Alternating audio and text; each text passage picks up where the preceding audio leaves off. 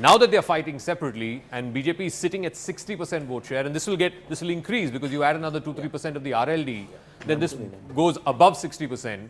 So I think clearly, for the BJP, for the India Alliance, this Western Uttar Pradesh is a battle that they have to fight, is a battle that they have to win. They have to do better than the 6 seats that they got last time. Unfortunately, the arithmetic doesn't seem to be stacking up for the India Alliance, certainly not in Western Uttar Pradesh. I also want to just quickly go back to the India map, go back to the 2019 election, and this thing that we were talking about, the direct fights, right? We've been talking about it for a while now. BJP versus Congress direct fights, and we'll go to the party filter on this. In the direct fights, out of 186 seats, in 2014, the BJP had 160. In 2019, they had 170. So they've been progressively increasing that. If, let's say, the entire premise of this election is that BJP will lose some seats in these 186, they can't max out to 170 like they did last time, whether it's in Rajasthan, whether it's in some parts of Madhya Pradesh, Karnataka even, because there's a Congress government there now. The point is, you have to start seeing evidence of the Congress gaining in these seats. Are you seeing that? At least so far, no, because in Madhya Pradesh, other than that one seat of Chhindwara, no one's really talking about, the Congress making significant inroads there. Gujarat, I showed this on the map the other day. In 2009, the Congress had 13 MPs from Gujarat. Today, I don't think they're in a position to get even one out of 26 seats in Gujarat. In Rajasthan, again, you go back to 2009, they had 12 or 13 MPs from Rajasthan. Today, they're fighting to get one. I think they had 17 from Uttar Pradesh. They had 21 from Uttar Pradesh back in 2009. There you go. I mean, my point is, where is it that the Congress is gaining? Where are you seeing evidence of the Congress gaining? And yet, where do you see, how do you explain the confidence that the India Alliance and especially the spokespersons of the Congress, where are they getting that kind of confidence that we are forming the government? The super confidence that they had, and especially when you saw that in the first 2 and even till the 3rd phase, you didn't see the alliance getting together at all, because Uttar Pradesh, where the majority should come from, it should be Akhilesh who should be giving all the support for the Congress. is saying didn't happen. सुनिए, Trinamool is saying Bengal में 25 seat जीत रहे हैं. Sapa is saying हम उत्तर प्रदेश में 60 सीटें जीत रहे हैं. They are winning seats. नहीं, I'm just saying. DMK is saying we are winning all 39 seats in Tamil Nadu. All these regional players are saying how many seats they are winning. The Congress is not telling us how many seats they are winning. Where are they winning? But unka pradhanmantri unka banega. You just look at the numbers. Jitni abadi utna hak, so they will have the prime minister. The first 3 phases that you were talking about. Jitni jazbaat utna hak. So the first 3 phases you were talking about, Smita, 283 seats in the first 3 phases. The BJP last time won 164 out of that 283. That's a more than 50% strike rate. Great. The Congress had won just 37. That's a 10% or 12% strike rate. I mean, this is the mountain that they have to climb. The Congress has to start winning. And there is a vote share differential, my dear. Exactly. 38% and 24%. There's a 14% vote share gap, which the Congress has to climb. And these are primarily states where it is again Congress versus BJP. Of course, the DMK will say it will win maximum seats in Tamil Nadu. The Congress, of course, won a big chunk of seats from Kerala last time around. Maharashtra, Western Maharashtra, as well as Vidarbha and parts of Marathwada. But states like Gujarat, states like Rajasthan, states like Madhya Pradesh, these are states, all of Uttarakhand, 25 seats of the Northeast, all of them voted by the end of the 3rd phase. These are places where the Congress has to start running up numbers, and it is not. All right, we have a minute left. We've just got less than a minute left, and the talk is, I think somewhere the losers have said, let them talk only about us, and that's why let's try and set up the narrative. The story has to be, if the Prime Minister said 400, and if they stop at 310, it's a fantastic victory, but then where is it? And if they are going to go up to 350 or 360 as BJP, where is it that they are going to max out? All of that will be decided in the next 30 seconds thereafter, ladies and gentlemen, from 8 a.m.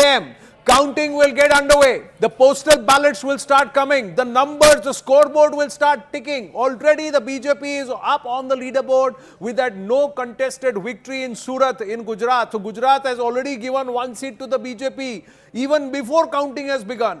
Is that now going to set the tone on this day of Bade Mangal? Mangal ke din Mangal hoga ke nahi? 5, 4, 3, 2, 1. And counting gets underway, ladies and gentlemen. Counting begins, and the postal ballot will be counted, and we should have the numbers coming through from the live result hub. Counting of votes gets underway on this historic day of Lok Sabha 2024. Many believe this is on the cusp of us writing our destiny as a nation, ladies and gentlemen. The early trends will trickle in shortly via the postal ballot, and we will have the first numbers coming in. Which state will start returning the first leads from the postal ballots? We'll get a word in just a bit. We'll go to Avantika at the live result hub as soon as the first number comes in. And we are expecting, as soon as the counting centers open, the postal ballots are started, the counting of the postal ballot starts, you will have the numbers coming in, leads coming in. Let's first see which of the counting centers are already open. Live result hub, Avantika with us. Counting centers, are they already open? Postal ballots, will they start coming in? Yes, Avantika. Yes, absolutely, Anand. And the counting has begun. These are the postal ballots, very important postal ballots. Opposition had been making so much hue and cry about it. We have the first, the numbers coming in from Tumkur, Mysuru, Dakshina Kannada. Very interesting. BJP taking a lead in Tumkur, Mysuru and Dakshina Kannada. V.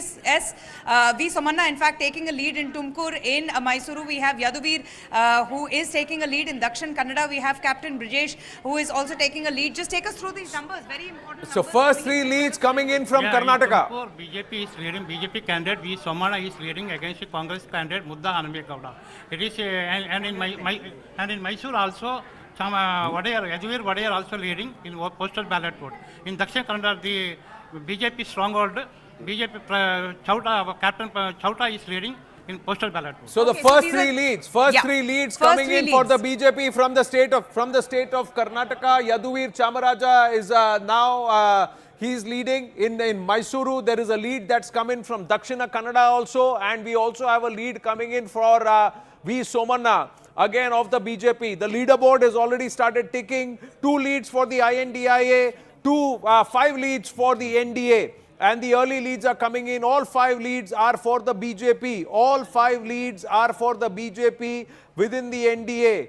And in the INDIA, it's the others, some of the regional alliances who are taking the early lead. These are the early leads on the leaderboard coming through. Zaka Jacob, which states are returning numbers? For example, Dakshin Kannada was Shobha's seat. Shobha got changed. She's now fighting from North Bangalore. So, Udupi Chikmagalur, sorry. The Yaduvir seat of Mysore, again, an interesting one, a new candidate there. That was Pratap Simha's seat. That got changed as well. Tumkur was a big battle, both for the Congress as well as for the BJP. V. Somanna is leading from that. We also have from Davangere, the BJP candidate is leading there. Anna Sahib Jole's seat in Chikkodi, also the BJP leading. So BJP really running up the numbers as far as Karnataka is concerned. This was one of the states where the turnout was consistently low. Yes, across both the turnout was phase 2 lower. and phase 3. Let's also bring in Rajasthan. I have a couple of leads in Rajasthan. I think one Congress lead in Rajasthan, if I can focus on that constituency. All right, Bharatpur, Sajna Jatav of the Congress is leading in that constituency. You have the neighbouring constituency, Jaipur Rural, where Rao Rajendra Singh of the BJP is leading. You have the next constituency, which is Jaipur City, where Manju Sharma of the BJP is leading. So we have 2-3 leads from Rajasthan, 2 to the BJP, 1 to the Congress. We have 1 seat, Mandsaur, from Madhya Pradesh, where Sudhir Gupta of the BJP is leading. 4 leads coming out of Tamil Nadu. All right, we're getting Tamil Nadu. All right, DMK leads. We've got DMK leads in constituency number 12. This is Arani constituency. Of DMK candidate there is leading. In Arakonam constituency, Jagat Rakshagan of the DMK is leading. In Sri Perambudur, T.R. Balu. He's of course the senior leader of the DMK. He's leading. So 3 leads for the DMK in Tamil Nadu. 1 in Madhya Pradesh for the BJP. We also have from Jammu and Kashmir. I'm just going to try and zoom in. I think this is the Udhampur. No, this is Jammu. Jugal Kishore of the BJP is leading in Jammu. We have 1 from Bengal, which is the North Bengal seat. I'm just trying to try and see. I think it is Cooch Bihar, where Nishit Pramanik is fighting from. Sorry, this is Alipurdwar, from where Manoj Tigga of the BJP is fighting. So he's leading there. We have 1 more from Gujarat. Maharashtra leads are coming in. Uttar Pradesh leads are coming in. 29 out of 543 leads are coming in. 18 to the BJP already. 20 to the NDA. 9 to the INDI alliance, 3 to the Congress party. Avantika, where are the leads coming in from Maharashtra and Uttar Pradesh? From Anand, from Dindori, Palghar, Yavatmal, Kalyan, Jalna, Pune, it's looking very good for the Mahayuti. I know it's still premature, but Tushar, just tell us. Nitin Gadkari, in fact, is leading. Just quickly tell us. Yes, just now the postal voting has been started, and in Nagpur, Nitin Gadkari is leading. In Bid, Pankaja Munde is leading from Bid. Almost we have postal votes since 10 constituencies. We have Dindori, Palghar, Raver, Yavatmal, Washim, Kalyan. From where Seeing a good lead for the Mahayuti. right now there is good need. Kalyan from Shrikant Shinde, who is CM Sons also and sitting MP. He is leading from Kalyan. Mumbai North Central, Ujjwal Nikam is the main candidate from North Central. Shirur, Dr. Amol Kole, again who is sitting MP, he is also leading in first phase. Aurangabad, postal voting has been just started. We'll get updates in a short while. Right. So leads, early leads coming in from Maharashtra. Uttar Pradesh leads 7 out of 80, 6 to the NDA, 1 to the INDI alliance. Overall, 39 out of 543 constituencies are reporting postal ballot leads. 26 of that is the BJP, 11 to the INDI alliance, 5 to the Congress party. Overall, 32 to the NDA. 44 leads now. 44 leads out of 543. It's all postal ballots. Early leads coming through. Navneet Rana is leading from Amravati. That's a key race alert coming through. Zaka, we have a couple of map leads getting from Uttar populated. Pradesh as well. From Rampur, Ghanshyam Singh Lodhi of the BJP is leading. That would be big. Rampur, of course, Azam Khan's pocket borough. Sitapur, the Congress candidate Rakesh Rathore is leading from Sitapur. So 2 leads we have as far as Uttar Pradesh is concerned. We're getting one more. I think it's Azamgarh, if I'm not mistaken. Yeah, Dharmendra Yadav is leading from Azamgarh. So this is Uttar Pradesh. Going back to Maharashtra, like you said, Pankaja Munde is leading from Bid. You have Navneet Rana leading from Amravati. You have Nitin Gadkari leading from Nagpur. So it's looking good for the BJP. These are postal ballots, like I said, ladies and gentlemen, till about 8:30. It's all postal ballots. So this is what we're getting 54, the India picture. 54 leads, 39 to the NDA, 15 to the INDI. Yes, Avantika. Anand, a lot of updates coming in from Uttar Pradesh. Heather is telling us Varanasi leads have come in. Azamgarh, as Zaka was just mentioning as well. Ghaziabad is also in. Tell us what exactly is happening. What are you seeing? Atul Garg आगे चल रहे हैं, lead कर रहे हैं. ठीक है. And Dharmendra Yadav, as Zaka also just mentioned, that lead is coming in. Heather, बताइए कौन से lead आए हैं अभी? अभी आजमगढ़ से आया है. आजमगढ़ में धर्मेंद्र यादव अभी लीड कर रहे हैं और लालगंज में भी सपा का प्रत्याशी आगे चल रहा है. वाराणसी में से पीएम मोदी आगे हैं और इटावा में भी अभी सपा का प्रत्याशी पोस्टल बैलेट की गिनतियों में अभी आगे हैं. अभी और गाजियाबाद से बीजेपी प्रत्याशी आगे हैं. Yeah, so that's about it. As you had just mentioned, Varanasi, Sapa ka wo chal raha hai abhi lead in from their, bastions. So that's where we'll be getting. We're just going to the other states as well, Anand. So I'll just come to you in a bit. So let's look at the leads here. Dimple Yadav leading from Mainpuri, early postal ballot leads. Dharmendra Yadav is leading from Azamgarh. Ghaziabad, the BJP candidate is leading. So these are the key race alerts and they'll keep flipping, they'll keep changing, ladies and gentlemen. Overall, 73 leads. 73 leads. Look at the top right corner of your screen. And if you're watching the screen, then it is the top left corner of your screen. That's where the leads are coming through. 83 out of 543. And next to that is the groupings. NDA, BJP, INDIA, Congress and the others. Right above me, you can see this. This corner here, that's where, there you go. That's the 87 out of 543. And then you read right at the top of the screen itself, the masthead itself, where the channel logo is, you will see the overall India leads, Bharat ka national leads. Now on this side, you will see the states toggling, and at the bottom are the key race alerts who are all leading, and that's where you can keep an eye. Anurag Thakur is leading at his seat in Hamirpur, and the NDA halfway mark to 272. NDA is already leading in 70. The INDIA is at 25. Overall, we've got 97. Kangana Ranaut is leading in Mandi. You have, like you said, Anurag Thakur is leading in Hamirpur. One Congress lead in Shimla city. This is going to be a tightly fought one. Vinod Sultanpuri versus Mr. Kashyap, who's a sitting MP. Also in Jammu and Kashmir, you have one more seat reporting. Let me just take a look at that. That's Udhampur, where Chaudhry Lal Singh of the Congress up against Mr. Dr. Jitendra Singh. Chaudhry Lal Singh seems to be leading in Udhampur. Let me go back to Maharashtra. We've got a couple of more leads from Maharashtra. Like I said, Pankaja Munde is leading from Bid. Then we have Baramati, where Supriya Sule is leading. Also in the neighboring constituencies, also being led by the NCP Sharad Pawar faction. So it's racing up. 114 leads already. The map getting populated thick and fast, ladies and gentlemen. 82 to the NDA, 35 to the INDIA, 83 to the NDA, 35 to the INDA, 73 to the BJP The JDS has also opened its account. Kumaraswamy is leading from Mandya, and the Kolar seat, Malesh Babu of the JDS is leading. So the JDS leading in 2. Congress, incidentally, has not opened its account in Karnataka yet. Karnataka, 10 leads. That's also necessary to see. It's basically service personnel. Sure. So it's No, interesting. it's service personnel, Older and people. government older employees, state government and employees. anybody who's on polling day. Right. Yeah. So So those, it's quite a those wide are the section. people who are going to be And this voting on time they've postal. expanded And if you see ambit. in Himachal, if Anurag and the others are leading, remember that there's a lot to talk about the Agnipath scheme.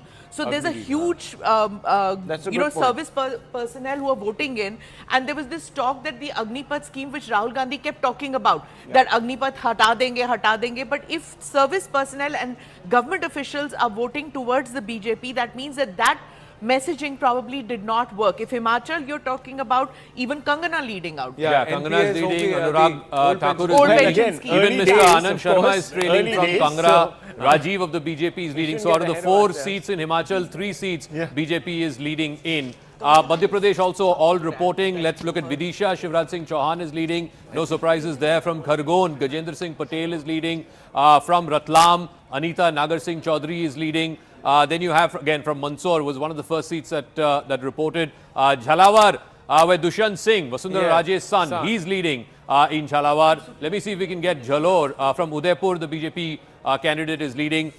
From Nagaur, Hanuman Beniwal, and we were talking about this, that belt had seen decreased voter turnout. Any Hanuman leads coming in Beniwal. from Baramati? Just Zaka? Baramati, Supriya Sule. Supriya Sule is leading in Baramati. Supriya Sule right now Supriya leading in Sule is Baramati. leading in Baramati. Go down to the 99 wire. leads for the NDA, 89 for the BJP, 140 leads, postal ballot counting. Yes, Avantika at the live result hub. West Bengal. Abhishek Banerjee, Mamta Banerjee's nephew is leading Anand. Diamond Harbour, he's leading. Manoj Tigga from Alipurdwar. और बताइए और कौन-कौन से lead हो रहे हैं? अभी तक जो पहले का जो ट्रेंड सुबह का जो ट्रेंड आ रहा है तो उसमें अभी पहले पोस्टल बैलेट की ही खुलासा हुआ है तो उसमें हम देख रहे हैं कि नॉर्थ बंगाल से अलीपुरद्वार जो है सीट्स उसका मनोज टिग्गा जो है बीजेपी का इनकम्बेंट जो है वो अभी लीड कर रही है और आपको पता है कि डायमंड हार्बर बहुत एक हाई वोल्टेज आपका एलएस है आई मीन पार्लियामेंट कॉन्स्टिट्यूंसी है वहाँ पे अभिषेक बनर्जी जो है ममता बनर्जी चीफ मिनिस्टर का जो नेफ्यू हुआ है वो अभी कंटेस्ट कर रहे हैं कोलकाता से कोई लीड्स आए हैं सुदीप बंदोपाध्याय आ रहा है तो उसमें देखा कोलकाता से बताइए, कोलकाता से अभी कुछ कोलकाता Not yet. अभी नहीं आया है लेकिन मेरे ख्याल से कि within half an hour we will get the trends I mean I think the big one, Manoj Tigga for the BJP is leading. I just have 2. I'll just come back to you, Anand. Right, come we back. have one Shivraj from the, Singh Chauhan we have is one leading from in the Vidisha. Northeast. Northeast. Jorhat. Gaurav Gogoi is leading. He changed his seat. There was a lot of controversy around it, but he's leading in Jorhat in Assam. Well, that's interesting. That's an interesting one. Let me go back to UP because ultimately it depends on on Uttar Pradesh. SP is running up some numbers here in UP. Let's look at the constituencies. Badaयूं SP candidate is leading. Dimple Yadav, of course, we mentioned from Mampuri, from Itawa. Jitendra Kumar Dohare is leading, and then of course Azamgarh and the neighbouring seat to that. Both those seats, the Lalganj. Both Azamgarh and Lalganj, the SP is leading. Where is the BJP leading? It's leading in Amethi. Smriti Irani is leading in Amethi. In the neighbouring seat of Pratapgarh, BJP is leading. In Western Uttar Pradesh, from Aligarh, Satish Gautam is leading. From Ghaziabad, the new constituent there, Atul Garg, he is leading. From Meerut, Arun Govil is leading. So Western Uttar Pradesh seems to be going the BJP's way. Rampur, Delhi leads like I coming said. in also. Delhi leads. Delhi leads. Let me look at Delhi. All right, we'll go back to the state and see where 186 leads in the postal ballots already coming, 117 leads, 120 leads now to the BJP, 52 to the INDI alliance, 19 to the Congress party, 135 leads to the NDA. We are nearing about 200 leads, ladies and gentlemen, 192 leads out of 543. These are postal ballots. This is early counting. Delhi. First All half right, an the hour is Delhi all leads postal that I ballot. have, Now, Delhi lead. Basuri Swaraj is trailing. All leads from Delhi. Somnath Bharti is leading in New Delhi. Basuri Swaraj is trailing, whereas all the other seats of Delhi, including Northeast Delhi, East Delhi, Northwest Delhi, West Delhi, everywhere else the BJP is leading. It's only in the New Delhi constituency where Basuri Swaraj is trailing. But let's go back to the India map and see. Basuri Swaraj is currently trailing to the man who said that if PM Modi comes to power today, he will shave his head. He will shave off his head. So It's very warm weather, so it's probably not a bad And very little hair, so. So that means a lot of the consensus here is, okay, Kamalji, Sehrawat is leading, so we've got some of the key race alerts coming through. Somnath Bharti is leading in New Delhi against Basuri Swaraj. She's the only one trailing out of the 7 leads. Maharashtra is getting populated. UBT, Uddhav Sena has got 1 lead in Aurangabad.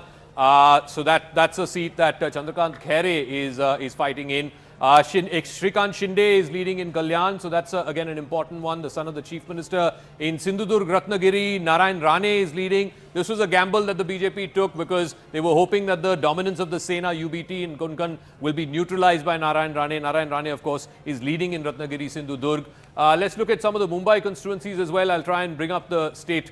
You can go, go to some of the... We'll go to Mumbai, and then 227 out of 543 leads, 157 to the NDA, 62 to the INDIA. All right. Congress into the 20s with 23 leads in the postal ballots. We are getting populated numbers from across multiple states. Uttar Pradesh, 34 leads for the NDA, 15 for the INDIA. Madhya Pradesh, all 9 to the BJP. Tamil Nadu, 13 to the INDIA. NDA still not in the leads at all on the leaderboard. Assam, 2 to the NDA. Rajasthan, 11 to the BJP, 2 to the INDIA, and of course Andhra Pradesh 8 to the NDA, 1 to YSRCP. So the IND alliance not there in on the leaderboard yet. Kerala, UDF, LDF, UDF leading in 6, LDF leading in 1. Multiple data points coming through. BJP leading in 8 out of 15, 13 leads in Bengal. Trinamool Congress leading in 5. Rajasthan 11 to 2 is the story. Gujarat again, it's BJP all the way in all the 15 leads that have come through. It's the BJP. Shashi Tharoor is leading in Kerala. Shashi Tharoor is leading in Thiruvananthapuram against Rajiv Chandrasekhar. Rahul Gandhi is leading in Wayanad.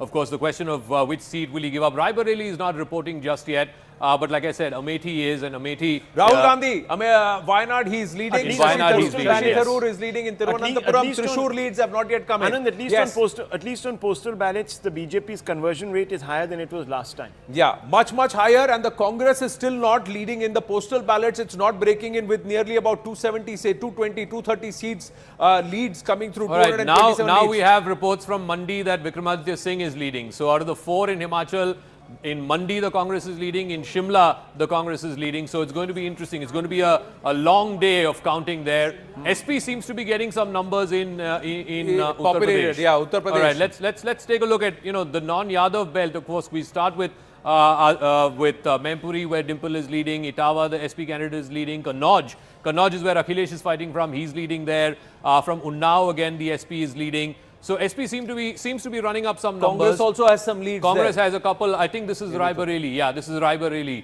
Rahul Gandhi leading in Raebareli right now. You also have one more for the Congress in Sitapur. Rakesh Rathod is leading for the Congress. So Uttar Pradesh is going to be long. It's going to be an interesting one. But the rest of it, Gujarat is populating up as well. Look at all the Gujarat seats. From Kutch, BJP leading. From Rajkot, Mr. Rupala, Purushottam Rupala, he ran into some trouble. He's leading there as well.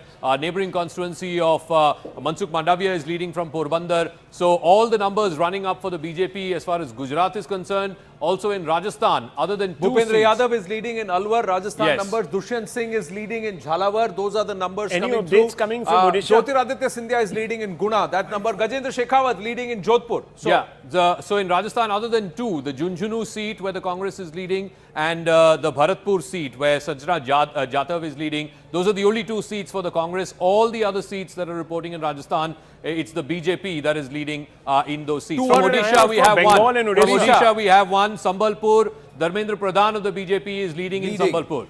Dharmendra Pradhan leading in Sambalpur, 228 out of 543 leads, 158 for the NDA, 141 for the BJP. The Congress in the 20s only 23. INDIA with 62. 15 leads in Uttar Pradesh for the INDI alliance. 34 there you go, the Uttar Pradesh number just to my right there. 34 for the NDA. Largely it's the BJP driving those leads there. All 15 leads in Gujarat going towards the BJP. In Andhra Pradesh, again, the NDA is leading in 8 at the bottom left there. And here, Karnataka, interesting. NDA leading in all 16 right now in Karnataka. Very interesting. That's in the correct. postal ballots. Congress has opened only one account, which is the seat of, one second, this is the seat of Bellary, where E. Tukaram of the Congress, he seems to be leading. All the other leads in Karnataka are for the BJP and 2 for the JDS. Some leads in Bengal coming in. Let me just go across to that. Diamond Harbour, we talked about. The seat of Ghatal.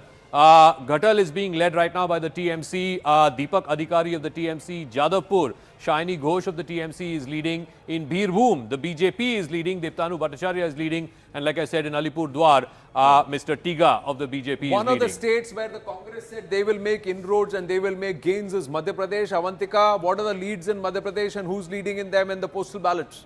Interesting leads coming in right now from Madhya Pradesh. What we're getting to hear is BJP leading in 9 seats in Madhya Pradesh, 4 seats for the Congress party. बताइए, I can just see Madhya Pradesh के Jyotiraditya Scindia भी lead कर रहे हैं अभी गुना से. गुना से Jyotiraditya Scindia lead कर रहे हैं, जो कि वीआईपी कैंडिडेट हैं. उसी के साथ शिवराज सिंह चौहान विदिशा से लीड कर रहे हैं. टोटल अभी हमारे पास मध्य प्रदेश से 9 सीटों के रुझान आ चुके हैं. छत्तीसगढ़ की बात करें तो छत्तीसगढ़ से हमारे पास 4 सीटों के रुझान आ चुके हैं, जिनमें से 3 बीजेपी लीड कर रही है और 1 कांग्रेस लीड कर रही है राजनांदगांव से. Congress Rajnandgaon se lead kar rahi hai. 3. Bhupesh Baghel is leading from Rajnandgaon. That's the only lead that the Congress has in Chhattisgarh. All the other leads are with. Where Odisha, we have one more seat. I think this is the Kendra from Puri. Sambit Patra is leading. So Sambit Patra from Puri, Mr. Pradhan from Sambalpur, both BJP candidates. Only 2 leads from Odisha, both for the BJP right now. It's populating there, even in the northeast up there. There are some. Can I just quickly go through Maharashtra? Aurangabad, UBT candidate is leading. From Palghar, again, the UBT candidate is leading. Couple of seats for the Congress. Kolhapur, which is again a hotly fought seat. The Congress candidate there is leading. The neighboring seat of Hatkangle, again, the UBT is leading. This is all again in the coastal part of Maharashtra, the Konkan, Ratnagiri, Sindhudurg, that belt, where of course Narayan Rane is leading from that particular seat. But we're getting more and more numbers for Congress. Let's look at the seats of Kerala as well. All right, the neighboring. So Thiruvananthapuram, Shashi Tharoor. Now Rajiv Chandrasekhar has taken a lead.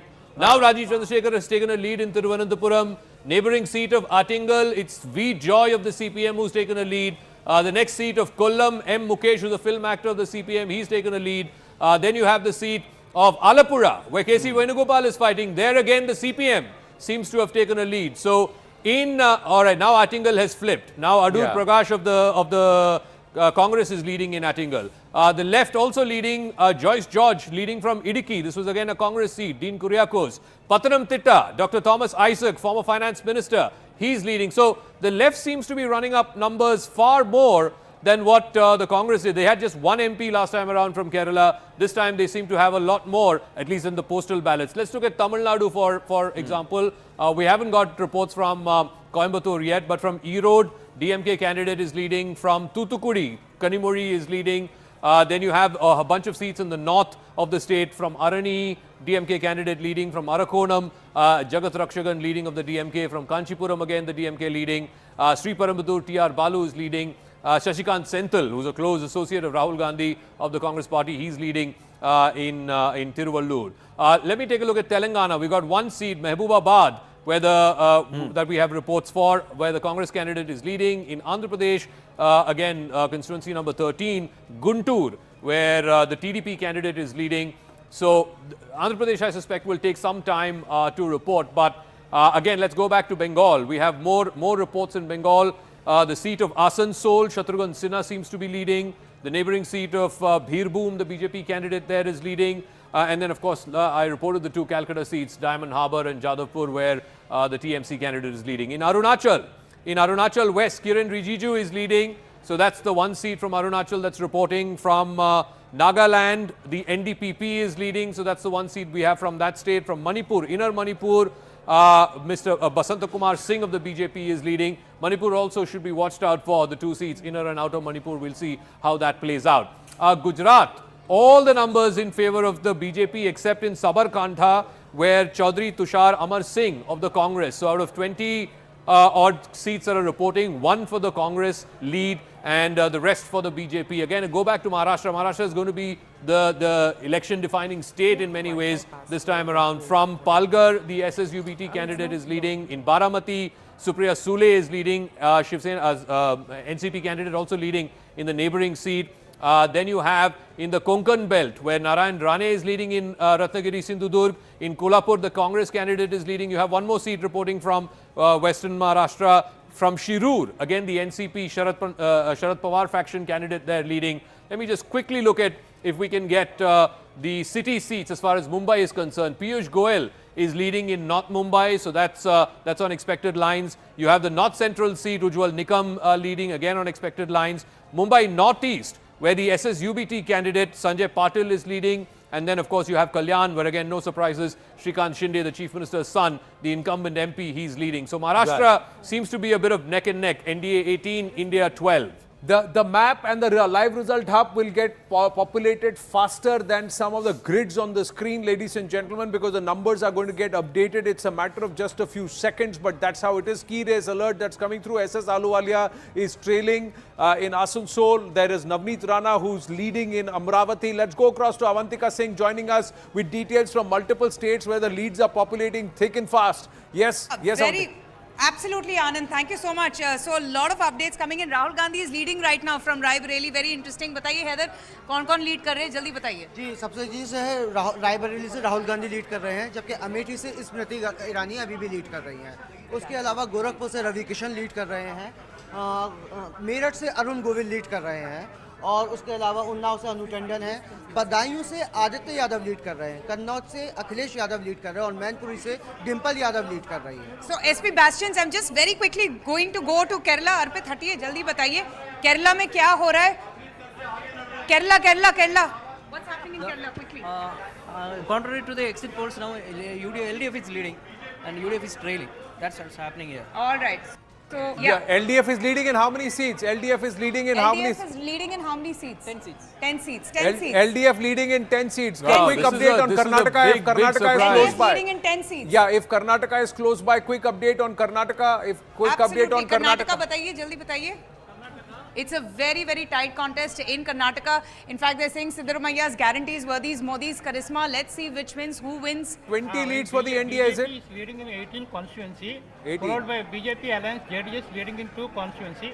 Former Chief Minister H.D. Kumaraswamy leading in Mandya constituency. Okay, BJP leading in 18 BJP in 18, right NDA in now. 20. BJP in 18, NDA in 20, And JDS in 2. Kerala becomes interesting. Kerala is very, 19 very leads, interesting. 10, You know, 8 and 1. Let's go from the south. Rajiv Chandrasekhar is currently leading. The neighbouring seat in Attingal, Adur Prakash of the Congress is leading. But look at the left's numbers. Mukesh leading from Kollam, neighbouring seat of Pathanamthitta, Thomas Isaac leading. From Mavelikara, the left candidate leading. You have even KC Venugopal is trailing in Alapura. KC Venugopal, the powerful General Secretary of the Congress. Had 14 last time. The Congress right had 14. Right now they have, the UDF has only 8. Again in Idukki, the left candidate there seems to be leading. Even in Thrissur, Sunil Kumar, advocate V.S. Sunil Kumar, former minister in the left government, he seems to be leading. These are postal ballots. This can dramatically change in the next half an hour or so. From Alatur, left leading. From Palakkad, A. Vijay Raghavan, again, he used to be a former minister in the government there. He's leading as well. Up in the north of Kerala, Wayanad, Rahul Gandhi is leading. He's leading against Ani Raja. And M.K. Raghavan is leading from Kozhikode. But look at the Kannur from Vadagara, K.K. Shailaja, who's the former health minister. She's leading, the CPM candidate there. And from Kannur again, M.V. Jayarajan, who is a powerful organizational secretary of the CPM. So CPM running up the numbers as far as Kerala is concerned. Let's go back to the India numbers. Again, we have some more results, some more leads, that are coming in from Bengal. So like I said, in Bankura now, Arup Chakravarti of the TMC is leading. From Asansol, Shatrughan Sinha is leading. We have more from Birbhum, the BJP candidate is leading. We also have straight up north, I think this is the Sikkim seat. Yes, Indrahang Subba of the SKM is leading in the Sikkim seat. Let's look at Karnataka as well, and this is going to be a big surprise for Siddaramaiah, DK Shivkumar. Congress leading only in 1 seat from the Ballari seat. All the other seats from Chikkodi up in the north. Under 40 for the first time. Under No, 40. Congress is at 40 leads right now, 357 seats, 40 leads right now for the Congress. BJP nearly 200 leads, 197 already. NDA leading in 226 out of 359. Now, if this trend holds, this is postal ballots, ladies and gentlemen. If this trend holds, then it's an all-time high for the BJP and the NDA. I just want to quickly run you through Punjab. Taranjeet Singh Sandhu is leading in Amritsar. Ravneet Bittu is leading in Ludhiana. And from Fatehgarh Sahib, the Congress candidate is leading. In Haryana, let's look at Haryana. From Mahendragarh Bhiwani, the BJP candidate is leading. From the neighbouring constituency of Gurgaon, again Rao Inderjeet Singh is leading there. Then in the constituency of Alwar, where Bhupendra Yadav is leading. One lead for the Congress in, that's Karnal. Karnal, where Mr. Khattar is fighting from. The Congress candidate there, Divyanshu Budiraja, is leading in the Karnal seat. So it's going to be interesting. As far as Uttarakhand also, all seats reporting, no surprises there, all 5 seats. Gadwal, where Teri Gadwal is being led by the BJP. Then you have Anil Banuli leading in the Gadwal seat. From Haridwar, Trivendra Singh Rawat is leading. From Almora, Ajay Tamta is leading. And then, of course, from Nainital, Udham Singh Nagar is leading. So all 5 seats in Uttarakhand reporting. Himachal, 1 seat, Shimla seat, the Congress leading. Mandi now again, Kangana Ranaut is back in the lead. So 3 to the BJP in Himachal, 1 to the Congress. That's the leads right now. Now in Karnataka, they've opened 1 more seat, which is the seat of Davangere, where the Congress candidate is leading. And in the neighbouring Ballari, the Congress candidate is leading. All others are running up for the BJP. Let's take Big a look numbers. at Bihar, Avantika's got details from the live result hub on Bihar, and then we'll come back to the grid with Zaka Jacob. Leads are populating thick and fast, nearly 378. 378 leads. The BJP has crossed the 200 mark in terms of leads in the postal ballots. 209 now. Congress at 47. So it is nearing the 50 number. Overall, 246 for the NDA, 132 for the INDIA. The big numbers. 133 for the INDIA, 250 for the NDA, 217 for the BJP, 402 leads already in the postal ballots. The leads are pouring in thick and fast, ladies and gentlemen. Rohini Acharya currently is trailing. Let's get the Bihar update. Yes, Avantika. Right, you're absolutely right. In fact, both the daughters, Anand, they're both trailing. In fact, what we're getting to see is Saran Rajiv Pratap Rudy. He's leading right now. Ram Kirpal Yadav, BJP. So both the daughters, Rohini Acharya and Misa Bharti, both trailing. Very interestingly, you have Desh Chandra Yadav from the JDU who's leading. So interesting. 3 leads. Giriraj Singh leading right now. 3 leads for the BJP, JDU. BJP-JDU alliance looking good as of now, at least from the initial trends that we can see coming in from Bihar. All right, let's look at Uttar Pradesh. Let's look at where the BJP is running up numbers. Many people were BJP saying that leading JDU was going to be the bigger Ghaziabad, BJP leading in Meerut, BJP leading in Amroha, BJP also leading in Aligarh, BJP leading in Agra. So that's SP Singh Baghel's seat. So these are the Western Uttar Pradesh seats where the BJP is leading. As far as the SP is concerned, from Badaयूं, you have Aditya Yadav leading. You have a cluster of seats in the Yadav belt, which the SP is leading in Mempuri, it's leading in Etawah, it's leading in Kannauj, where Akhilesh Yadav is fighting from. Couple of Congress leads have opened up as well. Let's take a look at some of these seats. From Barabanki, the Congress candidate seems to be leading. From Sitapur, the Congress candidate is leading. Of course, the Raebareli candidate is also leading. So 3 seats there in that belt for the Congress. Let's take a look at where else. Rajnath Singh is leading from Lucknow. Of course, you have this seat of Fatehpur, where Sadhvi Niranjan Jyoti is leading. I said just a big announcement, ladies and gentlemen. The EVM counting will also get underway now. It's 8:30. It's half an hour into counting. The first half an hour was postal ballots. EVM counting would have also now begun, and that means that by the time in the next 15 to 20 minutes, round 1 data, including the EVM data, will start populating. So the postal ballots is a huge number across multiple constituencies, 404 already, and you will also have EVM data coming through in the next 15 minutes, 20 minutes, and the EVM counting would have begun across a lot of the counting centers from 8:30 onwards as per the EC. Delhi picture has changed. Now Basuri Swaraj is leading in New Delhi, whereas in South Delhi, the Aam Aadmi Party candidate Sahi Ram of the Aam Aadmi Party is leading. So 6 to 1. BJP leading in all seats except the South Delhi seat. Mr. Bidhuri used to be the MP from that seat.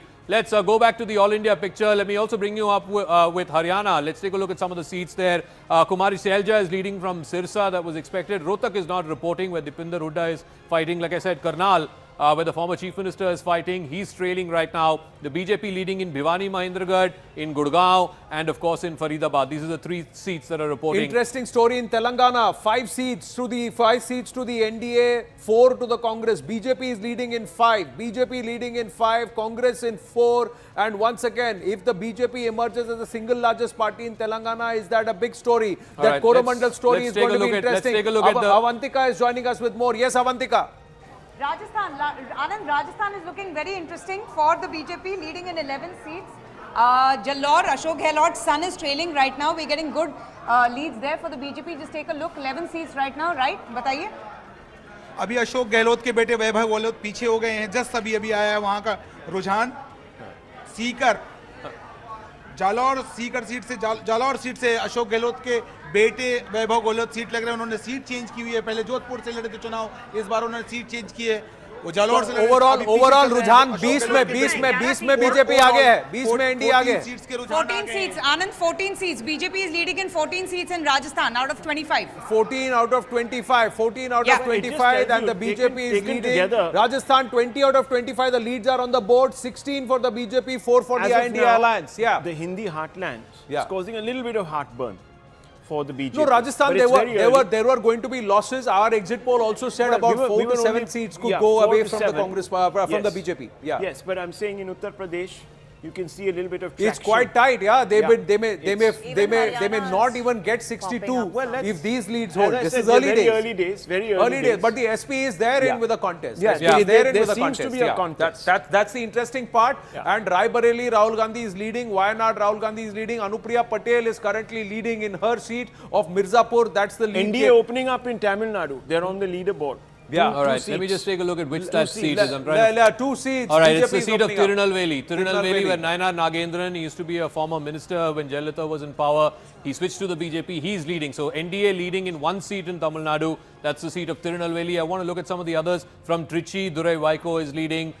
From Nagapattinam, the CPI candidate is leading. In the neighboring seat of Thoothukudi, of course, Kanimuri is leading. In Virudhunagar, which is a tight contest, Vijaykant's son versus Manikam Tagore versus Radhika Sharat Kumar there. Manikam Tagore seems to be leading right now. But so far in the first half hour, I think the Kerala story is going to be one to watch out for, because the left is running up numbers there. Let's look at Andhra, Telangana also. Telangana, Owaisi is leading, Madhavi Lata is trailing. Interesting stories there because the BJP is also getting on the leaderboard there. Yeah. All right. Asduddin Owaisi is leading in his seat of Hyderabad. No surprises there. What we have is 2 seats for the Congress and the remaining 1, 2, 3, 4 seats for the BJP. So that's really where we are right now. Looks as if the BJP is pulling away Avantika joining us with the details. Yes, Avantika. It's looking really Supriya good for Sule the trailing in Mahajuti Baramati. alliance. Yeah. No, actually, Ajit Pawar's wife right now is leading. Tushar, tell us what's the update? Right now, updates are Ajit Pawar wife Sunetra Pawar is leading from Baramati. We have this leading information. Mahada Ranjit Singh Naik Nimbalkar is leading. Raksha Khadse is leading. Sunetra Pawar is leading. Kolhapur, which is one of the most important constituency. Chhatrapati Shahu Maharaj is leading from Kolhapur. What about Ujjwal Nikam? Ujjwal Nikam is also leading from Mumbai North Central constituency. Northwest, Amol Kirtikar is leading. Shirur, which was again tough fight, Amol Kolhe is also leading. Okay, but right now 15 seats for the Mahayuti, right? Right now 15 seats from Mahayuti. We if I show you tally, we've got more leads. Maharashtra is populating more leads on the leaderboard at this point. Nearly 27 seats for the NDA. Maharashtra 27 seats for the NDA. INDIA 18 out of the 48, 45 seats they are showing there. We are getting leads basis the postal ballot EVM numbers, and round 1 numbers should consolidate in exactly 10 minutes from now, ladies and gentlemen. Numbers coming through thick and fast. 470 leads out of 543, 291 to the NDA, 246 to the BJP, 161 to the INDI alliance, 60 to the Congress party. So the Congress party leading in more seats than it polled last time around. Will this revise upward, downward? We have to wait and watch. For the NDA also, will it revise upward, downward? We have to wait and watch. But the BJP closest in terms of leads to that 272 number with 246. So they are at least just 26 seats behind. that magic number of 272 right now out of 470 seats. So there is still a good 70 seats which still need to be in Karnataka, if I can, in in Chitradurga, the Congress candidate Mr. Chandrappa is leading as of right now. From Davangere, the Congress candidate, and Ballari also the Congress candidate. Only 3 out of the 28 for Congress, of course, Chikodi. So four constituencies where the Congress seems to be leading. 2 to the JDS. Mr. Kumaraswamy is leading in Mandya, and their Kolar candidate, Mallesh Babu of the JDS, is also leading. As far as Bangalore seats are concerned, all 3, no surprises there again. Bangalore seats, all 3 being led by the BJP. Tejasvi Surya in South Bangalore, Shobha Karanlaje in North Bangalore, and of course in Central Bangalore, Mr. Mohan. Bangalore Rural, this is a big one. Dr. Manjunath, who is Devegowda's son-in-law, contesting on a BJP ticket, he is leading. DK Suresh, the brother of the Deputy Chief Minister, DK Shivkumar, he is trailing right now. Jagdish Shettar is also leading. Jagdish Shettar in Belgaum is leading. That is correct. Baswaraj Bomay is leading from Haveri. From Dharwad, Prahlad Joshi is leading. From Uttar Kannada, Vishweshwar Hegde Kegeri, who is a former speaker, he is leading. From Shimoga, B.Y. Raghavendra, the brother of B.Y. Vijendra, he is leading. From Udupi, Srinivas Pujari is leading. All the coastal Karnataka seats, Brijesh Shorta, captain, is leading from Dakshin Kannada. From Mysore, Yaduvir. In a state where the Congress is in power. Yeah, in a state where the Congress is in power. Odisha, 18 out of 21 leads that have come, and then the BJP is leading in nearly 10 of them. I just have 2 on the magic wall. On that the is magic Sambalpur wall. So the Odisha and should populate. Puri. Odisha, we've just got leads on the leaderboard coming through, and big leads for Sambalpur. Yes, he's leading. Yeah, Dharmendra Pradhan has been leading for a while. Avantika joining us with more. Avantika, yes, Avantika. Yeah, so Odisha is we're still waiting, and what Zaka was saying was right. I just have 2, that is Sambit Patra. But let's focus on Assam. We are getting a lead for the NDA, 5 out of 14. Just take us through the numbers quickly. At this moment, the BJP candidates from Dibrugarh, which is former Assam Chief Minister Sarbaనంద Sonowal, he is leading. From Sonitpur, the the BJP is leading. From Lakhimpur, the BJP is leading. So how many total for the NDA? Total 7 for the NDA. Okay. We are still waiting for one result from a constituency called Borpeta, which would make it 8. But at this moment, the big thing is that the Congress is leading in 4 constituencies, which is supposed to be a very good. All right, quickly. Let me just quickly go to Odisha Gaurav also. Gogoi is actually leading in Jorhat. Odisha update coming through. Yes, Avantika. Yes, Avantika. Sambit Patra is leading in postal ballot, and also in Bhubaneswar, Aparajita Sarangi. Aparajita Sarangi is also leading. So both BJP is leading in 2 seats for the time being. And we are getting. What about Dharmendra Pradhan? What about Dharmendra Pradhan is also leading in postal ballot, and counting is still going on. Okay, so it's looking good for the BJP. Anand, we just have information for 3 seats. From are you getting details anywhere where the EVM countings have also begun? When can we expect round 1 data that is to be consolidated across? Not yet, but it's just about to begin. I've just gone to all the states and just waiting, just a few minutes just now. Waiting. So round 1 data is just going to start then. Just want to run you through the Bengal numbers. Bengal numbers are coming in thick and fast. In Purulia, the BJP candidate Jyotirmay Singh Mato is leading. Neighbouring constituency of Bankura, the TMC candidate Arup Chakrabarti is leading. In Asansol, I mentioned Shatrughan Sinha is leading.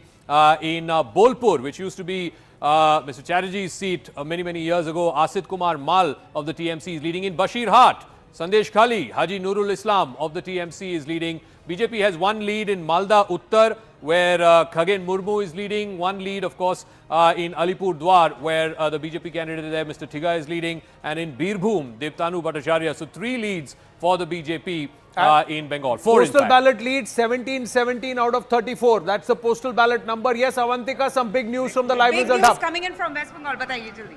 17 on 17 दोनों BJP और तृणमूल 17 सीटों के दोनों भी एक बराबर की हिस्सा भी नेक एंड नेक चल रहा है.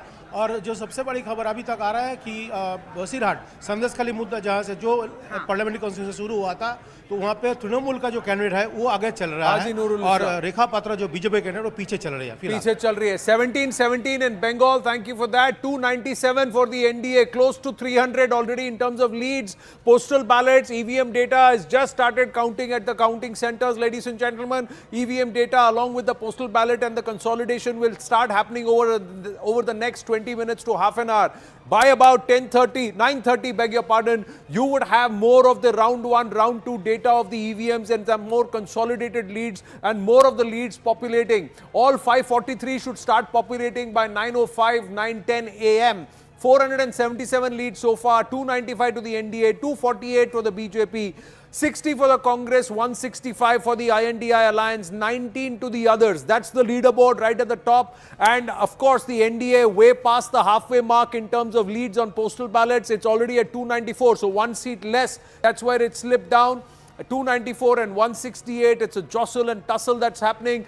But clearly, in terms of leads, it's crossed the halfway mark, the NDA at this point, with just 481 seats that have been declared in terms of leads. 481 seats where the leads have started coming through. We are still saying these are early days. Postal ballots, even the first round of EVM counting has not come in, but the postal ballot numbers are quite sizable. And across constituencies, like the last time around in 2019, 9 seats across 8 states were decided by postal ballots. So these numbers cannot be from undermined. Karnataka. Yeah, more numbers coming through. Chamarajanagar, Sunil Bose of the Congress is leading. Now in Bangalore Rural, DK Suresh seems to have taken a lead.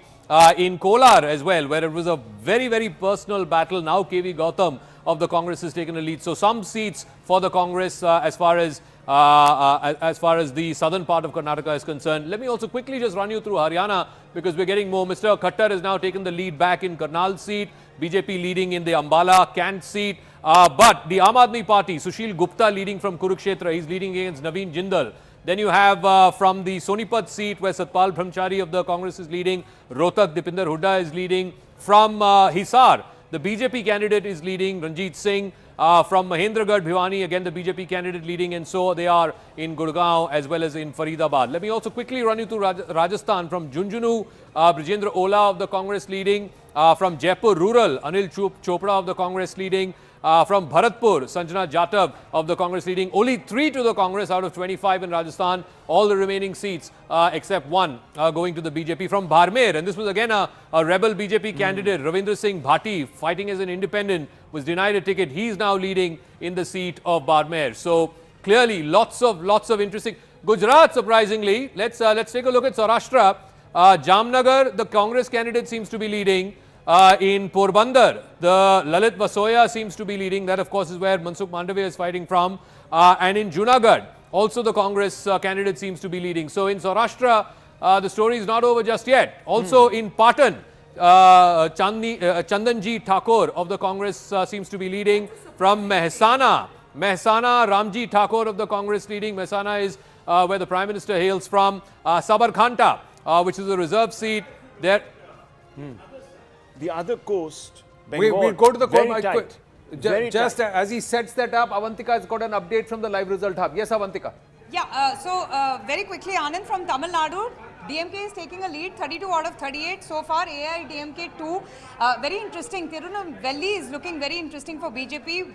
This person, Nayanar Nagendran, the candidate is leading, right? Yeah, as far as Tamil Nadu is concerned, we have seen, as per the exit poll prediction of DMK is leading in most of the seats, but surprisingly, BJP now leading in postal votes. That's very important because in postal votes, most of the government employees are expected to vote in favor of the ruling government, that is DMK, but now even in postal votes, we are seeing BJP is leading, that too with a good margin, that is BJP have got 202 votes, whereas DMK got only 92 votes in post votes. So that's a very good. Right now, Nayanar Nagendra is leading. He's leading in Tirunelveli. Yes, and Congress is gaining momentum in Karnataka. And very quick update, Puducherry, even Congress is doing really well in Puducherry as of now. All right, Andhra and Telangana. So in Andhra, Dagupati Purandeshwari is leading from Rajahmundry. That's the first open lead for the BJP. But if you just take this as a microcosm of sentiment, then there is no surprise here. There is no massive surprise. It's early days, postal ballots. Early but days, if you just take early them as a days microcosm leads for the NDA has crossed 300, 302. 170 for the INDIA, almost mirroring the News 18 mega exit poll numbers, but this is not even 543 seats. It's 491 leads and we so far. projected the Congress to be around this number. 66 is what? 62 to 72 is the bandwidth. Quickly go through the Telangana numbers as well. We're getting from Adilabad, the BJP constituent, Mr. Godam Nagesh is leading. From the neighboring constituency of Mehboob Nagar, the BJP candidate is leading. BJP also having leads in Hyderabad city, in Secunderabad seat, where Mr. Kishan Reddy is fighting from. He's leading. 417, Rahul wanted to know about the coast, right? Yes. From the Coromandel coast. West Bengal, TMC 19, BJP 17. TMC is 17. leading in Howrah seat. They're leading in Diamond Harbour, in Jadavpur. These are the three Calcutta seats that we have numbers for. BJP, where is BJP leading? BJP is leading in Purulia. BJP is leading in Bishnupur, which again was a hotly fought seat. BJP also leading in Malda Uttar, and BJP leading in the north in Alipurdwar. So this is where the BJP tally is. It's mirroring a little bit of what it looked like in 2019. 2019, geography-wise. even contests, and we had said Yes. 21 seats to both parties, and it will be a Yes. 50-50 contest. That's what the 50-50, News yeah. 18 mega exit poll said, and so far the leads are somewhere. It's Look like at give and go Uttar here. Pradesh, Uttar Varanasi, Pradesh. the Prime Minister is leading. Neighbouring constituency of Chandauli, Mahendranath Pandey, Minister, he's leading. From Machli Shahar, the BJP candidate seems to be leading. In Jaunpur, again, the BJP candidate there seems to be leading. In the neighbouring constituency of Pratapgarh also the BJP seems to be leading. In fact, I just, from Raebareli, from Sultanpur, Menaka Gandhi of the BJP is leading. Let's take a look at where the SP numbers are. SP numbers are not bad. It's leading in Robertsganj, in the neighbouring constituency of Mirzapur, of course, Anupriya Patel of the Apna Dal is leading. From Allahabad, right now, the Congress candidate Ujjwal Raman Singh, who's also a dynast, incidentally, he's Switch in leading. Bundelkhand. If you Yeah, look at he's leading from Bundelkhand. that seat. Just want to take a look at some of the from Gorakhpur, Ravi Kishan is leading. From Bansgaon, the BJP candidate is leading. Gorakhpur seat, of course, where Yogi Adityanath comes from. So Ravi Kishan, the sitting MP, he's leading. From Ghosi, Rajiv Rai of the Samajwadi Party is leading. That's again the Rajbar's son was fighting from there. Dharmendra Yadav leading from Azamgarh.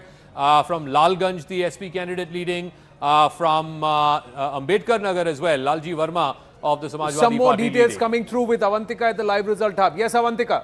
Anand, Punjab is looking very interesting for the Congress party. Out of 13 seats, they are winning or at least leading so far. I know it's very premature, but 4 leads that we're getting in from Punjab out of 11. बताइए और BJP का कौन है? अभी BJP में अभी थोड़ी देर पहले तक रवनीत बिट्टू लीड कर रहे थे लुधियाना में, लेकिन अब वड़िंग आगे चल रहे हैं. अमरिंदर सिंह राजा वड़िंग पंजाब कांग्रेस के प्रेसिडेंट हैं, वो लीड करने लग गए. तरनजीत सिंह संधू यूएस में एम्बेसडर हुआ करते थे, पीएम मोदी की पसंद, और वो बीजेपी ज्वाइन की और उन्हें कैंडिडेट बनाया. वो लीड कर रहे हैं बीजेपी के लिए अमृतसर सीट से. दिनेश सिंह भी लीड कर रहे हैं गुरदासपुर से. ये इंटरेस्टिंग चॉइस थी. सनी देओल की टिकट काट के इनको टिकट दिया गया था. दिनेश बाबू लोकल कैंडिडेट होने का इनको एडवांटेज मिला. लोकल ये 3 बार के एमएलए वहाँ पर बीजेपी के रहे सुजानपुर से, और मुझे लगता है कि वो जो एक गुस्सा था लोगों का सनी देओल के बाहरी होने का, वो कभी दिखते नहीं. शायद वोट अगर ये इस तरीके के ट्रेंड आ रहे हैं तो ये बता रहे हैं कि शायद ये वाला चीजें उन्होंने हैंडल कर पाई है. तो दो lead for the BJP, 4 for Congress. One lead for the Akalis because Harsimrat Kaur Badal is leading. So out of 9 leads, 5 for the Congress, 3 for the BJP and 1 for the Akalis. Punjab is very interesting.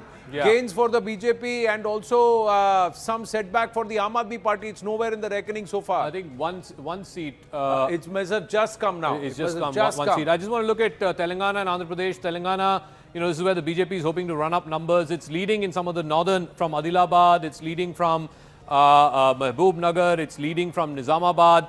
Nizamabad, of course, prestigious because K. Kavita used to be the leader in this seat. Bandi Sanjay is leading from Kareemnagar. Again, he's a sitting MP from there. In the outskirts of Hyderabad, the Secunderabad seat, like I said, from Malkajgiri, Etala Ranjedar of the BJP seems to be leading there. From the neighbouring seat of Mahbub Nagar, again, the BJP is leading. Congress also having some numbers in Telangana. Let's take a look at some of these. Pedepalli, the Congress candidate leading.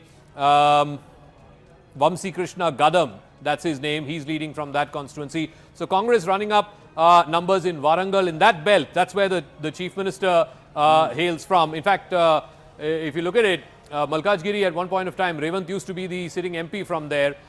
In the Hyderabad seat, of course, Mr. Asaduddin Owaisi overall Hindi belt, is the big leading. states, Zaka and Anand, it's a mixed bag really right now. Bihar down for the BJP, Uttar Pradesh also a little down. Madhya Pradesh, they're holding. Rajasthan down and Haryana down. So that's a complicated picture as far as the trends go. That's a complicated picture because this is where the conversion rate was really high, See, 90% plus. If you look at it, nearly 500 seats leads have come out, 496 seats the leads have come out. The NDA is at 301.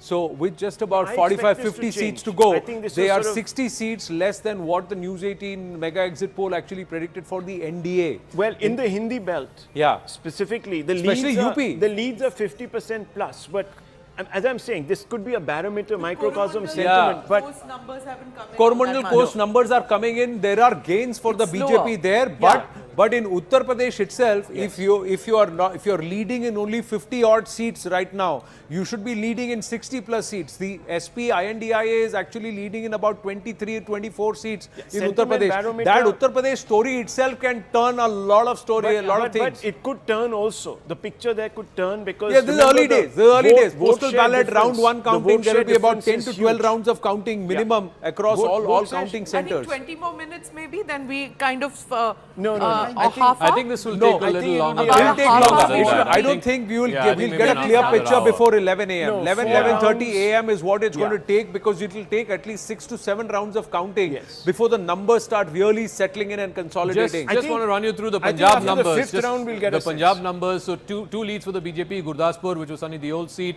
Sukhi Randhawa, the former Deputy Chief Minister, he's trailing there of the Congress. Taranjit Sandhu is leading in Amritsar. In Khadur Sahib, Amrit Pal seems to be the one who is leading. He's of course in a jail in Assam right now. He seems to be leading from Khadur Sahib. From Firozpur, where Sukhbir used to be the sitting MP, the Congress candidate there is leading. Harsimrat currently seems to be leading in Bhatinda. In Sangrur, which is Bhagwant Man's home constituency, the Aam Aadmi Party candidate there seems to be leading. But Congress also leading in Fatehgarh Sahib, in the Ludhiana seat, prestige battle, Raja Wading versus Ravneet Bittu. Right now, it's the Congress state president who's leading. In Jalandhar, former Chief Minister Channi is fighting from Jalandhar. He seems to be leading there. AAP has one more lead, which is in the Hoshiarpur seat, which again used to be a BJP seat earlier on. I think Som Prakash was the MP there. So BJP has 2, Aam Aadmi Party has 2, Akali has 1 independent, and the rest to the Not looking Congress. too good for the Congress Aam looking Aadmi solid Party with right now. 75 seats. Congress is looking quite solid compared to the last time around. They Yes. are already 23 seats plus from the last time in terms of leads. Last time they got 52. They are now leading in 75. Early days, but yes. Aap trouble. Aap's in trouble. Couple Yeah, of Aam Aadmi seats. Party is in big trouble. Supriya Sule trailing in Baramati. Yes, Avantika. Yes, yeah, I agree with Rahul there. Aam Aadmi Party in big trouble in Punjab, but as you're rightly saying, all of you, that there are going to be multiple rounds and these are just initial leads. Supriya Sule is trailing. Tushar, tell us about the big names. Piyush Goyal, Nitin Gadkari, they're all leading. Yes, if we talk about big fight in Maharashtra, Amravati from Navneet Rana is leading, Balwant Walkhred is trailing, Nitin Gadkari, big fight, he is leading, Piyush Goyal is leading from North Mumbai, as well as Narayan Rane, which is again big fight from Ratnagiri Sindhurga, he is leading. If we talk about Baramati, Supriya Sule is right now trailing, and Sunetra Pawar, Ajit Pawar's wife, she is leading. All right. And in Gujarat, it's 20 out of 26 for the BJP right now, with 4 going to the Congress. 20 out of 26, that's again I'm saying, Gujarat, this is gonna Congress change. making inroads in Gujarat or showing leads, populating leads, even if it is early, it's quite significant. 76 leads I for want the to show Congress. you where that is. I think it's 76 in the, leads for the it's Congress. in the northern part of the state. So the districts of the seats of Patan, the seat of Mehsana, Banaskantha, and Sabarkantha. These are the seats where the Congress, and there's one in Saurashtra, which is the seat. I think all of this is going to change. It's really the Hindi Yeah, of course. heartland right Of now, course. which The is Blues in Gujarat show it's something that was not predicted. You know, the India Alliance is doing pretty well in the early rounds in Gujarat. Yeah. Saurashtra region especially. Correct. It's early days and the NDA leads has actually slipped. They had gone up to 306. Now out of 496 leads, they have slipped down to 297 overall. 297. NDA We slipped don't below know the which 300 mark. pockets these votes BJP is are. at You know, these 254. are postal. INDIA is at 176 leads overall and Congress is at 72 leads so far. You know, you're overall. talking about Others have got we 23 were all leads, talking yeah. about Rajasthan and how Yeah, there could be yeah. some downside there. So in Ganganagar, the Congress candidate seems to be leading. In Churu, Rahul Kaswan, remember he was denied a ticket by the BJP. He fought on a Congress ticket. He seems to be leading there. In Jhunjhunu again, Brijendra Ola of the Congress is leading. From Jaipur Rural, Anil Chopra is leading. From Bharatpur, Mr. Jatav is leading. And then from Kota, which is Om Birla's seat, which is a surprise. In Kota's seat, the Congress, Prahlad Gunjal of the Congress is currently leading. And I said Ravindra Bhati is leading from Barmer. all the others going. So Rajasthan, there is a cause of worry as far as the BJP is concerned. Well, Let me the just BJP take a Kerala look at scenarios are changing because Thomas Isaac has just showed that he is trailing. Anil Antony is trailing. Rajiv Chandrasekhar is leading. Yeah, V. Rajiv Muralidharan Chandrasekhar is trailing. Yes, Rajiv Chandrasekhar is leading right now against Shashi Tharoor. Mr. Muralidharan is trailing in Attingal. The NK Premachandran is 500 leading. leads. A quick overview of things as they are progressing. 500 Just leads, very NDA quick. 299, BJP 256, 180 for It's INDI, and 74 for belt. Congress. It's the Hindi belt that is proving to be a little bit of a little bit of a worry, problem area for the problem BJP. area in these This initial is what they had rounds. said, that Dakshin mein half and Uttar mein half is what the INDI alliance had said. Yes. So here it seems that their confidence was somewhere. All right, let's based look on at the some early Hindi trends. heartland. Of course, other than Uttarakhand and Himachal, where the BJP is winning all 9 seats, the NDA right now at 96, India Alliance at 39, which is primarily again Congress, because of course there is a Samajwadi Party in Uttar Pradesh. So the Congress getting a few seats in Rajasthan, a couple of seats in Haryana, in Madhya Pradesh as well. From Morena, the Congress candidate there seems to be leading. From Bheen Morena, even in the assembly election, for those of us who travelled, there was talk about some amount of anti-incumbency in Bheen Morena. And then there are 2 seats in the eastern part of the state as well. From Mandla, there's a Congress candidate leading, and from Balaghat, a Congress candidate leading. Let's not forget, just going to for the Avantika. NDA. We got an update at the live result hub, going there and then coming back for a conversation. Yes, Avantika. Yeah, and in the western part Yes, of the Avantika. state. Things are changing so swiftly, Anand. Rajiv Chandrasekhar, in fact, was leading, but now it's Shashi Tharoor once again who is leading from Kerala. And it's very interesting how Karnataka also 19 out of 28 for the BJP. So BJP is looking really good in Karnataka. It's become 20 out of 28 now, even as we speak. now For the it's NDA. 20 out of 20. Now we have the entire picture of leading trend in all constituencies in Karnataka. We have got 28 constituencies trend.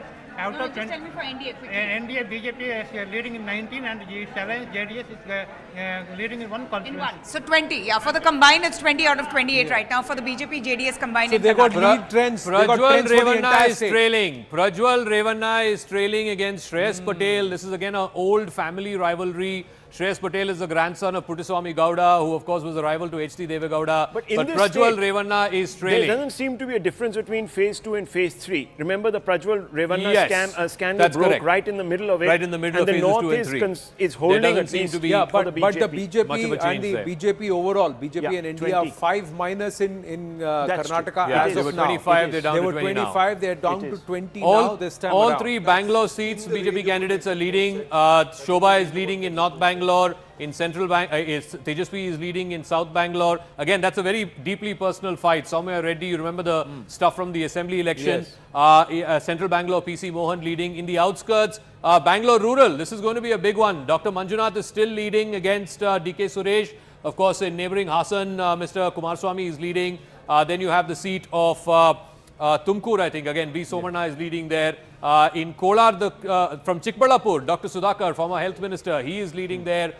From Kolar, KV Gautam is leading. Let's look at some of the other seats where the 2 coastal seats. Let's look at, all right, no, this is not Chamarajanagar. Again, a lot of people talked about this. I think he's the son-in-law. Dr. Sunil Bose is the son-in-law of Mahadevappa, if I'm not mistaken. That's right. This is a reserve seat. He's leading in Chamarajanagar. Then you have the neighbouring seat of Mysore, where again, now the Congress Rajiv candidate, Gowda Mr. Lakshman. Rajiv Gowda is trailing. Rajiv Gowda is trailing. Shobha yes. Karanjale is leading Yeah, that. Rajiv Shobha Gowda is- Karandalaje She has had taken shifted her constituency From Udupi, from yeah. Udupi. So, it was difficult for her because she reached just a couple of weeks before campaigning started. But Rajiv Gowda trailing is In against Odisha, trend. the BJP is moved ahead of the BJD for the first time. Yeah. In the trends. Yeah, so Odisha that's in the- interesting in because terms of you the have to trends. keep looking Wow, at in where the Haveri, BJP. in Haveri, which is Mr. Bommai's seat. Mr. Right. Bommai is trailing right now. Uh-oh. Mr. Basuraj Bommai, former chief minister, trailing against Anand Swami Gadaveremat of the Congress party. So, in this Lingayat belt, Chitradurga, Davangere, all the way up to Hubli, Dharwad, of course, Dharwad seat, Mr. Prahlad Joshi is leading. But there seems to be something happening. Well, Again, the the JDS Lingayats. has not kicked in. It's quite clear. The JDS hasn't helped them really in the south Only right now. Mr. Kumaraswamy is leading. None of the other seats the JDS is leading. Now, interesting that even as the trends have started consolidating, because most of the states you are now getting the EVM trends also, along with the postal ballot. First round of EVM counting has kicked in, and you are getting leads and trends across the state. The EVM data will also start getting populated. Round 1 should be completed in about 4-5 minutes now across, and round 2 should begin. By the time we get to round 3, you will have far more numbers, and keep an eye on this leaderboard. Yes, exactly. This could fluctuate, ladies and gentlemen. This could move up here or it could move up there, depending upon how the leads consolidate, but this will change. You know, the Uttar Pradesh story for me, Rahul, you know, we've been saying this. Biggest state. I think this is going to be a kaate ki takkar. NDA 48 right now, India Alliance 28. SP also seems to be running up some of the numbers. Congress also getting a few seats.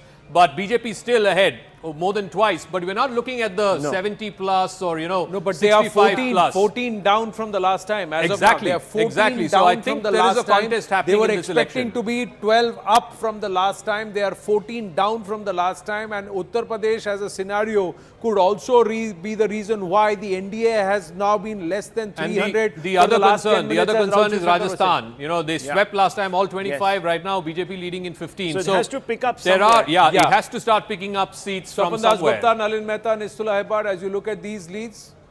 Yes, well, I can say that in my travel, I had kind of realized that some of the northern seats, it's not going to be a maximal kind of a performance. UP is, of course, I had expected them to do a little better, at least hold on to the 62 seats. They may yet do it, the BJP. South, pretty much what I had anticipated, what we had also kind of assessed in our office about the numbers there. So pretty much I'm not hugely surprised by what's happening. All right, we have the first lead from Coimbatore. Annamalai is trailing Ganapati Rajkumar. Sorry about that, because we just got this lead. Annamalai is trailing Ganapati Rajkumar of the DMK. Former mayor of Coimbatore. Is leading in that former mayor seat. Of Coimbatore, who By the way, in Kerala, it's really shifting. In Thrissur seat now, Mr. Suresh Gopi is leading. I also believe that in the Alapura seat, Shobha Surendran of the BJP is leading. So it's very, very interesting. That's against KC Venugopal, by the way. And Shobha, last time in Attingal, finished with a respectable 30% plus vote share. So Suresh Gopi leading in Thrissur, and so Shobha if in the next Surendran. half an hour in the south, you start seeing emergence of the BJP. Yeah. I don't think those trends in the north will hold. They'll consolidate towards the NDA. That's right. what I Sumant feel. Raman and then Sopan Das Gupta. Yeah, Sumant Raman. Yeah. Yes, Anand, I think one thing that I consistently maintained was Karnataka, where it would not be a 23-24-3 result, which some of the exit polls predicted.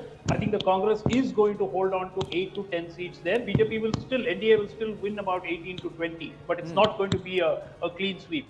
But what is happening right now is, I think, much more significant, because all you need to do is to look at how many seats the NDA is holding from last time and how many they are trailing in. That is really the key figure which you're not putting out. And what we see here is the NDA currently trails in around 40 seats from which they held last time. Yes. And the India Alliance is up in about 59 seats from what they held last time. Yes. I think that is the only figure that really matters. The Congress itself is 31 seats plus from the last time around in terms of leads. If you look at it, it is 83 seats. Right now it was 52 seats. It is leading in 83. These are early days, I'll still say. But there is a trend that the NDA is losing more, and for the last 12 to 15 minutes, the NDA on a leaderboard has been less than 300 and it's only been slipping down. It's not been going up. It's not been consolidating. At the moment, it doesn't look like the exit polls are right. At the moment, he had to sneak that in. He just had to sneak that in, man. I had to. Early days. Correct. He will sneak it in when he can sneak it in. Just to put it in perspective. When it is the later days and later through the day, what happens, we'll have to wait and watch. Let's sneak it in post 11. Let's see how that's after the postal ballots were counted. So let's hold our horses. My experience of at least 10 general elections shows that please don't go by postal votes. Yes, exactly. You know, it's a very, very misleading figure. So wait till about quarter to 10. Television, we Quarter can't to wait, 10. Swapanda. We 10, need 10 we o'clock. need We'll have to wait till 10. Please give We'll have your to wait till instant 10. judgment I'm then. just going to get a confirmation if round 1 Have data is mud on already your through. face. And repent at leisure. Round No. 1, What round about- 2 what about data, let's Bengal? go and try and understand from the LRH and you check with Avantika. Avantika. BJP has led in so many constituencies You are? in postal ballots. Okay. Yeah. Because you don't But having his senior moment Swapanji, right last now. election, we've got the numbers. 9 constituencies across 8 states were decided basis the postal ballot. Including Arambagh, 1142 votes. That was the and difference. two ballot box, two Guys, EVMs were I not counted. just want to say this. I don't think anybody predicted 5 leads for the Congress in Gujarat. I don't think any exit poll gave that. I don't think So they this- did either. Considering they gave. Why didn't you say it on the day of the exit poll? You could have sneaked in like Dr. Raman did. I don't think they either because they gave a couple of seats away to the arms. After your update, please also check if the first round of counting at EVM has completed or Yes. undertaken. Yeah. All right, I'll get a hang of that, Anand. But I was just listening to what Mr. Swapnim was saying, and I agree. We're not really getting carried away. These are early trends, but it's very Swapan interesting, Dasgupta, because yeah. all these numbers are coming, and we are also double crossing everything. Right now, we're getting a lead. Adhir Ranjan Chaudhary is doing really well. He's leading, so that means Yusuf Pathan is not really doing well. और बताइए lead. हाँ जी, अभी तक जो है एक बड़ी खबर जो है वो भी अधीर रंजन चौधरी जो है बरहमपुर सीट से पार्लियामेंट्री कॉन्स्टिट्यूंसी से जो है कंटेस्ट कर रहे हैं, उसका खिलाफ में है डेब्यूटेंट जो है यूसुफ पठान, तो वो ट्रेल कर रहे हैं अभी तक। तो अधीर रंजन चौधरी जो है अभी 5 बार का जो संसद है एमपी बन चुके हैं, इसके लिए डबल हैट्रिक के लिए वो काम कर रहे हैं। I mean hopefully he will do it, but the thing is now early trend shows that Adhir Ranjan Chaudhary is leading from his own. All right, just very quickly, how Gujarat कैसे कर रहा है? Gujarat Shatabdi Roy of the Trinamool also leading. अभी 6 सीटों पर कांग्रेस आगे चल रही है, जो बड़ी बात है कांग्रेस के लिए, और इसके अलावा 20 सीटों पर बीजेपी आगे चल रही है। इस वक्त बनासकांठा, पाटन, जामनगर, यहाँ पे कांग्रेस आगे चल रही है। जूनागढ़ में भी कांग्रेस आगे चल रही है। I want to show the Delhi figures, folks. I want to show the Delhi figures. 3 seats where the India Alliance is leading. Chandni Chowk, JP Agarwal, former state president, is leading. In New Delhi, Somnath Bharti is leading. In South Delhi, the Aam Aadmi Party candidate Sahi Ram is leading. BJP leading in all the other 4 constituencies. Again, 4:3.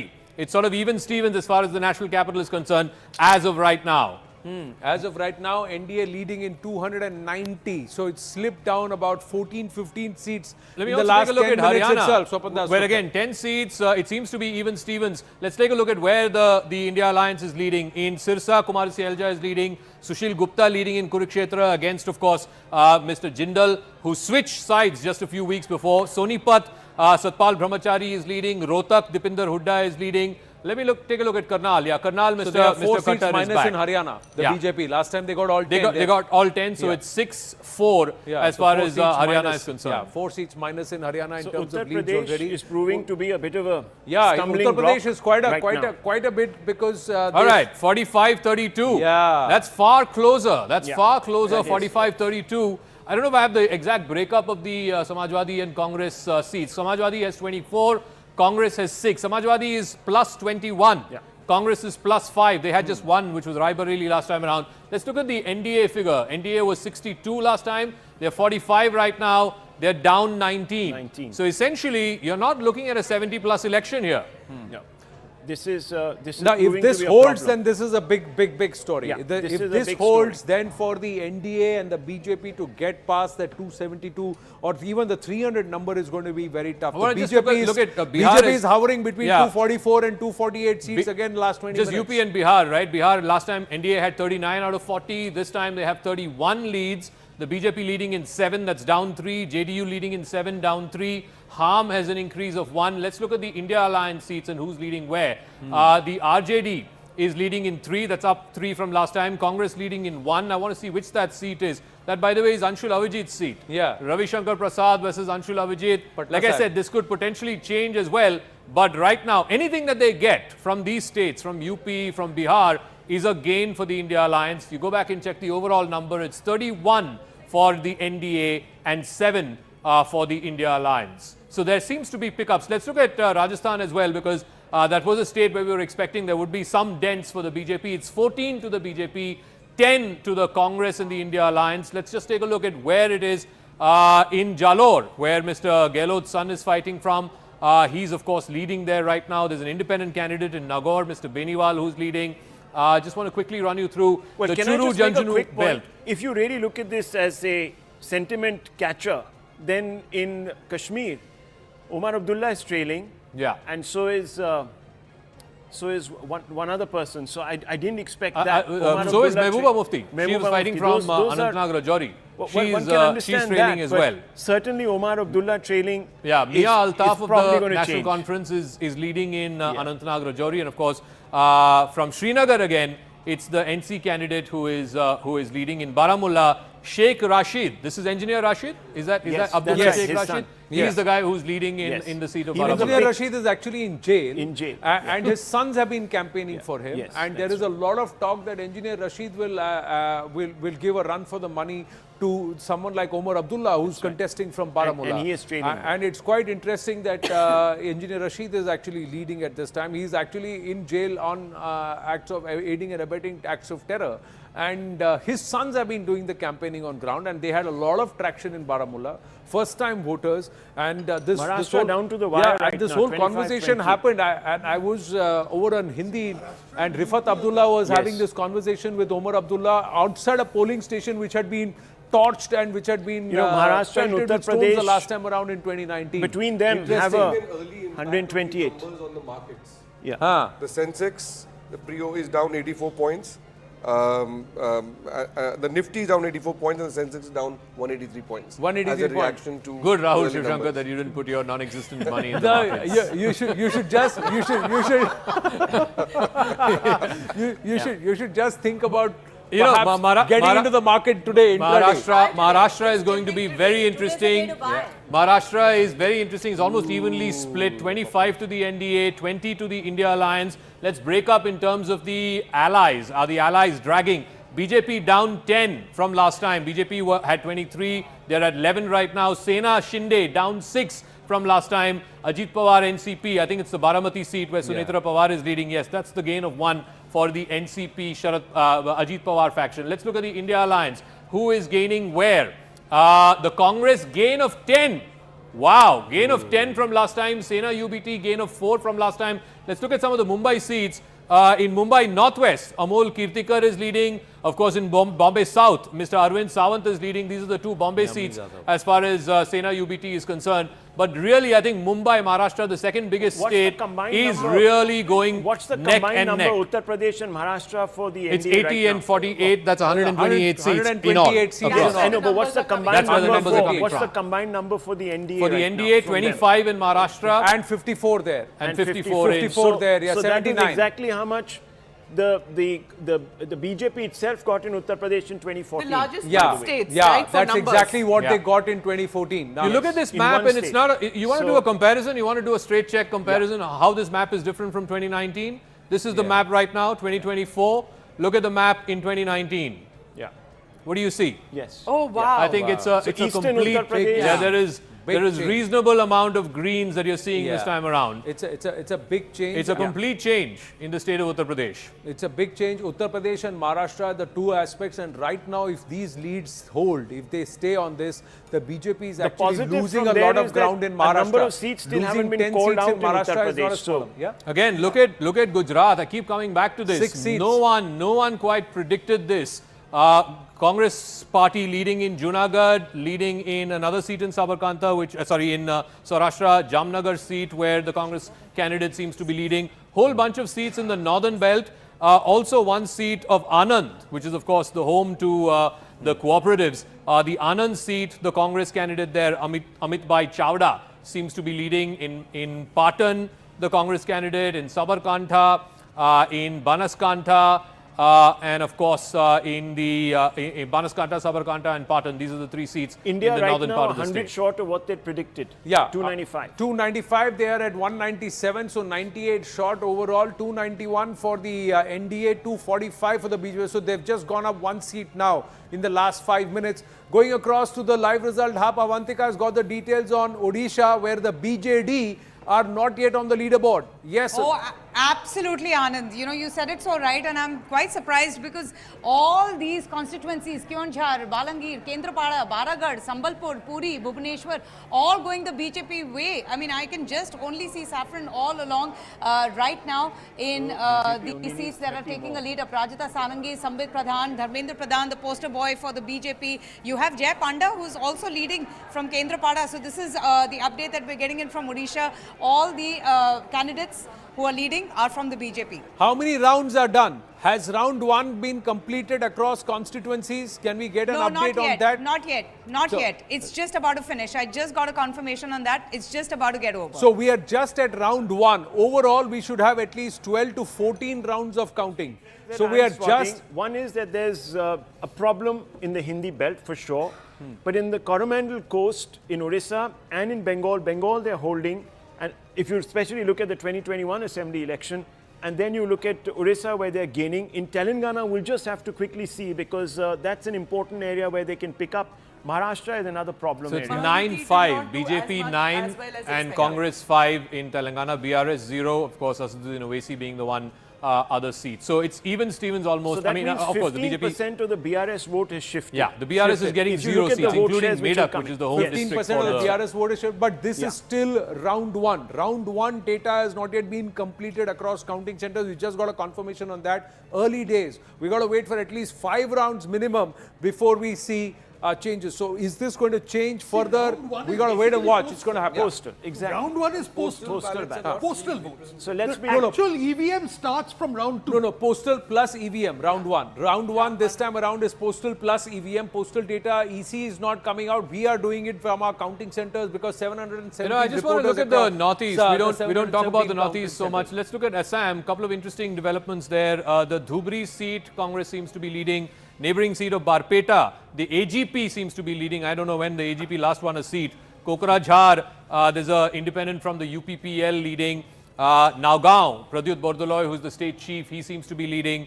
From Kaziranga, Rosalina Turkey seems to be leading. But I believe Gaurav Gogoi is trailing. That's what I have on the map. Well, that's...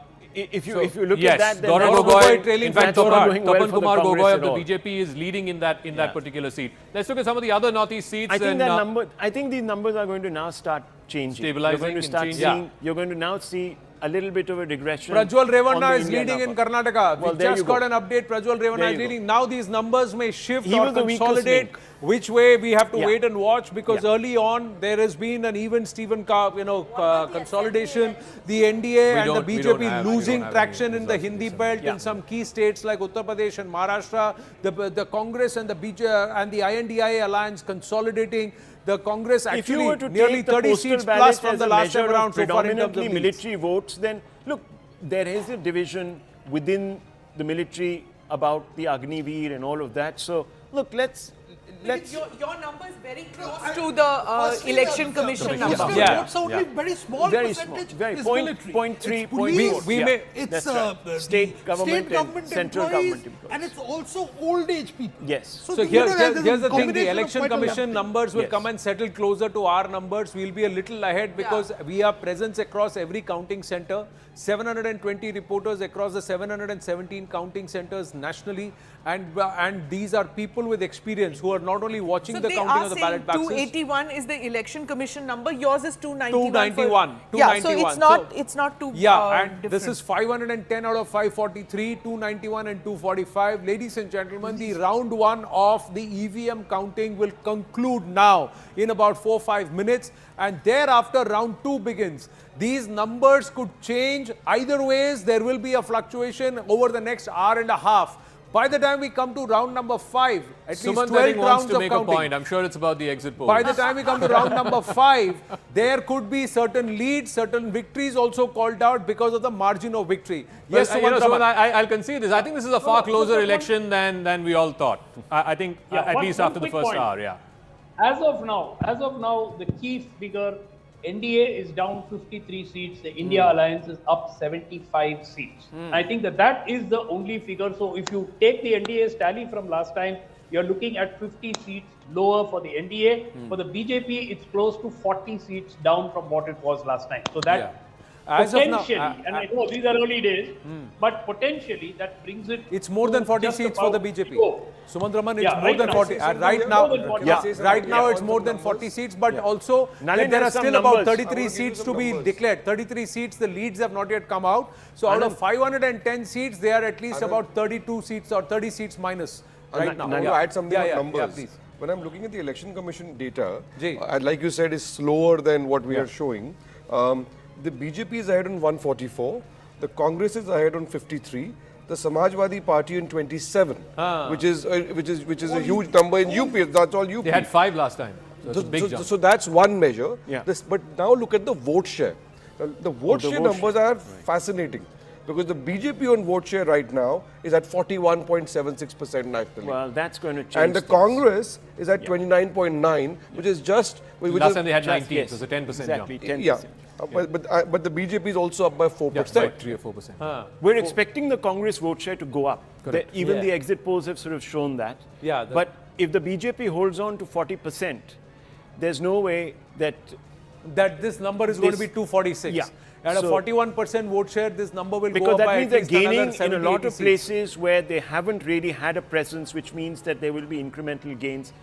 Look, I mean, it's early days right now. 517 seat trends only out of 543. We still have about 25 seats. Yeah, I just want to quickly run through Tamil Nadu because Sumant is also here. The NDA has one lead, which is in Dharmapuri, and I'm sure you've heard this as well. Soumya Anbumani, who's the wife of Dr. Anbumani Ramdas, she's leading in Dharmapuri. It's a one-year dominated seat, so the caste equation. And Ramanathapuram, where Selvam seems to be leading. These are the two leads for the NDA, Sumant, in Tamil Nadu. Otherwise, it's 35 to the... Dharmapuri is more likely to be going down to the wire. I expect Ramanathapuram to change in favor of the DMK after a few rounds. But early days yet, Dharmapuri, they really have a chance. The ADMK is also leading in one seat. Tenkasi seat, Dr. K. Krishnaswamy of the ADMK is leading. So, again, just want to put this out there as far as Tamil Nadu is concerned. You want to take a quick look at Kerala? Let's look at let's Kerala. go back to Kerala. The map color has changed again. All right, now Shashi Tharoor is leading against Rajiv Chandrasekhar. Neighbouring seat, Attingal, the left candidate of the Vjoy of the CPM, he's leading. You have N.K. Premachandran, who's from the RSP. He's leading from Kollam. Mavelikara, Arun Kumar is leading. Now K.C. Venugopal is back in the lead in Alapura. In Mavelikara, like I said, the left is leading there. In Pathanamthitta, now Anto Antony of the Congress, sitting MP, he's leading in that. Dean Kuriakose has taken back the lead in Idukki. Thrissur, Suresh Gopi continues to lead. Suresh Gopi continues to lead from Thrissur. Alatur seat, K. Radhakrishnan of the CPM is leading. Palakkad seat, A. Vijay Raghavan is leading. And of course, Wayanad, Mr. Rahul Gandhi is leading in that seat.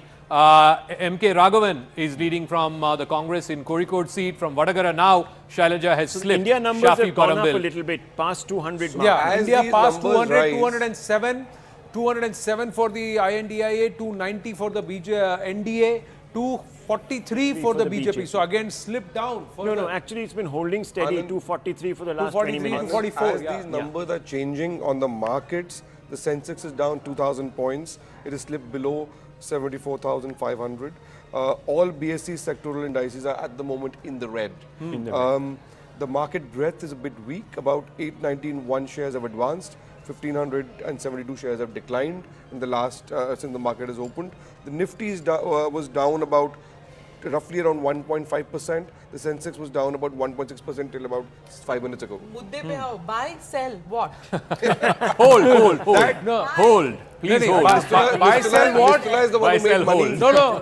That you just have to download. You know, guys, can Anand, about Assembly Odisha, BJP is, according to Election Commission, BJP is leading on 2, BJD in 1, and in Andhra Pradesh, TDP 16 lead, YSRCP 3 and BJP 1. So Chandrababu Naidu is laughing all the way to the bank. Coming back. Maharashtra, I just want to focus on Maharashtra because now the India Alliance is in the lead. 23 to the India Alliance, 22 to the NDA. This is in line just with take a the look local at the Bombay seats. Now you have one more reporting. Rahul Chevalier is leading in South Central. Of course, Rahul Chevalier is sitting MP. He switched over to the Shinde Sena. Ujjwal Nikam leading in North Central.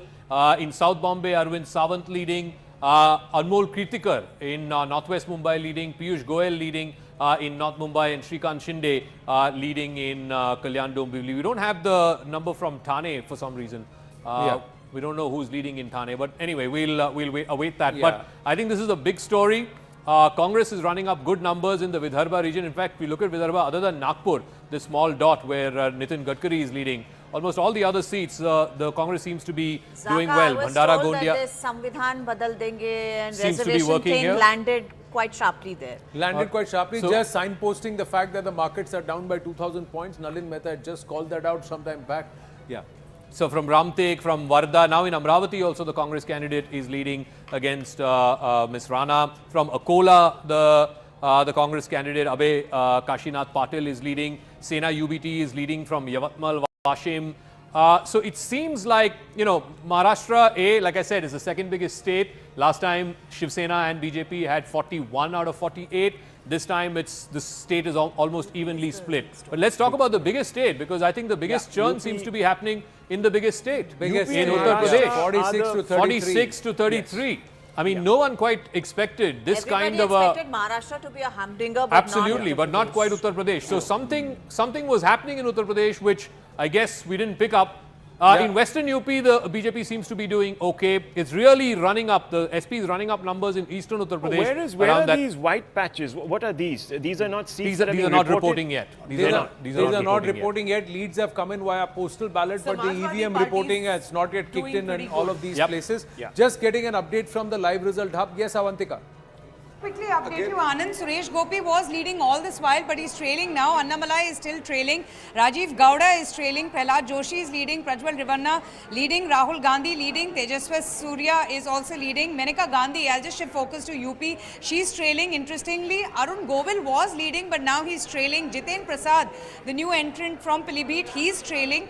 And we're also getting to Smriti know Irani that is Smriti trailing. Irani. Is trailing. Smriti Irani is leading, and all the Yadav family members are all winning. A quick update, Zaka had mentioned about Thane. Just quickly tell me about Thane. Naresh Maske was leading since first to 3 round. His lead was approximate 3,000 to 4,000. But right now, after 4 rounds, Naresh Maske is leading just by 193 votes. On 4th round, Rajan Vichare got 16,068 votes, whereas Naresh Maske got 16,260 votes. Okay, overall, just tell me, Maha, UP. Hardly Naresh Maske is leading by 193 Avantika, votes. ask him after a the 4th question. round. In And if Maharashtra, he how talks many about rounds of Maha counting so far? So, How many rounds of countings are over? The first round of EVM counting is done. I've got that official information from Brajesh. In Maharashtra. In Thane, there are 4 rounds, just now 4 rounds are over.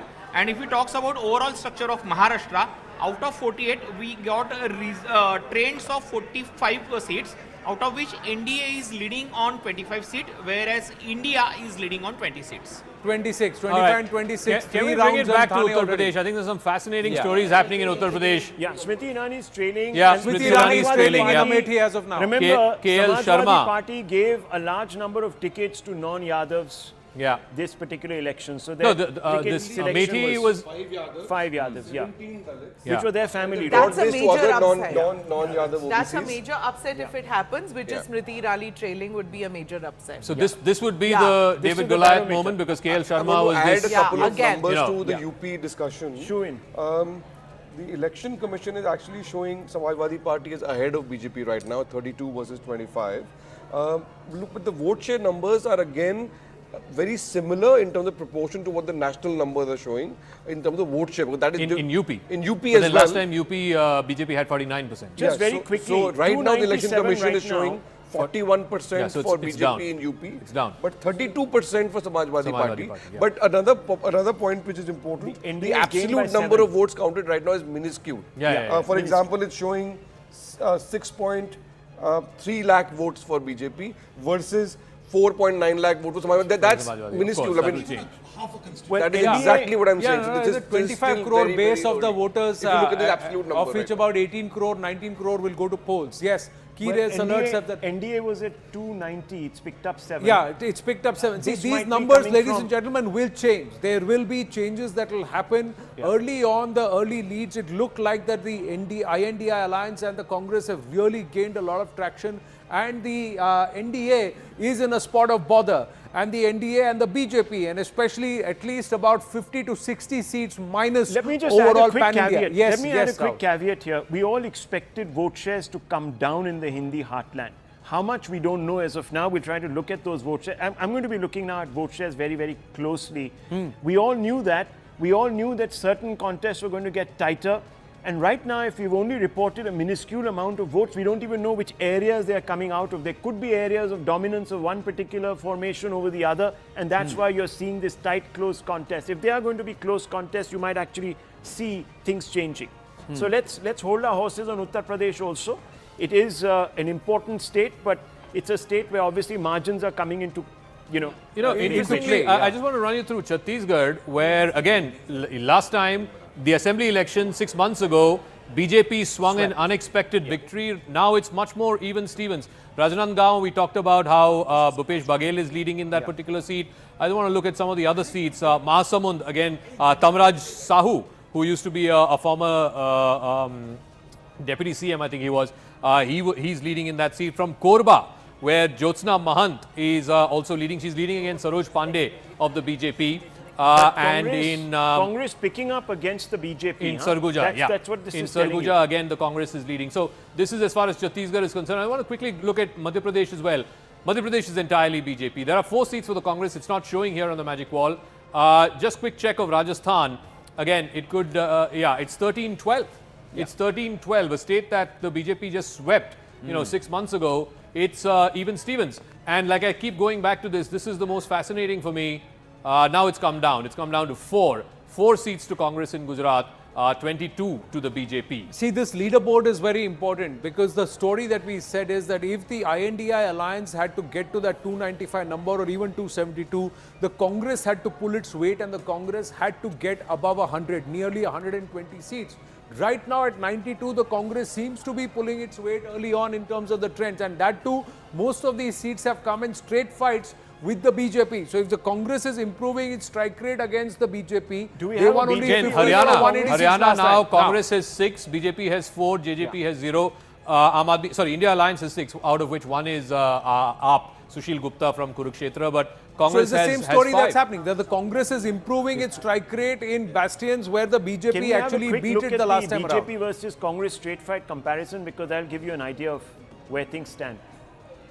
Yeah, so it was 186 seats last time around, which BJP had won 120. Right now, again, NDA has 127, and the India Alliance is 48, which is primarily Congress versus BJP. But are these BJP versus Congress? Yeah. Or India versus NDA? No, this is Congress versus BJP. Okay. Of which last time Congress had 10 or 15, I think. Yeah, 15, now, 17 actually. Yeah, now they're up to 48. They're up to 48. So, they're up to 48. So out of 17 and now they've gone to 48. So nearly 3 times. They've improved themselves nearly 3 times. They've gone up. And that is significant. If the Congress can get up to 120 seats in terms of leads and also win, that's when the scenario that was presented by the INDI actually happens, which also means that the NDA will be in a spot of bother. But gradually, ladies and gentlemen, these numbers are changing. The NDA is slowly inching up, coming back down. These leads will change. Round 1 of counting has just gotten over. And now we'll get into round 2, round 3, round 4 by the time. And some of the constituencies may have reached up to round 4 or round 5. Other constituencies may still be at round 1 or round 2. Overall, we will get to about round 2 in about 10 minutes from now. Can we look at Bengal for a second? So Bengal is 21 to the TMC, 15 to the BJP. Just taking a look at where the BJP is leading right now in Kanti, where Shubhendu Adhikari's brother is contesting. He's leading in Kanti. In Tamluk, Justice Gangopadhyay, who resigned and then joined the BJP, he's leading in Tamluk. Let's take a look at the other seats where the BJP is leading. Purulia, I mentioned this. Now in Asansol, SS Ahluwalia, now he's taken the lead against Shatrughan Sinha. In Birbhum, again, Shatabdi Roy is trailing. Deptanuj Bhattacharya of the BJP is leading in that seat. The Congress is 2 seats. One, I think, is Baharampur. The other is Malda Uttar. Malda Uttar is the seat, that's Malda South. The next, Ghani Khan. Ghani Khan's nephew. Okay, Ghani Khan's nephew. So that's the Malda Uttar. Isha Khan Chaudhary. That's that seat. Again, in the Calcutta seats, now we have almost all of them reporting. Diamond Harbour, Jadavpur, Howrah. You have the Barasat seat.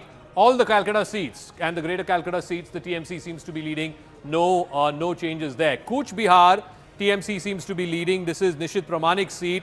He's taking on Jagdish Chandra Basunia of the TMC. So TMC is leading in Cooch Behar, but in neighboring Alipurdwar, Manoj Tigga is leading. So that's the state of West Bengal. But really, I think Rahul Shivshankar, the story is about the Hindi heartland. It's about UP, it's about Bihar, Rajasthan, the only Hindi heartland state which seems to be bucking the... Look, there are two belts. There are two belts. If you really look at the top and you look at This is the belt. Yeah, so there's a middle belt which is Haryana, Uttar Pradesh and parts of Rajasthan where there's a problem. So that's really the agrarian belt there. That's the Jat vote and a little bit of the...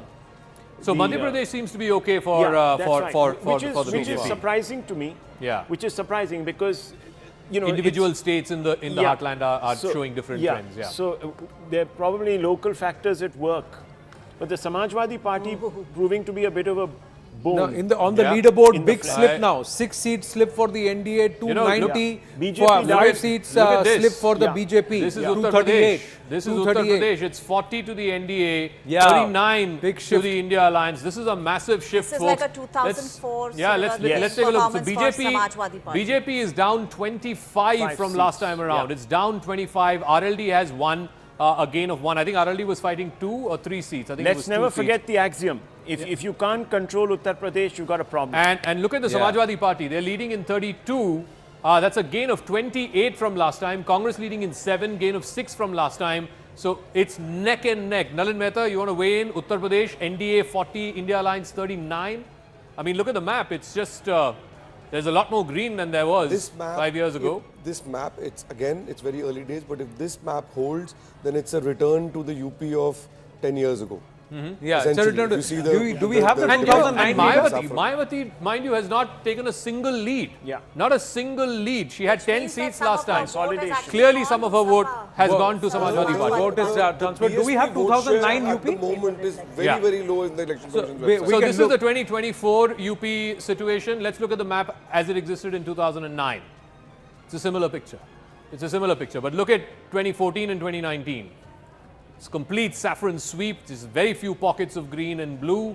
It's otherwise entirely saffron sweep in 2014. Again, a repeat of that in 2019. A little more pockets of blue and green, but again, massive saffron sweep. 64 to the NDA, 62 to the BJP. But this is the 2019 map, and now look at the 2024 map. Yeah, interesting story in Bihar where it is 29 to the NDA and 9 to the INDIA. So where the INDIA was supposed to actually make big inroads as their claims were, the JDU seems to be holding up its end of the bargain. Quickly going to Avantika with an update. Yes, Avantika. Now that you speak about Bihar, Anand, I'm right here. In fact, RK Singh is leading, Chirag Paswan leading, Ravi Shankar Prasad leading, Rajiv Pratap Rudy, Misa Bharti is leading now. How many for the BJP-JDU alliance? ये 25 seat पे BJP आगे है और जो है RJD plus 6 seats पे आगे है।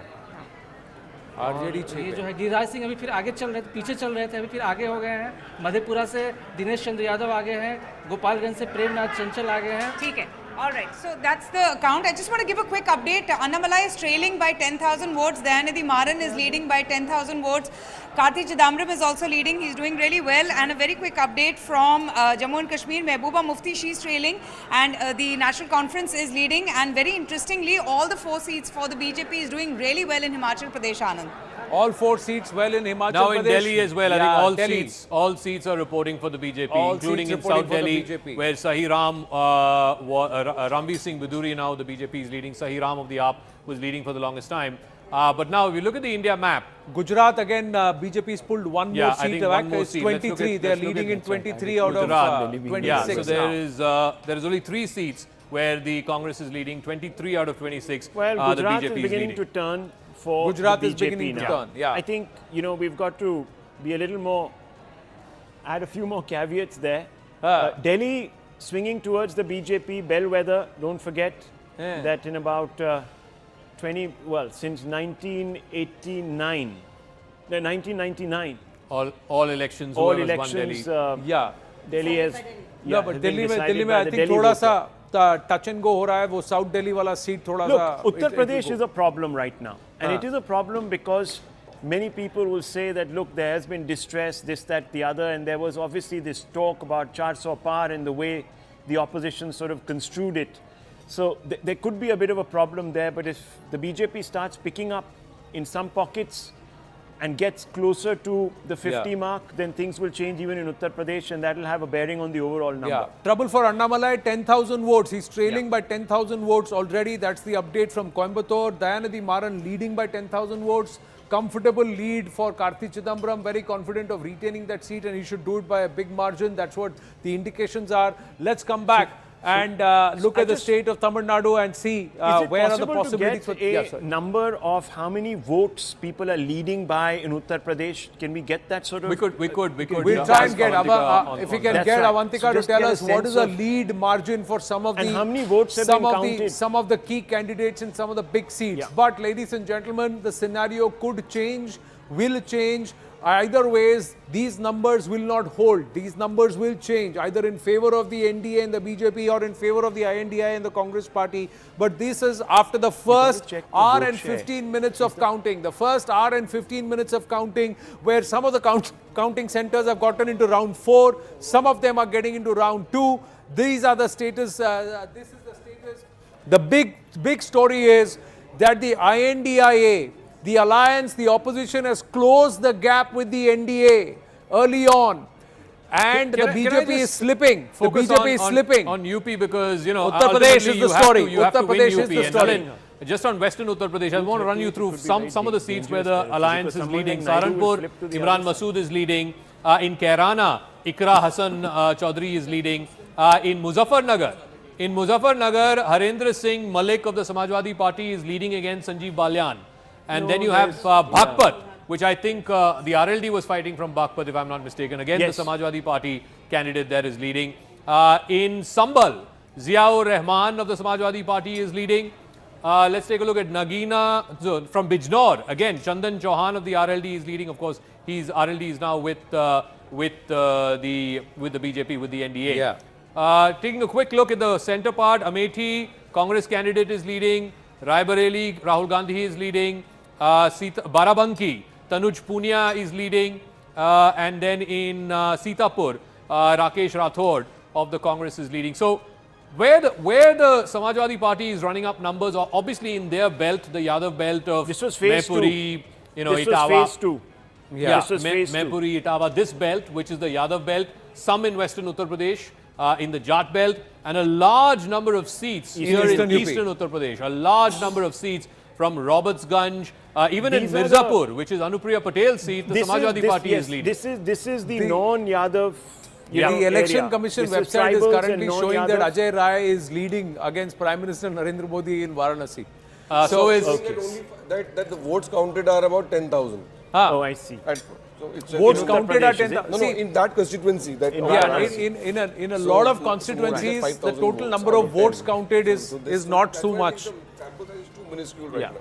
Yeah, sample is too minuscule. UP overall, they're saying about less than 10 lakh votes have been counted out of a base of about 18 crore voters. So that's a big number that will impact. So obviously Odisha is good news. this Odisha scenario. Assembly is good news right now. Odisha, It's in the Assembly, Odisha, BJP is leading in 14, BJD in 9. In Andhra Pradesh, TDP is leading in 45 and the BJP in 3, YSRCP in 13, JNP in 8. So big gains for the BJP as far as Odisha Assembly and Andhra Assembly seats is concerned, where there could be a bit of a turn there, and we are given to understand the BJP will stand to gain. Constituencies, so you can see the mood on the ground there. The story in Haryana has changed. The story in Haryana is that the BJP is leading only in 4.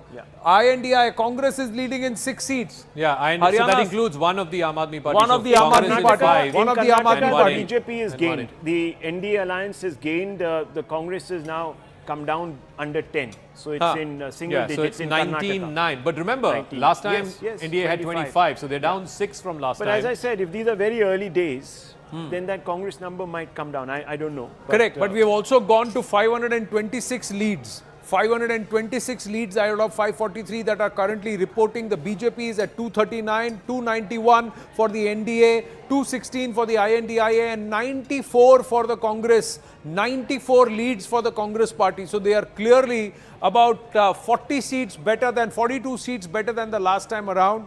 and that itself is significant. That means the Congress has gained traction on ground, ladies and gentlemen. The Congress is posting far greater leads than it did in 2019 at this point, at 9:45 a.m. Will this get adjusted? Either way, we have to wait and watch. Nothing before 11 o'clock. There could be a lot of change over the next hour and 15 minutes. If the first hour and 45 minutes of counting day, 4th of June, have resulted in the stock market tanking 2,000 points plus, the next hour and 15 minutes could have a different story altogether, or it could further propel the bearish trend. Look we have to wait and watch. Mumbai seats, BJP leading in 2, Piyush Goyal leading in Mumbai North and Ujjwal Nikam leading in Mumbai North Central.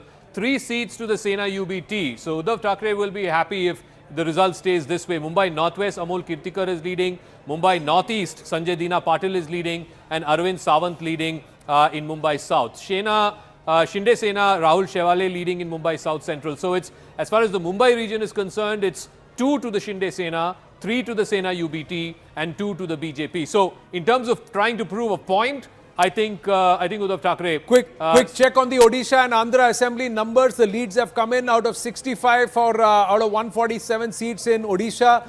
BJD is leading in 29, BJP in 28. So neck and neck in Andhra Assembly. NDA leading in 74. YSRCP in 9, 83 out of 175 leads are out. NDA means largely propelled by the TDP there in Andhra Pradesh.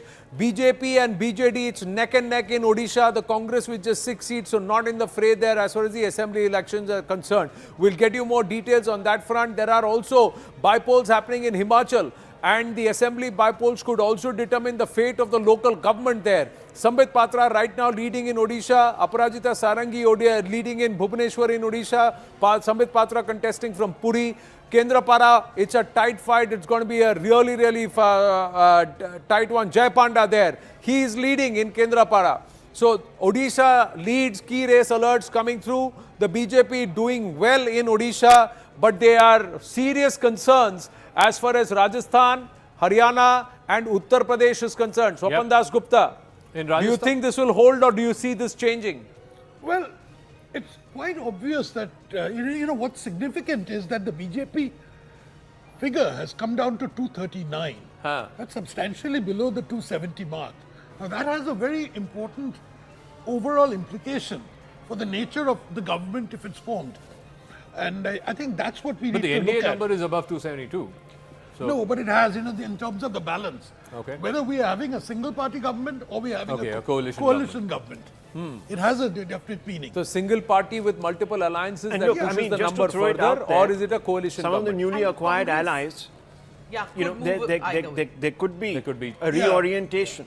The Congress people moving could come, closer people could to go. 100, yeah. That is significant. I mean, their numbers are, the Congress is doing pretty well, and this is probably the reason why the Congress was completely rejecting the exit polls. 94 is a handsome number right now, at least in the early counting rounds. So again, Delhi, Chandni Chowk, now JP Agarwal of the Congress is leading all other seats. The BJP is leading. So it's 6-1.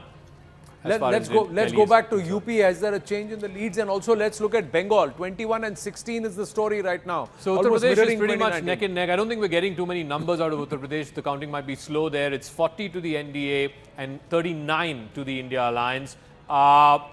Whether there could be a dramatic shift in these numbers, we'll have to wait and see. But it's very clear that some of the BSP vote, particularly in Western Uttar Pradesh, in the Yadav belt, and most importantly in Purvanchal, seems to have gone to the SP and to the Congress. Let me also quickly take a look at Bihar, because UP and Bihar are 120 seats. They really decide in a way. Again here, last time the NDA had 39 out of 40. They're down 10 seats. The India Alliance had just 1. They are up 8 seats. Just taking a look at where the BJP is. Leads also 2 seats have still not so the BJP is down 4. Let's take a look at where the BJP is down 4. I think even in the Patna seat, which has been hovering between Anshul Avijit and Ravi Shankar Prasad, right now it is Anshul Avijit who's leading. Even in Patliputra, Misa Bharti is leading right now. So some big changes happening in these two big states. But what is interesting is that the JDU is pretty much held on. That was supposed to be the weakest link, and they're only down 3. Yeah. It's the BJP that supposedly at this moment is underperforming.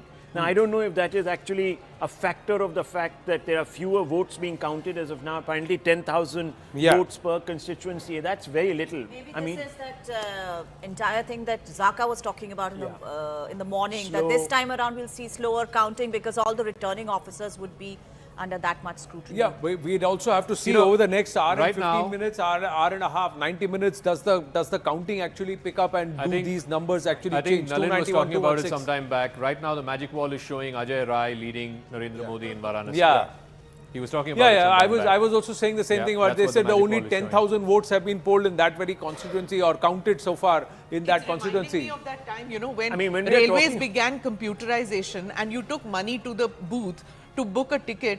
So first he would put it through that counting machine, and then he would take it and manually count it. You know, it just be absolutely certain. Sure, absolutely sure. But this is early days, ladies and gentlemen. We've got to keep telling you that in a lot of the constituencies, it's not even the first round over, the second round over. Overall, in some of the states which returns huge number of voters, the total number of votes counted is very small. So that's why the way the map is plotting could be surprising. But yes, it has shocked the stock markets. The stock markets so far have reacted very negatively, down 2,000 points. Sanjeev Balyan is currently leading in Muzaffarnagar in Uttar Pradesh.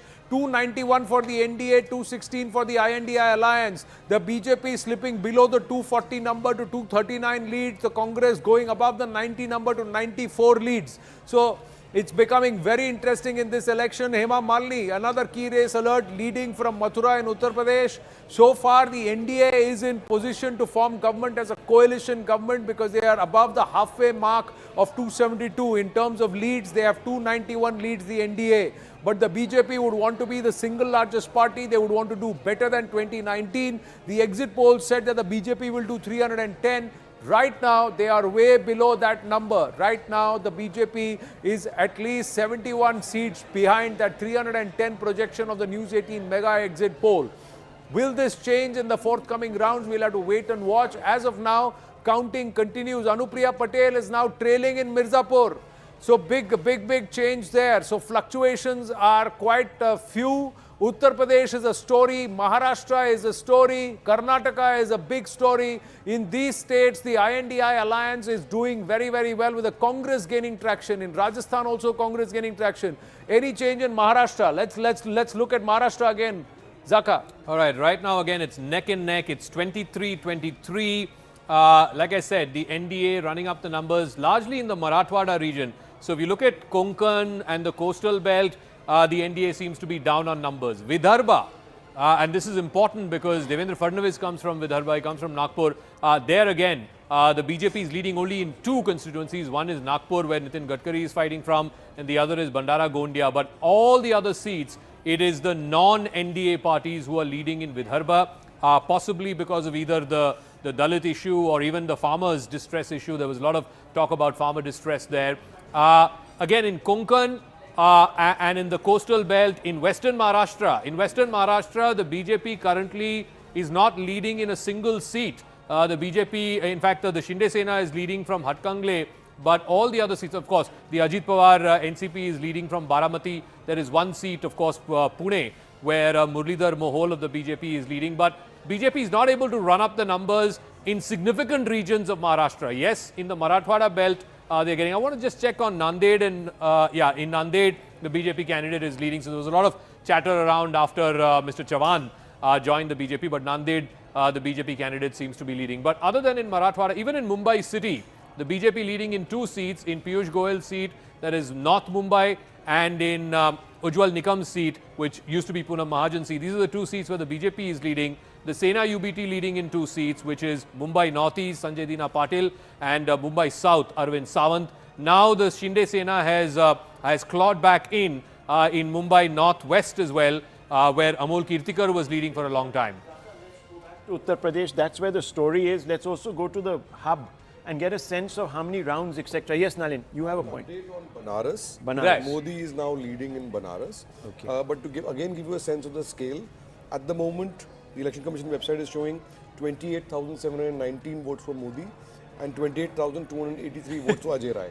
So that is still the the level of the magnitude of So this. PM Modi is now leading in Varanasi. So that's the update coming in from Varanasi. By PM about Modi is 200-300 leading. votes. Huh? By about 200-300 436 votes. 436. As per the EC counting, 436 votes is In fact, the difference isn't in between Varanasi both the sides are target- 28,000 votes plus Ajay Rai and Prime Minister Isn't the Narendra Modi. target So in, a lot of it will change. 5 lakh, I think. 5 lakh is the target that the BJP wants to win by.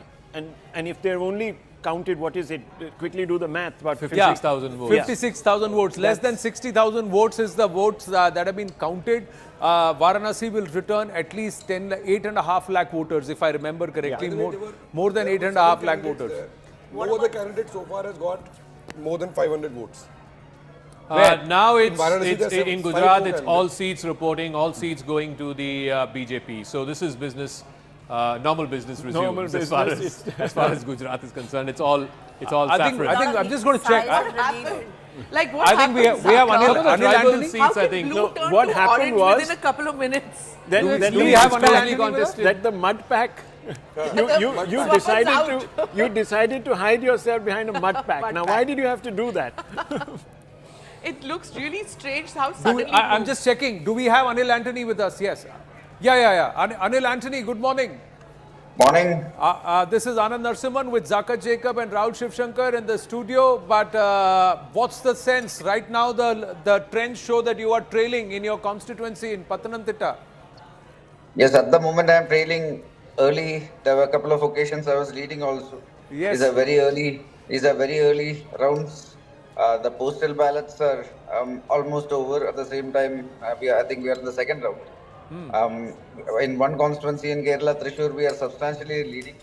We are very sure that by the time the elections are over, we will be seeing a good performance by the NDA, where we will be coming back with a bigger mandate than the last two elections. And multiple of those seats will be from Kerala, including mine. So No palpitation for you. How many rounds before you believe you are going to be confident about your position? We are going till the last round, but I am very sure that we are winning. Oh, you're going down to the wire, but you're very sure. But because you know that the stock markets have reacted negatively to the early trends, down 2,700 points. Some momentary trends. Right now, it's only second round in most of the places, but we are still having a good. Like if you look at the numbers right now, we are still leading. The NDA is leading, but by the end of it, you will be seeing us reaching our 400. So there is nothing to panic about. So far, counting peaceful. No problems all across. No, Kerala is peaceful so far. Well, all the best. Yeah. Rahul has a question. Yes. So the top of 10 o'clock, the three big takeaways right now as things stand, it appears that just to look at the absolute numbers, the NDA is more than 272. That's the one thing that one has to look at. The BJP slips down right under 240 as of now, which could be problematic, as Swapan Das Gupta also mentioned, if this continues to hold in the way it is holding in government formation and continuity. But fundamentally, what you're really looking at is a bit of a reversal in the Hindi heartland, which I think we will begin to see correcting over the next 1 hour. Significant. So there is definitely a problem, and I think that as Nistula was saying, the journalists might have got it right from their compared to the pollsters. If the BJP is anything less than 260, then the 297 that you're seeing for the NDA, that's in jeopardy. They need to get to 260. This is of course trends, but they need to get to 260 so that the NDA. If it's anything less than that, then the NDA formulation Last is 5 minutes. Anil Antony, thank you for speaking with us. All the best to you, and hopefully we'll connect with you if things go according to your plans. But all the best to you there. We'll connect with him even if it doesn't go according to his plan. All the best to you there. But, ladies and gentlemen, last 5 minutes, the NDA has moved up from 289, 291 to 297, closer to 300. The BJP has moved from 239 to 242 in terms of leads. The Congress has slipped from 94 to 91. The INDI alliance has slipped 5 seats from 216 to 211. So things will change slowly and gradually. Either ways, They will keep fluctuating. We'll keep telling you where the fluctuations are happening. Right now, if I can tell you, in Rajasthan, the BJP is now 13 and 12. If you look at Maharashtra, it's 23-23. It remains the same. Yeah. In Gujarat, the BJP is now pulling back the lead away from the Congress party. In Tamil Nadu, again, the NDA is still 1. In Jharkhand, it is 10 and 4. Interesting. In Odisha, it is 13 and 5 between the BJP and the BJD. In West Bengal, it is 22 and 15. So some change there. Bihar, it's 29 and 9. NDA, Maharashtra continues to be the AAP on the leaderboard in Punjab now. Yeah, Maharashtra and Punjab, we'll look at both. Yeah. Is like I said, it's neck and neck between the Mahayuti and the Maha Vikas Aghadi. But let's take a look at Punjab also. Punjab, I think there were 2 AAP seats. Sangrur, which is Bhagwant Man's seat. The AAP is leading there. That's against Sukhpal Khera, by the way, the man he put in jail. And then you have in the Hoshiarpur seat, which used to be the BJP seat, Som Prakash was the sitting MP there. The Congress has 7. Incidentally, Aujla is leading in Amritsar. He's leading against Taranjit Sandhu in Gurdaspur, where Sukhi Randhawa, the former Deputy Chief Minister, is fighting. He's leading there. You have a couple of independents in Kadur Sahib. Amritpal Singh is leading in that seat. And then also in the neighbouring constituency of Faridkot. Faridkot, an independent, Sarabjit Singh Khalsa, is leading in Faridkot. The Akali is managing to retain both Batinda as well as Firozpur, both the seats that were won by Harsimrat and by Sukhbir last time around. So Congress is down 1 from last time. AAP is gain 1 from last time. SAD no change. BJP has not opened its account as far as Punjab is concerned. Just very quickly on Kerala. Delhi, if I can look at Delhi. Again, one seat which is Chandni Chowk. JP Agarwal is leading in that seat. All the other seats, the BJP is leading. Kerala, we are given to understand that Suresh Gopi in Thrissur is leading by 15,000 votes. So he's breaking out into a lead. But the UDF has more seats than the LDF in terms of lead. Yeah, that does not augur well for Pinarayi Vijayan and the LDF. Yes. Given that they are in power there. Last time had 18. The left only had 1. So they are up 1 from last time. But like I said, So ultimately net, it will go back to the India in alliance. Punjab, since you started with Punjab and come down to Kerala, the Congress holding on. Remember, it had 8. They had 8 last in time, they have Punjab. 7 now. So 7 this time, and in Kerala. I don't know if we have, it's 3. not there on the map. If you can check with our team on the Chandigarh seat. Is Manish Tiwari leading, trailing? What's happening? We'll get an update on that, but here they are -3 right now. Yeah, the they're UDF. -3 right now. LDF is +2, but largely the 8. Congress seems to be holding. Congress is leading. Manish Tiwari is leading Chandigarh. Yeah, so I'll tell you why the Congress is trailing as far as Kerala is concerned. Anand, Last time they won Attingal. BJP number has gone up just a bit. Yeah, BJP now back to 249. BJP 249, NDA 307. The Congress slipping to 90, INDI alliance now 206. So they have slipped 5 seats. The BJP has really raised 10 seats plus in the last 10 minutes, ladies and gentlemen. And the NDA has gone to 307. So these numbers will change. The others are consolidating. We still don't have leads from all 543 constituencies. It is 538 to 543. Akanksha joining us with details from the live result hub. Akanksha, Bengal, what's the story? Anand, the projections are very interesting in Bengal because Adhir Ranjan is trailing behind TMC's Yusuf Pathan. We also have the Krishnanagar seat where we know Mahua Moitra was in a direct contest, and Rajmata Amrita Roy of the Bharatiya Janata Party is leading. Nishit Pramanik is trailing in Cooch Behar. Rekha Patra is leading from the BJP in Bashirhat. 21 Trinamool Congress as far as out of 42 is concerned. BJP is leading in 13, Congress only in 1. Let me go to our gentleman who's looking after the Bengal results. Sir, what are your insights? Actually, the thing is, the trends are very interesting coming from the morning. So we have seen some, it's not a paradigm shift. Actually, to some extent, it's a very predictable scenario we are having now. Actually, the latest scenario, as we can see this, Trinamool Congress is leading in 27 seats in Bengal, whereas BJP is leading in 14 seats, and Congress is having only 1 seat in their fund, as a leading seat. So the thing is, if the time pass by, the war will be more intense, I think. Absolutely. The competition, the fight will be more intense. It's only growing, and I think BJP may more rounds being counted. The BJP at 250 leads for the first time since 8 a.m. this morning. First time since 8 a.m. this morning, the BJP is at 250 leads. 250 leads, NDA at 307. So slowly consolidating and inching further. Rahul Shivshankar, yes. Bihar, the number is going up. In Gujarat, it's going up. In Uttar Pradesh, I don't know what's happening there, why the numbers aren't coming through, why we are not getting, the full blast of things. So we don't know what's happening there. In the south, the BJP has made Uttar some Pradesh inroads, खींच लिया अभी 44-35 हो गया. And in Orissa, sorry. And in Orissa, mixed bag along the Coromandel, because in Bengal, it's a bit up in the air. So, that's where things are. The shift that you're talking about, the one thing that has remained consistent since the morning is the vote share, not the numbers. And the BJP vote share has remained constant at 40.56% so far, and the Congress number is around the 27.2% mark. So it's fallen but, from 29. But the absolute number, it's fallen 2% in the last 10 minutes, but the absolute number is now indicative of the votes. Maybe the BJP is at 40.56% with 2 crore votes at the moment nationally, and the Congress is at 27.2% of the vote share with 1.3 crore votes in its favor. 2 crore. How many nationally votes counted so far? 2 crore. 2 crore for BJP, 1.3 crore for Congress. So about 3.5 crore votes have been counted. Do we have any? No, we right now we'll have to So calculate. 2 crore votes so far. NDA part, 2 crore votes have been counted for the BJP. 1 crore votes for the Congress. 3 crore votes out of 64 crore votes, ladies and gentlemen. 3 crore votes out of 64 crore votes have been counted. Yes, there have been some votes that have been counted for the others also, some of the regional parties, but only of roughly about 4.5 crore votes have been counted so far. You got to count 64 crore votes.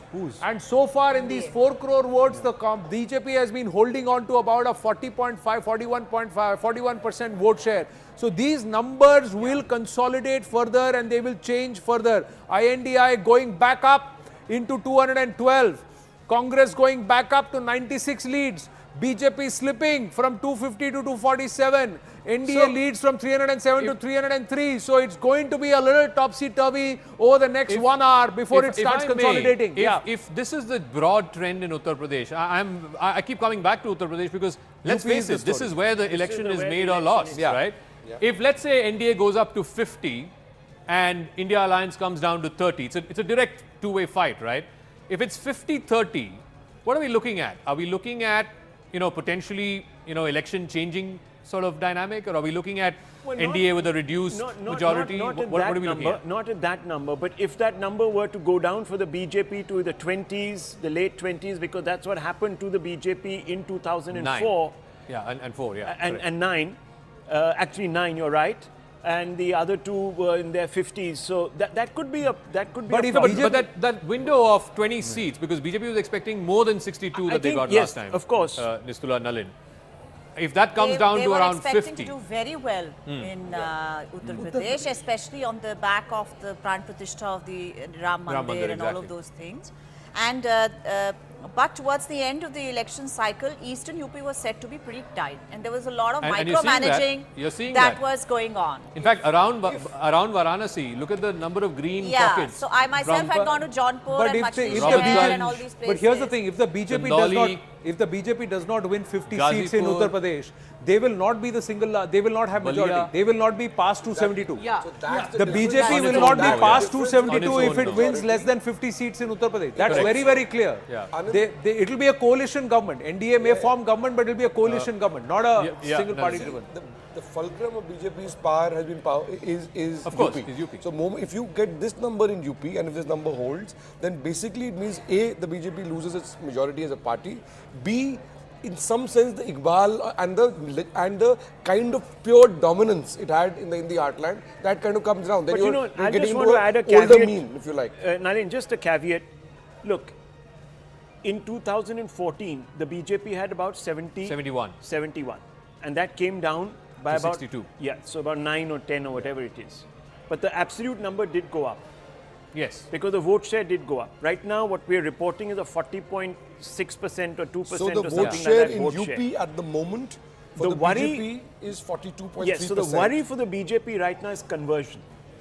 It might be picking up a lot of votes in a lot of places where it was very weak. But if it's not converting those seats, then that's the problem. That's really the problem. See, the Congress inching up to 100. It's 98 now. Congress in Leeds is 98. The BJP is right on the flirting with we now 250 need for to a find while. out Yeah. where these gains are coming for the Congress from, predominantly. Rahul, if we can just filter the Congress numbers, we'll get an idea. Sumant Raman, and after that Nalin Mehta and Smita Prakash. Yes, Sumant Raman. Gains for the Congress are very clearly coming from Karnataka, they are coming from Maharashtra, they are coming from Rajasthan. That is at the moment close to 30 seats are coming from just these three states for the Congress party. So here are Doc, here are the 99 seats, okay? You're bang on right. Kerala, Tamil Nadu, Karnataka, I'll just select Kerala, Tamil Nadu, Karnataka, some seats in Telangana, Maharashtra, Rajasthan, a few seats in UP, let's not forget UP, a few seats in Haryana, in Punjab, and then of course you go back here, a couple of seats in Chhattisgarh, a couple of seats in Jharkhand, 2 seats in Bihar, and some in the northeast. In Assam, a couple of seats in Assam. So they're picking up everywhere where in some of those places it's direct fights with the BJP, for example in Karnataka, in Rajasthan, etc. And they're also, and Chhattisgarh, in Telangana, but they're also picking up in places where it's fighting against other regional parties. So the alliance, the India alliance is helping surely in places like Kerala, in places like Maharashtra for sure, because they're banking on both Uddhav Sena as well as the NCP. So there are places where and of course in Uttar Pradesh they are being helped by the Samajwadi Party. Otherwise there's no way that the Congress is leading in 7 seats in Uttar Pradesh without the help of the Samajwadi Party.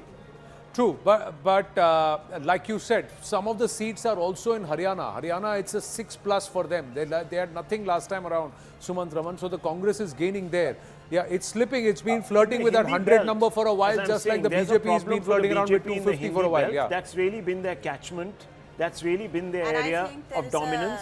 There is a problem. There is a missing of the Balakot impact, booster, emotional that happened. thing. Yeah, there was no overarching emotional with 98 that the Congress is leading in right now, what you're showing, that clearly indicates that in the India alliance, they are going to be the largest out there. Sure. And if the BJP is not able to bring in more numbers in Uttar Pradesh, that makes it difficult to form a government with the NDA happening. So they need to come up right now. And the Sensex has fallen. It's now 2,500 points down. It was down 2,700. It's just consolidated So a little just more. look And the Hindi gained. heartland So because it's not a Rahul, happy situation currently for the BJP. Rahul was talking about the Hindi heartland. This is the Hindi heartland, right? So where do you see the pockets of I mean, this is 2024. Let's take a look at how this was in 2019. You see, so lots of saffron in Madhya Pradesh, lots of saffron in, of course, Uttarakhand and Himachal, not so much in UP, not so much in Bihar, but take a look at how this map was in 2019.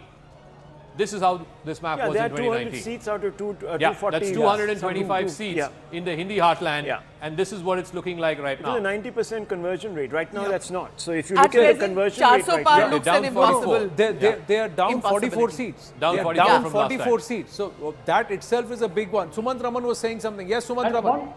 One point. I think that a lot was said about the gains that the BJP would make in Bengal and in Odisha. Odisha, it's happening. Bengal, it's not happening. Yeah, Bengal at best, as it stands now, the best case scenario for the BJP is if they can retain what they won last time in Bengal. Even that does not seem to be happening at the moment. It's still early days. Yeah, it's early days. So as Sopan Das Gupta, of 10 seats 22 for the TMC, 15 for the BJP. No. BJP, last time around, the the map for the BJP was largely here in the north, and it was here in Bankura, Purulia. Now, they're managing to get sort of in the outskirts of Kolkata. Bashir Hat, they're currently leading. But the what West do you make was their You game. see, I think my own personal feeling is that they're likely to retain North Bengal and a bit of the old Jungle Mahal issue. But I don't think they're going to make any gains in and around Calcutta. But what about these 3 seats? This is the Adhikari brothers, right? Yeah, that's the Midnapur. That's Midnapur. Okay, that's Midnapur. You have the Tamluk seat, you have the Kanti seat. But you These don't are 3 expect seats. much in the last phase, the last 9 seats. Oh, I don't expect them to. I mean, they have a chance in 1 out of the 9. Oh, here in the Kolkata One seats, out of TMC is leading in all of them. In Kolkata Uttar, in Kolkata Dakshin, in Damdam, all the seats. All the But seats also, in let's Calcutta. not forget that there is stratification. There are pockets of dominance of certain communities. Of course. In Bengal. So let these. See, like Bashir Hat, it depends which assembly segment you're counting. Let's you're try going to get a I'm BJP just going to lead request, in some, and as then the you're gonna get conversation UP. happens, I'm just going to request. Akanksha at the live result hub to just tell us Maharashtra, how many rounds of counting over? Uttar Pradesh, how many rounds of counting over? Bengal, how many rounds of counting over? And Karnataka, how many rounds of counting over? Because these are the 4-5 states which are going to swing this entire election one way or the other. Samajwadi Party could end up being the third largest party in the new Lok Sabha. They're sitting at 33 seats. How many rounds over? Mumbai में तो अभी 6 rounds हुए हैं, ठाणे में 10 round हुए हैं, सातारा में 3rd round चल रहा है, Dhule 3rd round Congress is approximate 90,000, Jalgaon Smita Wagh is lead approximately 42,000 votes, Goa Shripad Naik from Bhajpa he is also leading. So as far as now, as we check Election Commission of India sites, for Maharashtra, BJP is leading on 13. Interestingly, Himachal was also being discussed by Anurag Thakur. He said that चौके और छक्के हम ही छुड़ाएंगे, but यहाँ पे चौके BJP के हो रहे हैं, पर छक्के कांग्रेस के हो रहे हैं as far as the by-elections are concerned. Could you give us a sense of what the Himachal numbers are looking like? In Himachal Pradesh, Congress is leading in all 6 by-elections, and 4 seats are going to, as of now, BJP is leading in Lok Sabha election, 4 seats. So another interesting update is Chhindwara. Before you quickly go, Anand, Chhindwara is in fact being led by Banti Sahu, who is of the BJP. So if BJP sort of manages that clean sweep, as has been also predicted in the exit polls as far as MP is concerned, so that will in fact become another Gujarat of sorts for BJP. This is why, the Indian voter is so fascinating. All 4 Lok Sabha seats in Himachal Pradesh, the BJP is leading. Mandi, Kangra, Shimla, except Hamirpur. the assembly. But all the 6 assembly by polls, which the is very Congress is leading. Which is very important for, otherwise the government will fall. So the voter is mature enough to say, okay. Sukhu for state. Yeah, Sukhu for state and Modi for Delhi. Right? Modi for Delhi. No, and Madhya Pradesh, the whole scene has changed. All 29 leads are with the BJP right now. Can we just have a breakdown of the including NDA? Chhindwara. So Madhya Pradesh repopulated altogether. Zach, can we have a breakdown of the NDA, please? Let's have a look at how the NDA partners are faring against the BJP, and that would be an interesting number. So NDA is at 303. The BJP has 247 of it. JDU has 15. JDU is fighting 16. They have 15. That's decent. TDP has got 14. So TDP is a significant chunk. JDU has held on. JDU has managed to hold on to its tally. So that was a good. The Sena Shinde is a problem because remember Sena had 18. So they're down to 7. Had 5. LJP had 5. They're doing okay. The JDS is a new partner too. But really, I think the ally problem is a Maharashtra ally problem.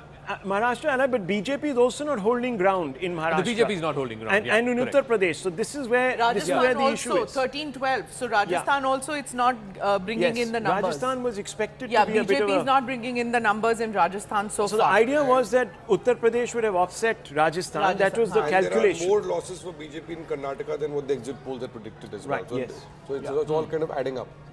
Yeah, again it's 18-10. So last time it was 25. Congress had just won, but this time it's now 18-10. Karnataka is doing well compared to what it had started.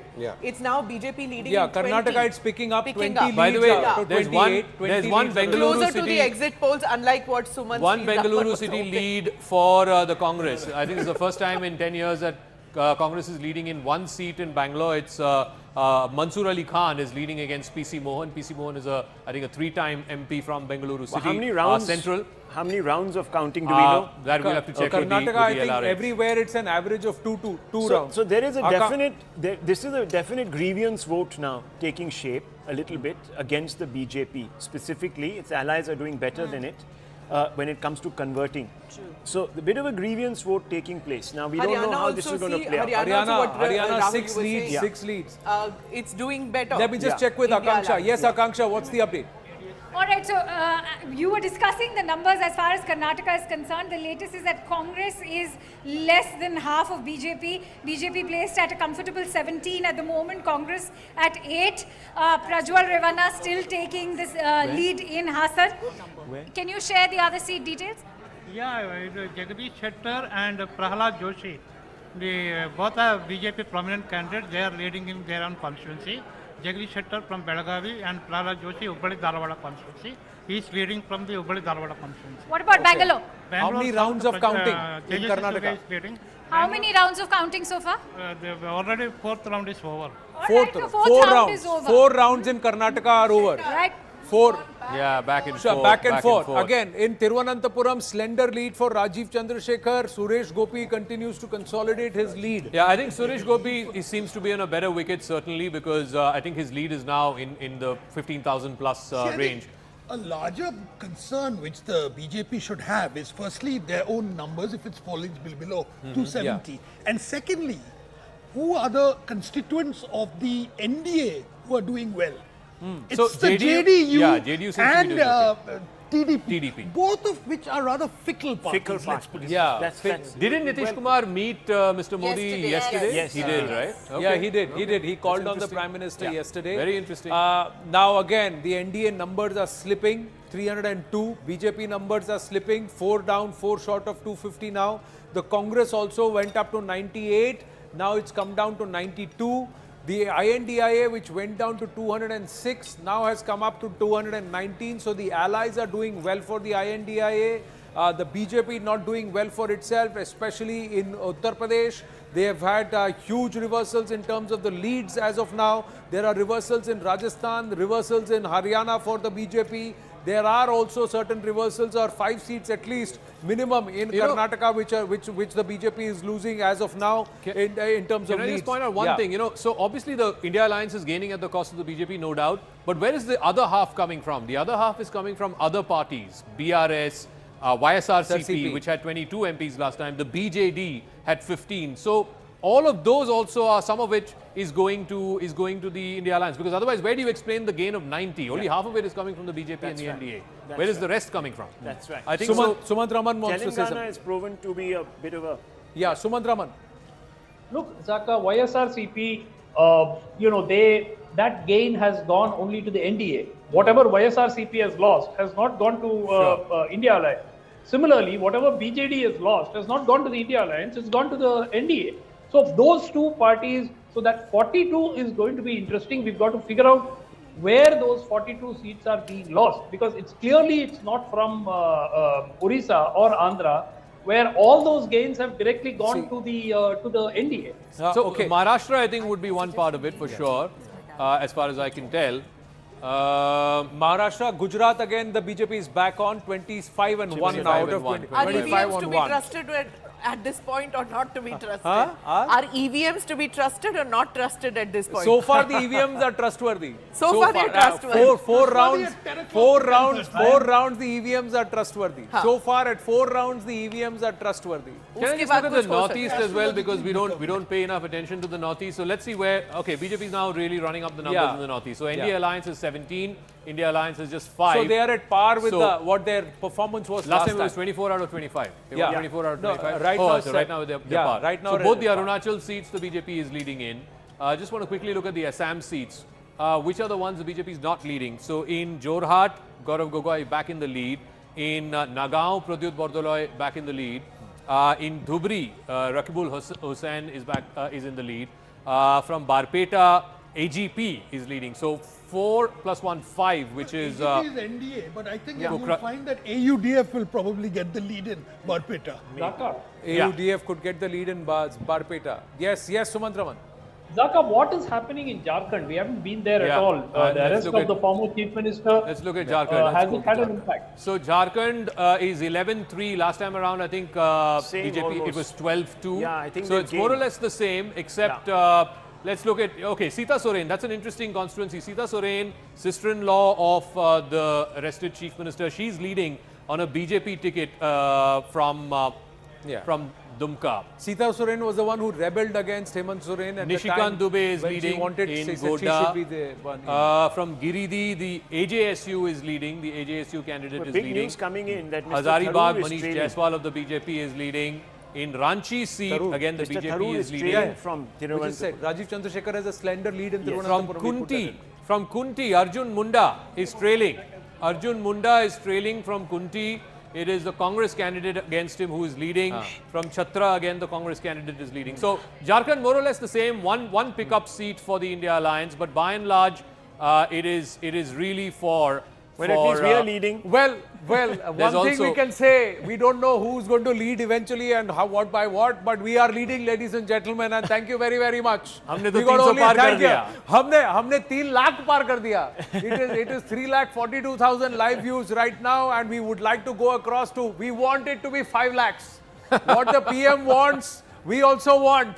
In Varanasi, 5 lakh plus margin, we want it to be here. We want in data beings, this is view count taken at 5-minute intervals between 9 a.m. and 10 a.m. Thank you very, very much. Continue to watch us, and I hope you're enjoying the broadcast. We'd like these views to go up, and we'd like more of you to watch us. I don't think you should waste your click and time in somewhere else. You should be where the numbers are. That's where it is, ladies and gentlemen. Thank you very, very much once again. Let's come back to these numbers: 246, 303, 219, 93, 21.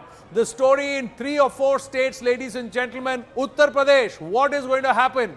Is this Uttar Pradesh going to be the reason why the BJP does not become the party with majority in this election, or is that story going to change in the subsequent rounds? An average of 3 to 4 rounds of counting have happened in most of the states. Some states slower on the take than the others. Nalin Mehta, how many votes being polled in Uttar Pradesh?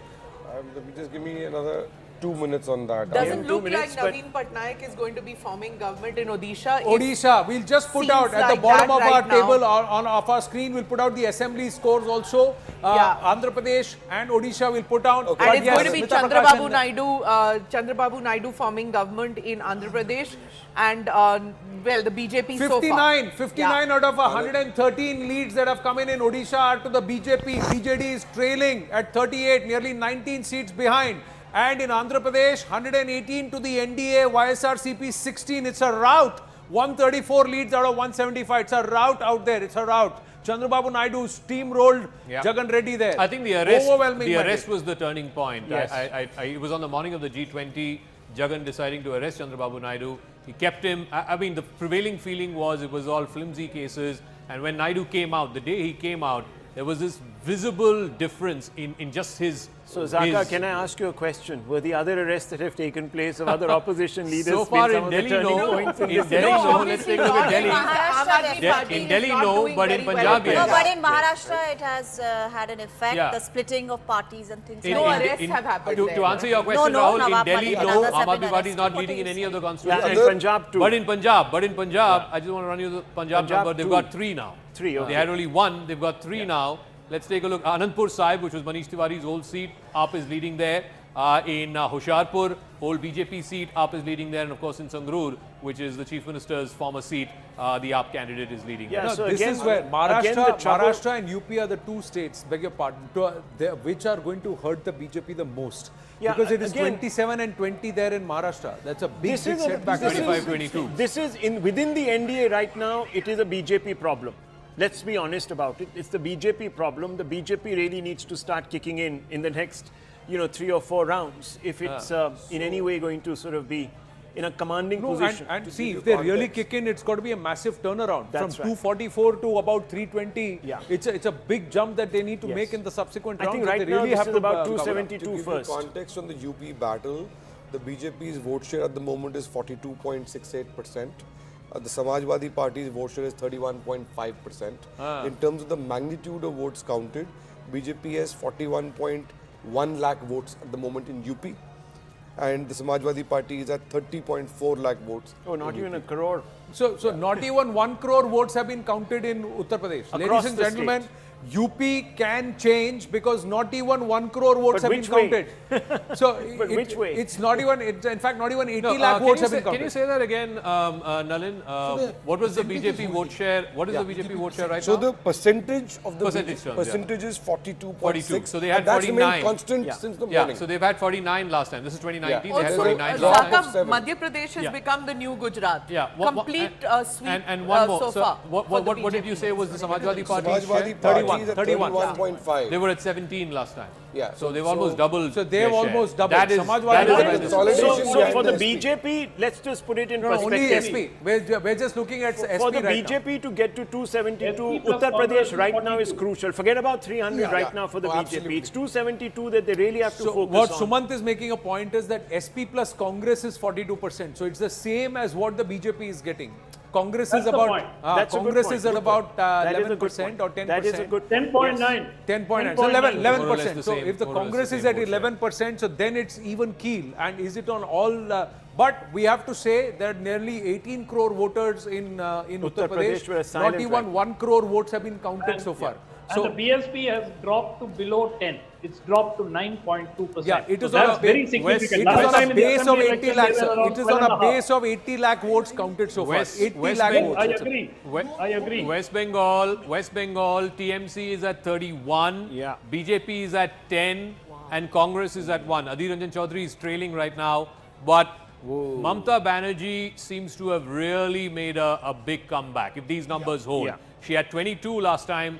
She's at 30 right now. BJP had 18 last time. BJP is down to 11 now. BJP right now fighting for 272. Let's Yep. be honest. You Yeah. know, we can't think about 370, So can't think the about breakout 400. states, the breakout states for last time, which was Bengal, Uttar Pradesh, of course, and Bihar, Maharashtra. These 5 big states, the BJP is losing big, and that's where this election is really turning. Punjab, Aam Aadmi Party taking a major hit out there and the Congress doing pretty good. Yeah, in Punjab. that's another story. That's See, a story. as we look at the Uttar BJP and the Congress Yeah. story, there is also the Aam Aadmi Party story in these two states. So which means of that Delhi the and Punjab. arrest of Kejriwal and then him coming and campaigning in Punjab in the last leg, it did not seem to have clicked and got the sympathy vote. No, there. but the interesting part point is to see how all many of votes those have been seats counted in ultimately Bengal go up also. to the India Alliance, whether AAP wins or Congress wins. Yeah, but whatever. I'm just saying Yeah. Aam Aadmi Party story. How No, many in Delhi votes they're not counted in leading in a Bengal? single Yeah, is in seat. Delhi they're not leading either. How many leading in a votes single counted in Bengal? We should also see how many votes counted in Bengal Yeah. out of the overall base, because that could also show a different picture altogether. Yes, Sumantraman. Just trails. one very quick point. The Sandu. Election Commission Sandu website trails. now shows the Samajwadi Party and Congress together leading in 42 seats in UP. That's the first time I think it's crossed the halfway mark. 34 seats for the SP and 8 seats for the Congress is what the Election Commission website is officially showing. 35 leads for the BJP, 2 for the RLD. Yeah, this was some time back, sir. Right now the scenario has This is changed. what we have right now. Yeah, It's right now it's 42 and to the 37. NDA, 37 to the Anyhow, India it's quite Alliance. clear. If In the this was a- 42, you know, if this in was- the 42, BJP is leading in 39, RLD in 2, Apnadal S in 1, Rajbhar's party in no seat. And again, a breakup of the India Alliance. Samajwadi Party is leading in 29, Congress in 8. So this is the breakup that we have right now. Samajwadi Doc. Party is the real story coming out of Uttar Yeah, I think Pradesh so. right now. I think it's a big story. And that's a It's very big story, and it's and it's coming on the back of talk of crisis as far as economic. But if Smriti Yeah. Irani is trailing in Amethi, Yep. then it's not just a Samajwadi Party story, it's an anti-BJP story happening in And the Uttar vote Pradesh. transfer, the vote transferring from one party only to the one, other. only to the one other. aspect that we've got a base of 17.5 to 18 crore voters to count in Uttar Pradesh itself. We've not even counted 1 crore voters if that's the case. So that there is a lot that could happen.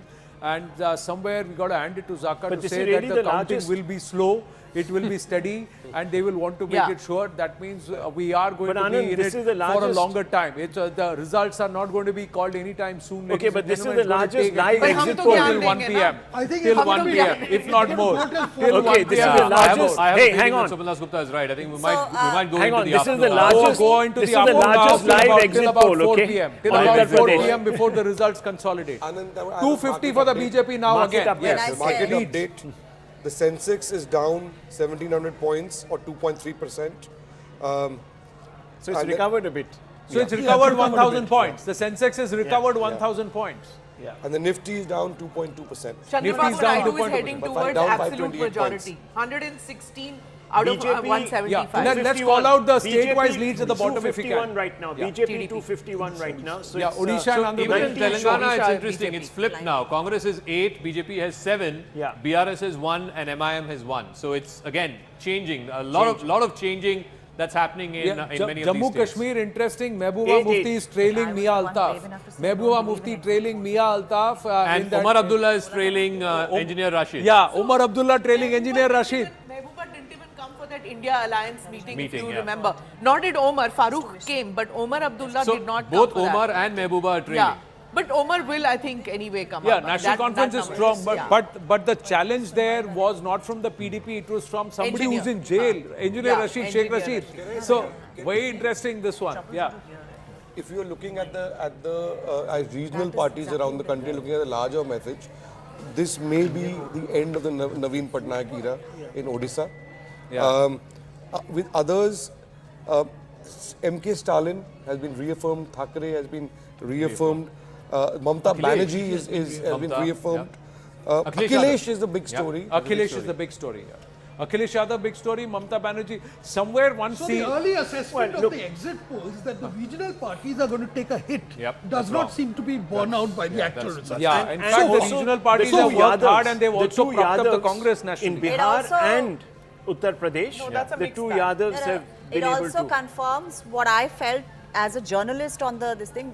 There was a lot of questioning by the Indian voter that was happening the other way around, saying, who are you, where have you come from, are you doing a survey, what channel do you work in? You know, those kind of questions were also asked. A lot of people just kept their own counsel. Every time I spoke to politicians, they said, voter silent hai. So I think this is... Just a quick check of the leads. Mahua Moitra is trailing when the TMC's got 31. 31. I guess that also is a story in itself. Yes, Odisha, just quickly doing the state-wide thing, we'll get back into Bengal. Odisha, BJP 61, BJD 44, Congress 10, 120 out of 147 leads. So the BJP clearly in pole position right now, still short of the majority number in terms of leads. But there, Chandrababu Naidu and the BJP, the NDA's steamrolling YSRCP. So far, it's one-sided election, 133, 17 out of 150 leads. So they...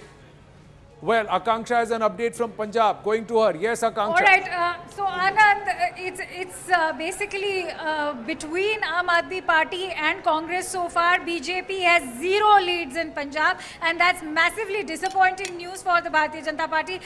Could you share the breakup? In fact, if I could request my camera person to show all those leads. From Sangrur, you have Gurmeet Singh Nair, and of the Aam Aadmi Party. I think we lost her. Let's also look at the other... You got to hold the mic closer, please.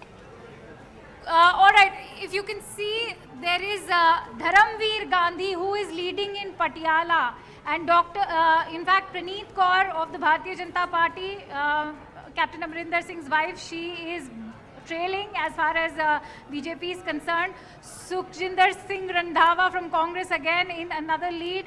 Ludhiana, you can see Amrinder Singh Rajawaring of the Congress is leading.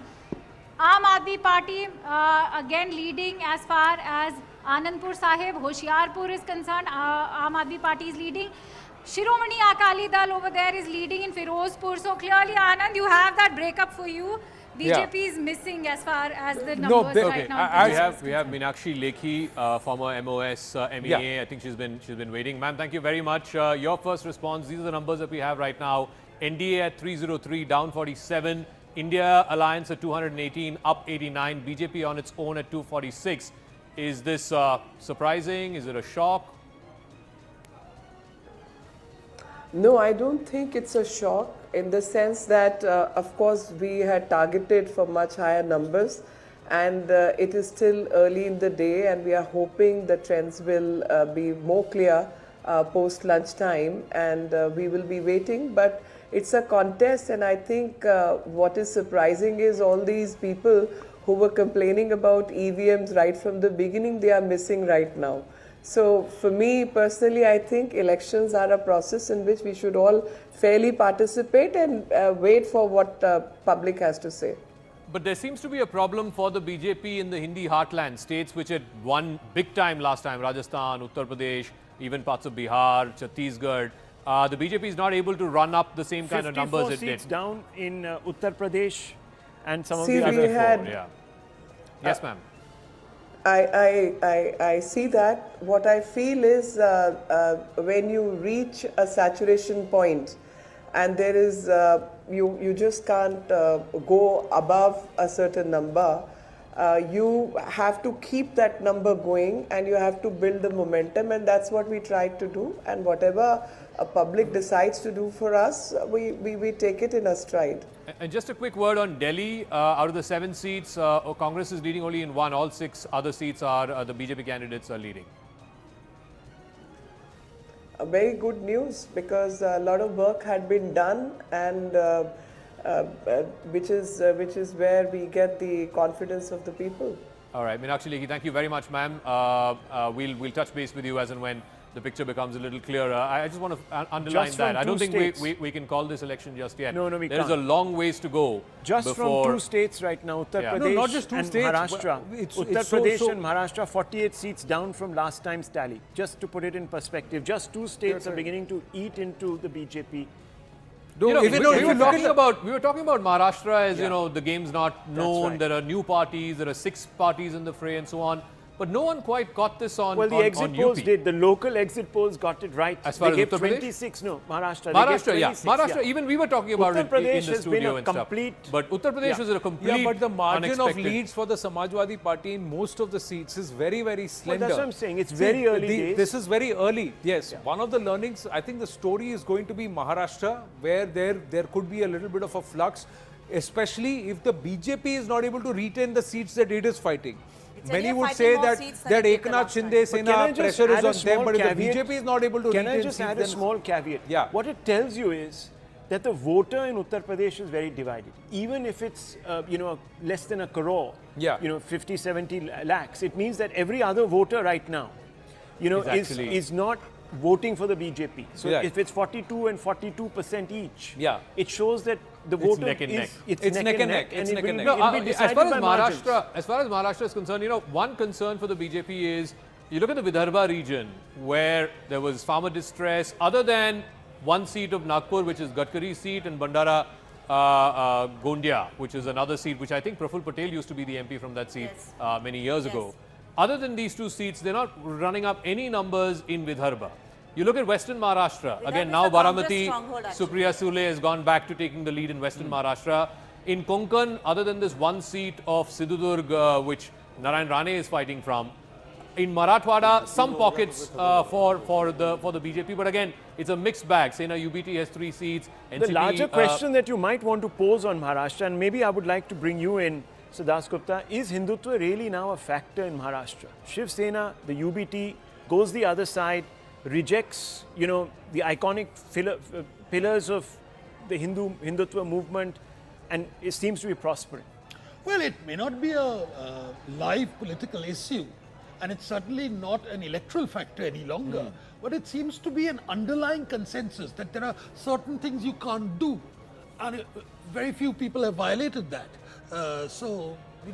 But the interesting thing is, if you come to Hindutva, UP is probably a bigger test on that, because that's what I was going to come to. because of the immediacy of the Ram temple issue, and if this is the So ration seems to be the burning issue in Uttar Pradesh, not so much Ram then, and perhaps one has to sort of look at that. I don't know. in the Maharashtra numbers, the India Alliance is at 27, the NDA is at 20, and if you want to break up, I think a bulk of the losses are actually that of the BJP. That's right. BJP is down 12 Well, that's from what I'm last saying. time. It's That's the a allies that massive have drop. actually, the BJP's picked the right allies. Yeah. They've given it the cushion. You can see 50-seat cushion there. Yeah. But unfortunately, the BJP itself is dropping and the numbers. BJP has to start asking some questions of And itself. if I can just take a look at the India Alliance, who's gaining and at whose expense. Yeah. The Congress has a gain of 9. They had just 1 last time. They have a gain of 9. Sena UBT has a gain of 4. Sharad Pawar NCP has a gain of 5.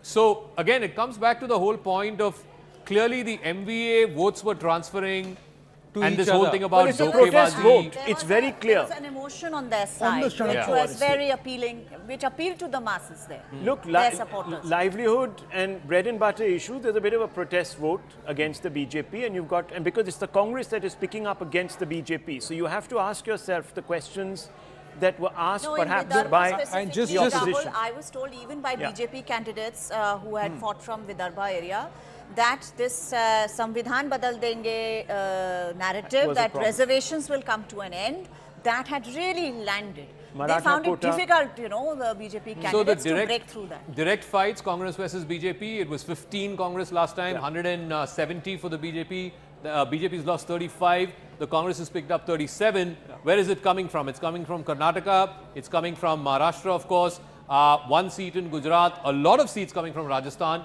Again, Rajasthan, people were talking about it Yes. being a problem for the BJP. There are 5 or 6 seats in Uttar Pradesh. Could you have imagined 5 or 6 seats for the Congress party snatched from the BJP in UP? Well, There are if two the, seats I in think they've Kerala. got a lot There of are the two in BSP Kerala also vote this because time. right now the UDF is leading in 17 out of, and the last time they had 15. So they are leading in 17 out of the 20. look, whichever way you cut it, it's And going if to you be a see, bit so of a the wake-up UDF is call for the actually down BJP. one. Is actually down 1. Just check who Last time they had 18, is it? Yeah, last time they had 18. So the Congress is down 2 in Kerala. So, So the, okay. the flip seat, I think, is the left seat. The Kollam seat, no, but N.K. Premachandran is with the UDF.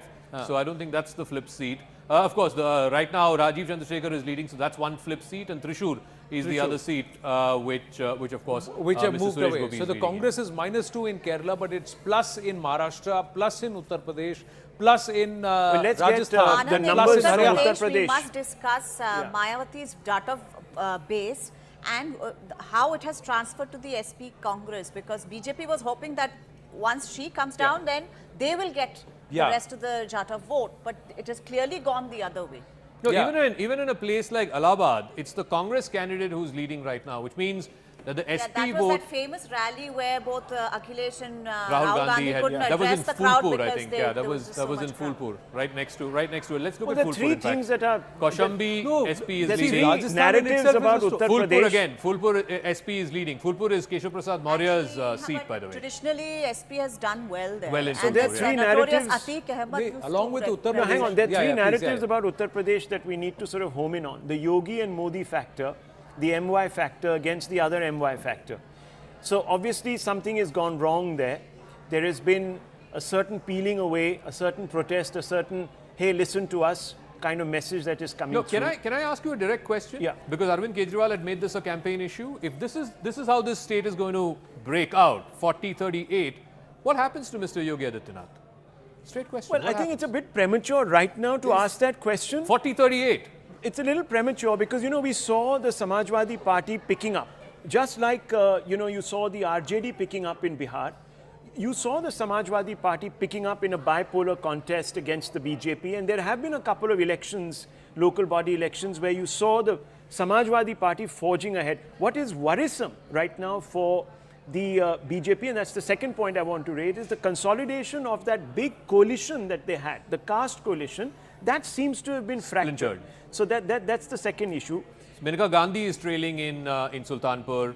Yeah, exactly. So, and if you said Amethi, Smriti Irani is trailing, it tells you that people are questioning the party now about performance. Yeah, but I'm just still going to qualify this. There is 40-38 is not anti-incumbents. healthy for the BJP, but the And fact the is it's ISS. early days in Uttar Pradesh. But you know, the Now it's numbers, 39-39. the numbers will By the further way, consolidate and BSP, change. can I just, BSP has that picked even up if too. you look I at just it want to see 40%, where those, that means I don't know if one I can voter is tell you going where this way and those one is seats are even from within because a it's crore. not showing. Yeah. So the No, seat now it's data. back to zero again. Yeah, one sec. I also want to bring your attention to Rajasthan. Rajasthan, the pollsters predicted about 7 seats to the Congress. Yes. 5 to 7 seats. The Congress is now, or the INDIA is in 12 seats out of 25. That's a big thing. And many, Sopan Gupta, are saying that in Rajasthan, the problem is not the Congress. The problem is the BJP. Well, I think there Internal was rumblings within the BJP there was an has hurt them. experiment which may not have gone down very well with the BJP's own rank Voters, and file. yeah. Yep. That is that if you bring in obscure people and catapult them to the top, maybe the more established It's leadership improved might- now, 14-11. It was 13-12. It's 14-11. It's perhaps improved now a of bit. those who take decisions in the BJP, even in Haryana, for instance. Yeah, let's You look at Haryana. alienated a lot of the Jats. You didn't accommodate them when the need arose. So perhaps, you know, people So are the different Gurgaon constituencies. seat, the Rohtak seat, Yeah. the Sirsa seat, This is the the Jat- Kurukshetra seat, the Ambala seat. I mean, this is the Jat heartland, as it were, and you know the BJP is doing badly in those seats. And these are they swept Haryana twice completely, 10-10, both in 14 and in 19. What is interesting is that there is no all India pattern.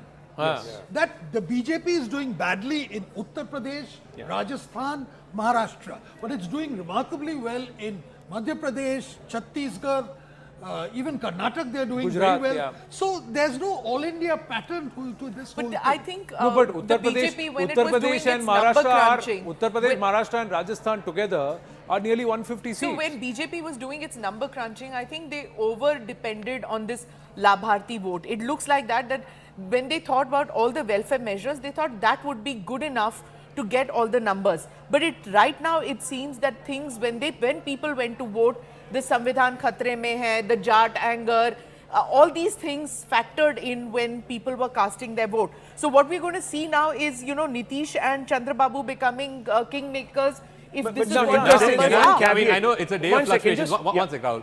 The India Alliance is ahead of the NDA in Uttar Pradesh. Yes, that's it's what 40 to the India Alliance happening. and 38 to the NDA. This NDA. was I'm telling you, unthinkable. if it's a crore vote, says, Nalin had pointed out, and even within a crore, if that was an exit poll, It's there is changed one further. voter going It's this way and one going 41-37. that No, way. it's indicative. Yep. Now It's it's changed completely further. indicative. It's 41-37 now. But I just want to 41-37. put this in some perspective here. Look, you've had 10 years of anti-incumbency, but 2 black swan events. You've had a war in Europe and, of course, in the Middle East, and you've had, of course, COVID. And despite that, after all of this, the BJP is there in the picture. It's the single largest party right now. The vote share, you can look at the graph. The vote share has gone up from 37.7, I think it was, to 40. So about 2.2 or 2.3% rise for the BJP. Yes. But the Congress's vote share, which was 19%, has gone up to 27. 27. Now, So and that is let's- a 8% jump. Yeah, And we've got the UP numbers here. The UP numbers show that the BJP has 43%. The Samajwadi Party has 31%. The Congress has 11% and the others are 15%. So Samajwadi Party and the Congress put together is 42%. So it's neck and neck with the BJP. So then for them, seat conversions is going to be a problem. And in Uttar Pradesh, the BJP's vote share has to go up. The NDA, its partners have to add on, and they need to get to nearly 50% vote share for them to be able to convert the kind of seats they do. And they are minus 7%. What it also shows is, if They're you add minus up 7%. the Samajwadi and Congress vote share, that's an increase of 19%. 19%. And 7 of which is coming from the BJP, yes. Yeah. But the remaining is It's coming from the BSP. others. It's coming from the It has BSP. to come from It's coming Mayawati. from the BSP. Very clearly, it's That's coming the from the problem for the BSP. BJP 9% or right now. 10% coming from the BSP. Yeah. But for the BJP, they have had an erosion in their own vote share. And that's an issue. That's going to be an issue so far. As of now, this is the number. About a crore and a half. Still about 12-15 crore votes to be polled. But So what we'll it's see if telling the you, scenario generally changes. speaking, what it's telling you is that the other Pichra classes, the EBCs, they have moved not to the BJP as the BJP was expecting. It's clearly moved to the other side, which is where the problem is.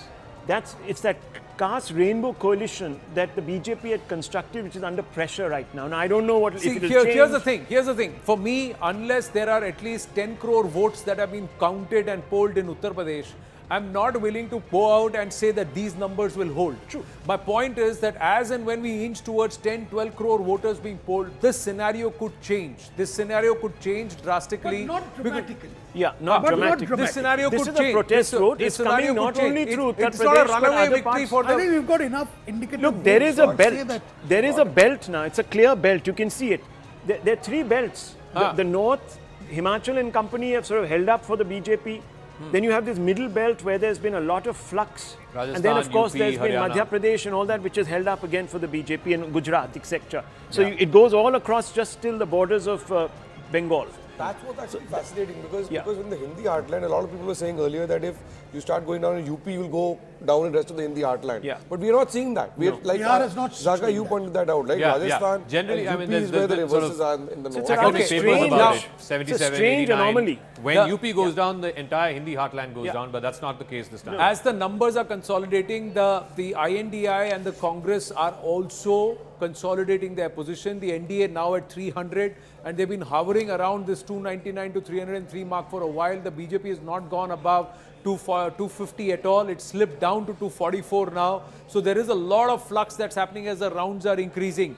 Bihar, interestingly, the NDA is doing well at 33 out of 40 compared to the fact that they would actually slip. The biggest shock so far is from Uttar Pradesh and from Maharashtra and of course from Rajasthan. Akanksha's got an update for us. Yes, Akanksha. Yeah. All right, Anand, we can see it's a close fight between the BJP and Congress. BJP's got 13 so far, Congress 12. In fact, Om Birla is leading by a thin margin in Kota. Let's have some more insights. अभी Om Birla tough मुकाबले में कांटे की टक्कर चल रही है Kota seat में लोकसभा ओम बिरला किस कोटा सीट में 4,500 ऐसा कितने राउंड काउंटिंग हो गए का है मार्जिन कितनी राउंड राउंड हो गए काउंटिंग के लगभग चौथा पांचवा राउंड चल रहा है कई जगह 6 राउंड भी हो गए हैं बहुत सी सीटें हैं एक झुंझुनू सीट है जहां पर फ्लक्चुएट हो रहे हैं आंकड़े बहुत ही कभी बीजेपी कभी कांग्रेस तो 25 सीटों के रुझान एकदम स्पष्ट हो चुके हैं बीजेपी 13 कांग्रेस 12 कोई ऐसी सीट है जहां 15-20 हजार से ज्यादा वोट शेयर का वोट्स का डिफरेंस है ऐसी सीट है जहां 15-20 हजार से ज्यादा का वोट शेयर या मार्जिन दिख रहा है करीब 12 से 15 सीटें हैं जहां 50,000 के मार्जिन में कांग्रेस प्रत्याशी आगे चले गए लगभग 30,000 से मोस्टली आगे हैं All right, Anand, you have it there. 5 to 6 rounds done. Yeah, so nearly there are 12 or 14 seats where the margin of victory is more than or lead is more than 20,000 votes, and there largely it's a Congress party which is consolidating leads in Rajasthan. Even in Bihar, where the NDA is doing better than it's doing certainly in Uttar Pradesh, it's the BJP that's losing a greater share of seats. They had 17 last time. They're right now leading in 12. That's down 5. JDU, everybody was saying, JDU MPs will face a lot of anger, a lot of anti-incumbency. JDU is only down 1 from last time. So what does that mean, Nistula, in the context of, the power equations? Clearly, yeah, not very good news for the BJP if, they stake claim or whatever. As Shopon also said that they are capricious allies, both Chandrababu Naidu and the JDU. So right now, for example, BJP will have its task cut out for itself. So we've got all leads coming through now. NDA on 300, BJP on 244, Congress on 90. There is some seat which is a neck and neck seat because it's fluctuating between the Congress and the BJP. It's a straight fight between the BJP and the Congress. Sir पे कफन बांध के आए Pappu Yadav trail कर रहे हैं. Pappu Yadav trailing, but Rohini Acharya is also trailing. In that seat. The one who donated her kidney Purnia for Lalu. Saran. Saran. That is Saran. Saran is against Rajiv Pratap Rudy. Rajiv Pratap Rudy is leading. RK Singh is trailing in Ara. In Ara, Bihar, RK Singh is currently trailing. And Giriraj Singh is also trailing in Begusarai.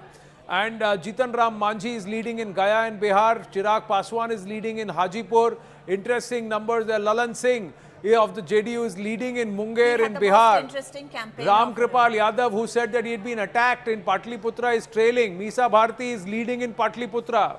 So interesting fight there. Ravi Shankar Prasad leading in Patna Sahib.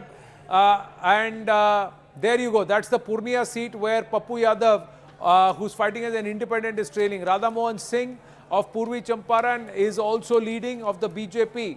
So these are the Bihar stories. In Bihar, like you said, Zaka, that the BJP is the one that is doing worse than the JDU. Than the JDU. Contrary to expectations. And that's a problem because, now again... That's a cabinet minister trailing Smriti Irani. 5 down, BJP is down 5, the JDU is down 1. Again, all the people who traveled to Bihar were saying, JDU MPs are feeling the heat. People are not liking this, Palto Marufying as Nitish Kumar, Paltu Chacha as he was called. But he seems to be doing okay. Out of the 16 he had last time, he's holding on to 15. BJP had 17 last time, BJP is down 5. Again, this chatter about, if the BJP does well in the Lok Sabha, they will change Nitish as the chief minister, there'll be a BJP chief minister. I don't think that's happening after this. Certainly not after this. Doesn't seem like it. But I think, folks, let's go back to Uttar Pradesh. I mean, it has always been the old adage that you have to win UP to win Delhi. The road to Delhi passes through Lucknow. And right now, Nalin Mehta, you're looking at a situation where the India alliance is at 40 and the NDA is at 39. This is a clear vote of discontent against the BJP. This is a protest vote. It's very clear. We have returned. This is uniform across all regions of UP. It's not like one region or here or there. I mean, if you see that map, that's swathes of green across. The BJP has a real problem here. Yeah. What did Akhilesh do right, which nobody could gauge? It was no, like, it's not that why nobody did he? gauged it. Why did he? I think he broad-based none of the exit polls showed. Broad-based the candidates across The stars. exit polls did not Candidates he show got him right. getting these kind of. None of the exit polls I showed I Akhilesh getting. come but back to journalists this. He reflected gave it in their Yadav's writing. only 5 tickets. Only Yeah. 5 tickets were given to Yadav's. Yeah. 50% of the tickets were given to either backwards or Dalits. I think yeah. that's where, and one Muslim. So he One learned Muslim. a lesson from 2022 where he had the full consolidation of the MY vote, Yeah. but he didn't have other Other groups castes. didn't join. This time 17 tickets to Dalits. Yeah. And two, he copied the BJP model and replicated it very well, where he gave lots of tickets to non-Yadav OBCs to get around this whole thing of Yadav dominance and so on. And that's worked. That combined with Savidhan. Yeah. And so he took away a lot of Mayawati's Of course, he took chunk away a lot of votes Mayawati's as Yes, well. that is actually So that is what made a worked. critical Yeah. difference. Seats distribution, the Candidates, ticket yeah. distribution, etc. And also, there is always this fear in Uttar Pradesh that if you have a Samajwadi Party government, all the darogas and everybody will change in the local thanas and things like that. There's a behavioral issue with a very domineering community, a martial sort of a community. So he kind of brought that temperature down. He actually had to talk down to his cadre and tell them to kind of hold on. I think that Allahabad rally thing was an exception. And very importantly, this time around, the Shivpal Chacha was With very him, much yeah. with him, and he had the organizational sort of heft to do this kind of. Again, scenarios changing. BJP slipping closer to the 240 number, whereas the Congress is inching slowly closer to the 100 number. 95 leads the BJP at 240 and 294. So 6 down 300. The NDA overall. INDIA inching closer. So some of the allies of the INDIA are consolidating and becoming stronger. And are these gains largely happening in Maharashtra? We'll do a quick check. Sumant Raman, you had a point to make. Lucknow, Rajnath Singh is leading. Yes, Sumant Raman. Yeah, Anand, I think also the BJP was probably a little complacent in UP because of that 49-50% vote share. Yeah. When you're getting 50%, you tend to assume that you can't be beaten. I mean, how many ever people gang up against you? And last time everybody did in 2019, and they still won such a huge victory. I think that made them a little complacent. And the important lesson is no seat is safe, however big a margin you won it by. Many of these seats where the BJP is trailing now were won by margins of more than 3 lakh votes. Correct. Last time. Correct. So I think that is a big lesson. But the fact is, in Uttar Pradesh, sir, the Prime Minister himself did 31 out of his 206 rallies across Uttar Pradesh. So it was not Maybe that the Hindu-Muslim didn't work. I think that's a very significant point. Yeah. The Prime Minister went all out with the Hindu-Muslim card after the first phase, after Southern India had more or less whether that was the reason, or just because, or just the frictions within the BJP itself. In many seats, the BJP itself leaders were working against their own MP candidates. Can I just make this candidates. point? When PM Modi made that statement, he made it in Banswara. In Banswara, a tribal from the Bhap party is leading in Banswara. They were not allied with either the BJP or with the India Alliance. They were with They are allied. with the India Alliance. India Alliance. So, India Alliance. you They know, are with the India Alliance. when you say, yeah, it may not have worked, at least from evidence in Rajasthan, it doesn't seem to have, because if the idea was to, gin up the base and get the base to come, clearly the base hasn't turned up like the way the BJP hoped it would. The larger question, especially in Rajasthan, if you look at Rajasthan and Uttar Pradesh, it was the infighting within the BJP which was the talking point. A BJP versus BJP scenario is what was being spoken about more than what the opposition was doing. And especially when you have a victory like in Rajasthan, there were MLAs who were unhappy with the MP candidates who have been assigned and the tickets that have been given. There were those who said that these MPs tried to fix us during the assembly elections. We are now going to make you happen because Bagalwala jeetega. The thought was overall aayega to Modi, but inko let me just take care of these even in people. Telangana- Now, is that BJP versus BJP scenario hurting them? I don't know. I'm just saying that's another factor that needs to be spoken in about. Telangana, so the Secunderabad seat, Mr. G. Kishan Reddy was expected to win that seat. He's now trailing Danam Nagendar. That had become a very tight seat. Yeah, Danam through the Nagendar, election. who was, I think, with the BRS before, he's now with the Congress. He's leading in that seat. BJP has gone from 4 to 7 in Telangana. BRS 0. They had 9 last time. including in places like Medak, where the they've Congress lost. has really But consolidated, Congress has +6. consolidated. They had just 3 last time. They've gone up to 9. Asaduddin Owaisi continues to retain his seat of Hyderabad. And Andhra Pradesh? Let's look at Andhra Pradesh. This is a NDA sweep all the way. I think YSRCP had 17 last time. They're down to 5. It's almost a flip from what happened last time. Yeah. So NDA 20 seats. YSRCP had 22. This time they're down to just 5. Let's take a look at the BJP seats, where the BJP is leading. So Narsapuram is a lead for the BJP. Dagubati Purandeshwari, I said, is leading. She continues to lead. That's from Rajmundry. From Araku, again, the BJP candidate is leading. From Anakpale, CM Ramesh of the BJP is leading. So BJP, out of the 20 that the NDA has, the BJP was contesting 6, I think. They're leading in 4 of the 6. They slipped below 240 now, the BJP. In terms of leads, they slipped below 240. They're at 239. And the NDA is less than 295. They're at 292 now. Whereas the INDI alliance is actually getting into 230. They're 229 on the cusp of 230. And the Congress again inching back to the 100 mark at 96 seats. If the Congress, 97 seats now. So just 3 short of 100 seats, the Congress party from 52 to 97. So this it's is a big jump, 45 seat Congress jump. 97, Samajwadi Party 34, TMC 31, DMK 20, Shiv Sena UBT 10, NCP Pawar 8. This is the breakup of the India Alliance. See, a point which I think should be made now is that for 10 years we'd got accustomed to stable government. I think if these results are to hold till the end of the day, we have an underlying instability in the dispensation.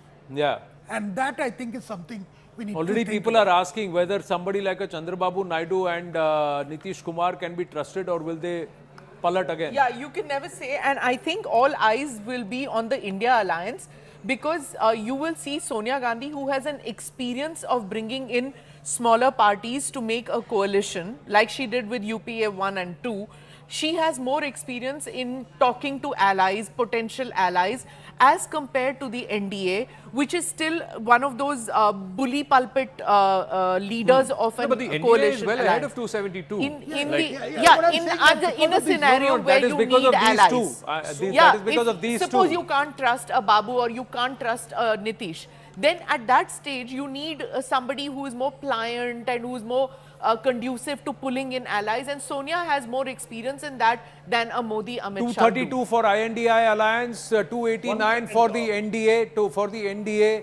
If some key allies of the NDA actually were to decamp, then the INDI alliance actually gets within shot of that 272 number. But it will be a cobbled up coalition either ways. Instability is what looks right on top, is according to Swapan Dasgupta. Yes.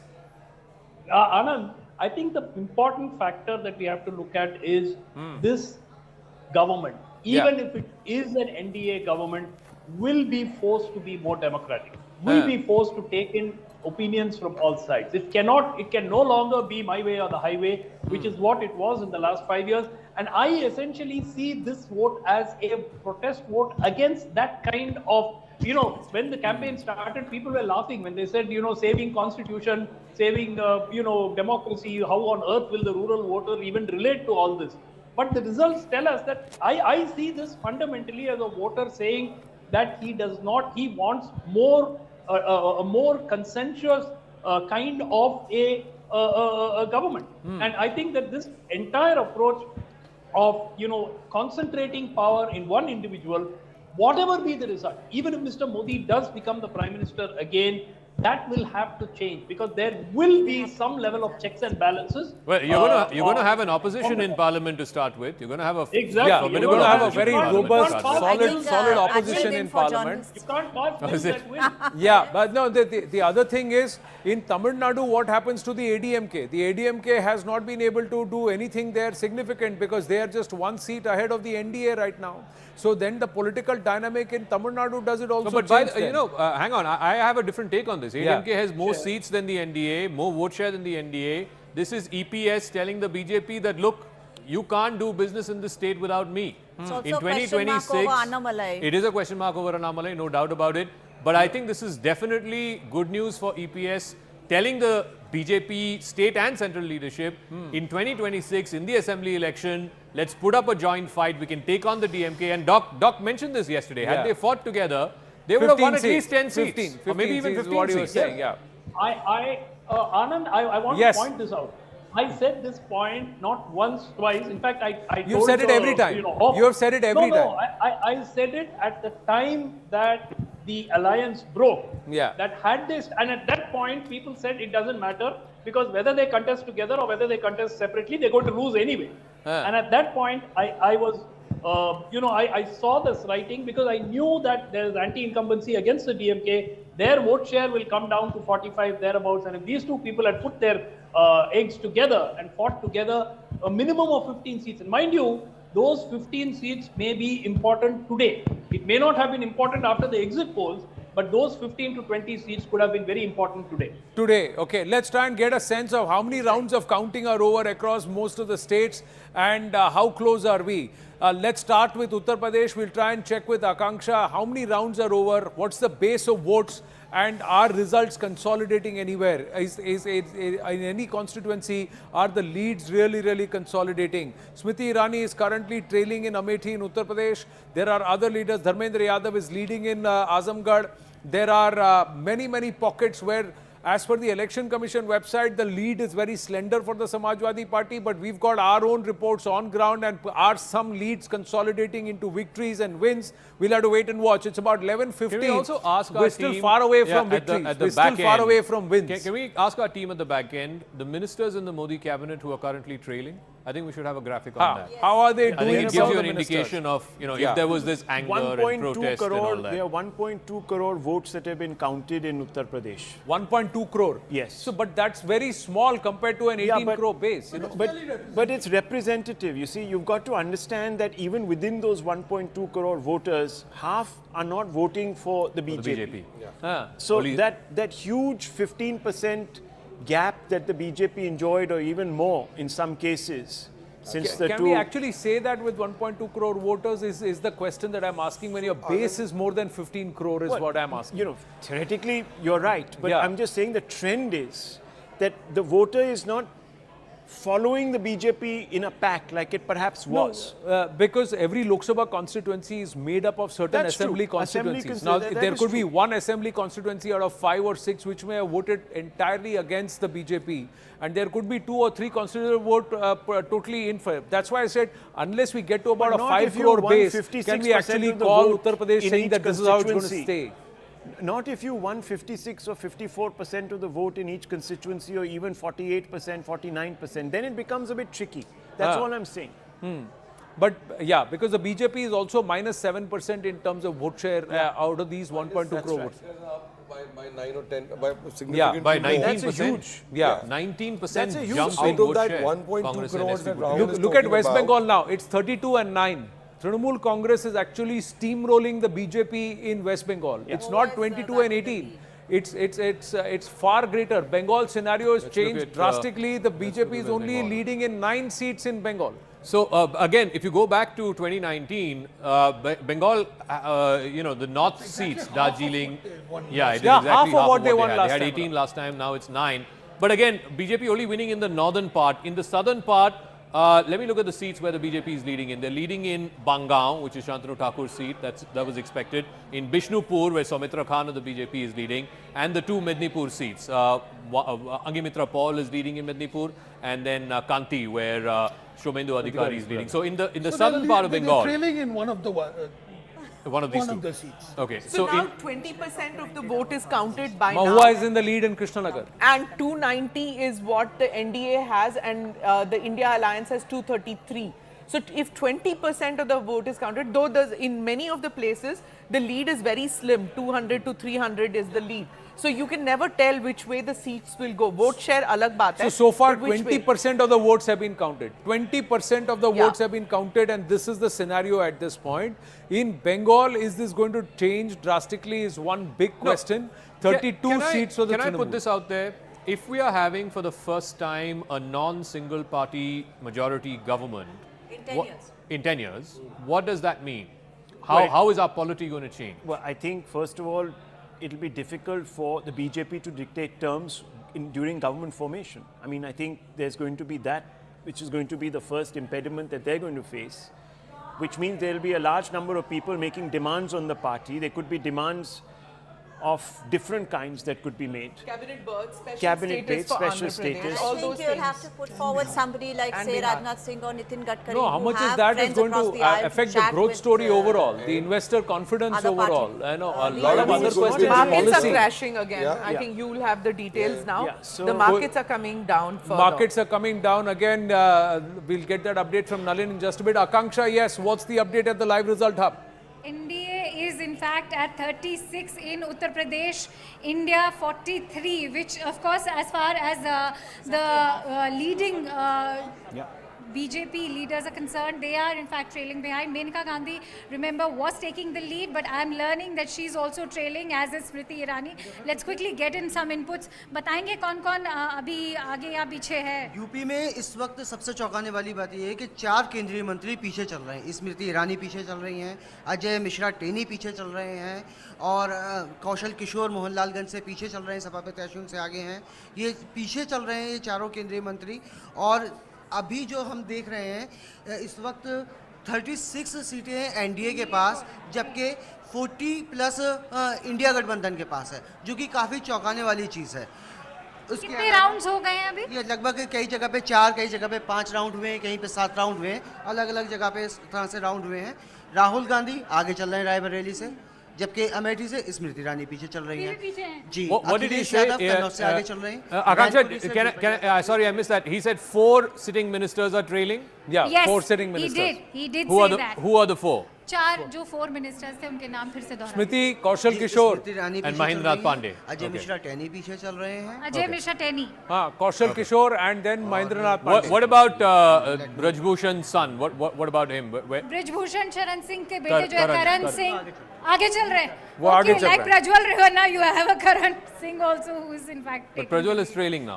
Prajwal is trailing now, but Karan Singh is leading in Uttar Pradesh. Interesting turn of events there now. 294 for the NDA, so gaining some seats there, but the BJP is still at 238. The Congress now slipping back from 96, 97 seats to 93. India Alliance, which was at 231, has now slipped to 238. So 3-4 seats plus minus, that's the tussle that's going on over the last half an hour, ladies and gentlemen. But only 20% of the votes have been counted yet. Does that represent a trend for the rest of the remaining 80% of the votes? So are we such going a big back, election? That's the big Are we question. going yeah. back to a situation where we have an NDA convener and the likes of Mr. Naidu, Mr. Nitish are going to play, certainly they're going to demand their pound of flesh, but they're going to play a bigger role. Sopan Das Gupta, are we going back to the Well, I Atal don't know Bihari whether Vajpayee? we'll have a convener or something like that, but certainly I think the balance of forces tilts towards some of the smaller coalition So allies. more like a Vajpayee NDA? Vajpayee was temperamentally very different from Mr. Modi, and Mr. Modi at present has a leadership stature which is far Of course, greater. far higher. I think we will probably see the return of Amit Shah to a far more active political role than had been the case. And I think this would also mean that in far as the balance of power within the BJP, the old Sangathanist approach is again going to be tempered. But what about being more accommodative, more compromising? That of course towards- will depend on the towards the situation. allies and so on. Yeah, that's all will be there. But I wanted to ask him, I couldn't catch the last. What does Sangathan is? No. What did you say? Is it going to be tempered? Is what you yes, they're going to be modified, and certainly we will get a far more explicitly political approach, which was not the case in the organization of this election. In this election, as opposed to, say, for instance, the election of 2014, where there was a greater element of trying to accommodate outside people into the system. Here it was, the... No, I want to ask a couple of things. No, once again, Nalan, you're familiar with this, Nistula's familiar with this. where I think there was an interview, I think it was Mr. Nadda who said, we don't need the RSS or the RSS. Yeah, that there was was this whole Indian chatter about the Express, RSS folks not putting their hand to the wheel. Do you think this again has a rebalancing in that equation? Yes, I think there will be a rebalancing. Okay. I think there was an element of complacency. I think there have been differences internally. In UP, for example, that was very obvious about factions. Yeah. There were tales about RSS or BJP cadres not turning out in the beginning. Also because I think somebody said earlier in the discussion that when you put, I think Swapan, you made the point, when you put so many outsiders on the assumption that that was certainly the case in Maharashtra. That it's the Modi vote anyway. You put so many outsiders. There are local factions which were kind of subsumed earlier. That has become much more open. On top of that, you have a larger vote of dissent against the BJP and a vote of essentially and a consolidation of all the opposition forces who've also learnt.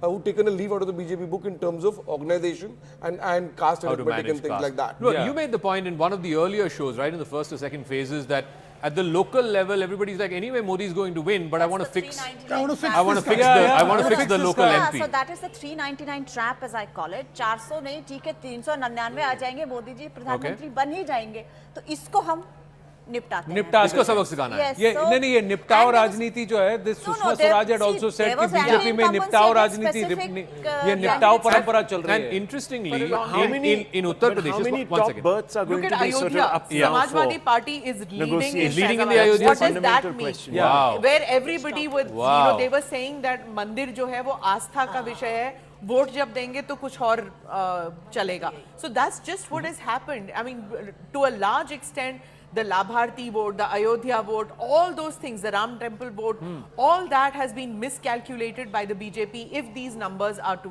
If these numbers, there is a bloodbath in the Sensex as of now. Both Nifty and Sensex down by 5%. So on the market update, the Sensex is down by 3,500 points. 3,500 points.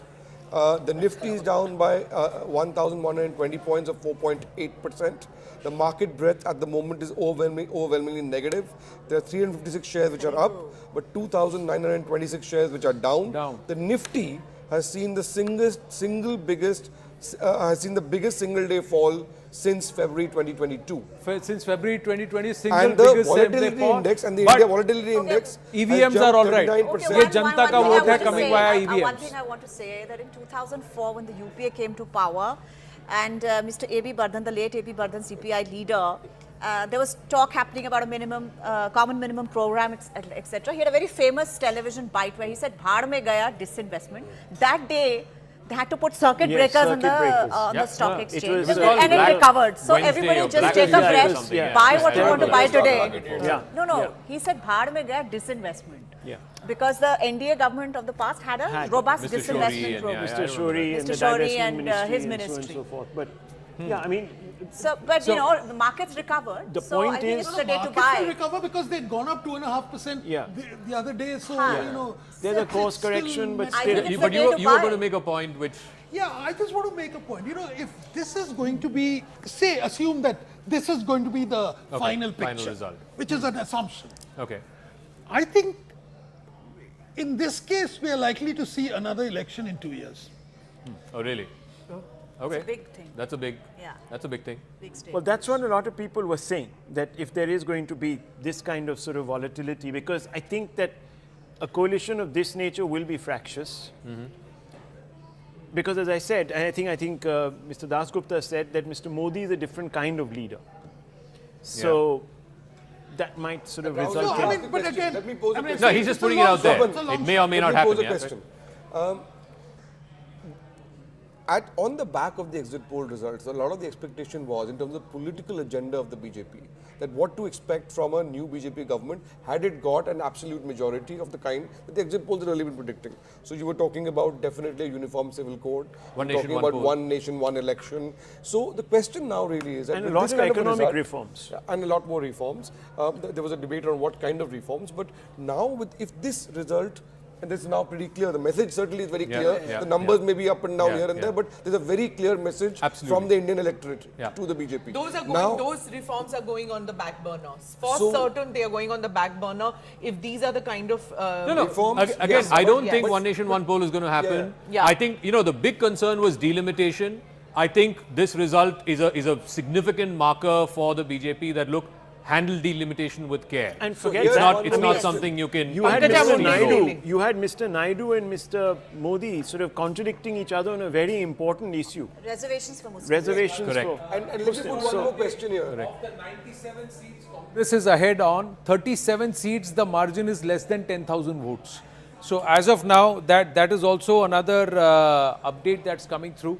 Somewhere the numbers, one gets the feeling this is not going to be where it is going to settle. It's going to fundamentally, it's going to swing either ways. It's going to swing either ways. Because let me ask I'll tell you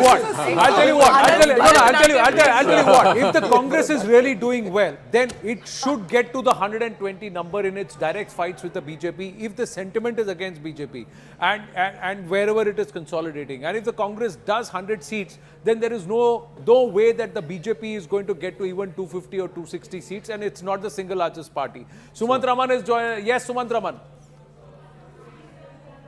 I think a very, very important point. This election was a pure and simple referendum on the Prime Minister, Mr. Modi.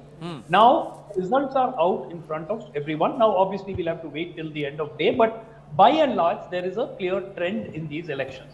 Now, why is it that, I won't be surprised at all if poor Mr. Nadda is trotted out in the evening to sort of take the blame for this. No. But the point, if the BJP had won big, it would have been not so much the BJP's victory, it would have been Mr. Modi's victory. So by the same yardstick, we need to discuss if his campaign strategy was wrong. Whether a more accommodative approach, it's not just with reference to the allies or with reference to the opponent, whether the entire sequence of events which happened in the last, particularly 8 months to 1 year, perhaps should have been done differently.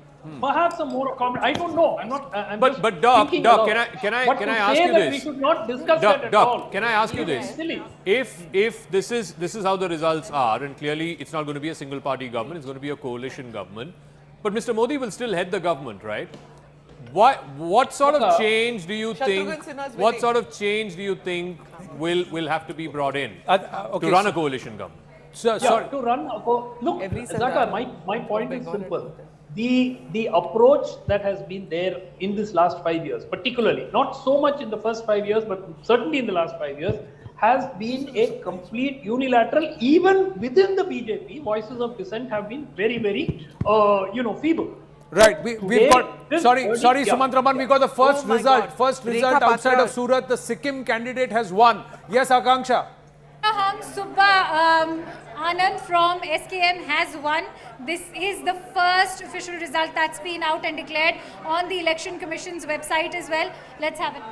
Indrahang Subba, who's the SKM candidate from Sikkim, has won. He has a considerable lead of 75,000 votes, and the total votes polled in Sikkim, Lok Sabha constituency is 3,60,000, and his lead is so much that nobody can even trail him now. There's only 30,000 votes to be counted, and the official result hasn't been declared by the Election Commission, but a reporter on the ground has confirmed that he has already won, and then his supporters are outside his house, and they are meeting him at this moment, and it's almost official from the candidate's house. What is the victory margin roughly? The victory margin is almost 75,000 votes. 75,000 votes. So the first result coming in, the SKM candidate has won in Sikkim, and that's also confirmed by the live result hub ahead of the Election Commission, because the margin of lead is greater than the remaining votes that need to be polled at the counting center. And this is the reason why you get the result first. So the first results outside of the Surat one that the BJP started the scoreboard with even before counting began. This is the next one. Two questions fascinating to be asked. Go ahead, Sorry, the two questions that need to be asked now,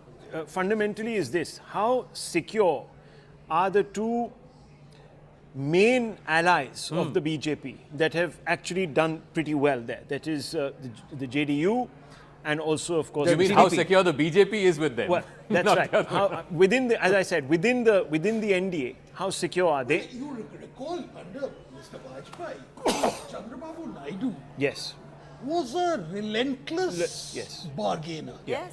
Yes. I mean, he bargained on That everything. GMC Balayogi And let's not female forget, there speaker was a and bitter other split things. between the TDP and the BJP, just about 5 years ago. Lots of Very harsh bitter words split. were exchanged.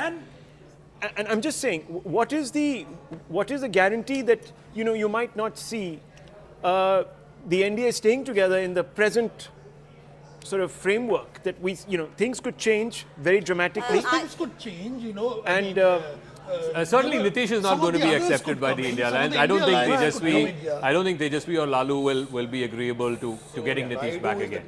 what about the others? I don't What see about that the happening. others? Who are the others? There's YSRCP there and Very little, Very Rahul. little, There's 6 independents, 4 BJD, 4 YSRCP, 1 AIMIM. Well, we now not enough definitely to know. But would you agree that this is, I mean, it's a point of view, I get it, that it's a referendum on Modi, because that's what Mr. Raman had to say, and one of the channels has now replaced Modi's picture with Nadda's picture. So, while I get what Mr. Raman is saying, that by evening BJP will probably, have Mr. Nadda out there as the Bakra, but then the point is that you can see the signals if a channel is changing. It's always been Modi and Rahul Gandhi, right? India Alliance, Rahul Gandhi, like let's showed. not beat around the But bush. This is a message so- from the Indian voter. Yeah, that And this it's is a message reality check certainly- for the It is a reality BJP check. as well as Mr. Modi. That If these results hold right now, Yeah. and if they stay as it is, this whole campaign of the BJP was Modi ki guarantee. The Yeah. whole campaign of the BJP, and it was the Prime Minister who first said, "Aayega to Modi hi," and said, "Ab ki baar 400 par." So if the voter has said, "No, I will not give you as a single largest party, I will not even give you majority as a single party, I won't give you 272 seats," then it is a message that's got to be That taken I in. may and- want and you, the- but and the captain will I have to want take you the blame. with Yes. less muscle If power. if this holds, Yeah. although the NDA is creeping back up, it's gone up to 296, and the BJP is broken back into the 240s. Still Yes. not enough. Yeah, still not enough. I want to They, make a they, point they, which is there's the still larger 32 arc of seats. history. Yeah. That Short. if this BJP in the last 10 years has been like the Congress of the 1950s, then what was the big jhatka to it? It was 1967. Yes. Yeah. This result, which is giving you a BJP as the single largest party, if this result holds in the end, and may will probably still be in power, will be in power, but not with the kind of dominance had earlier.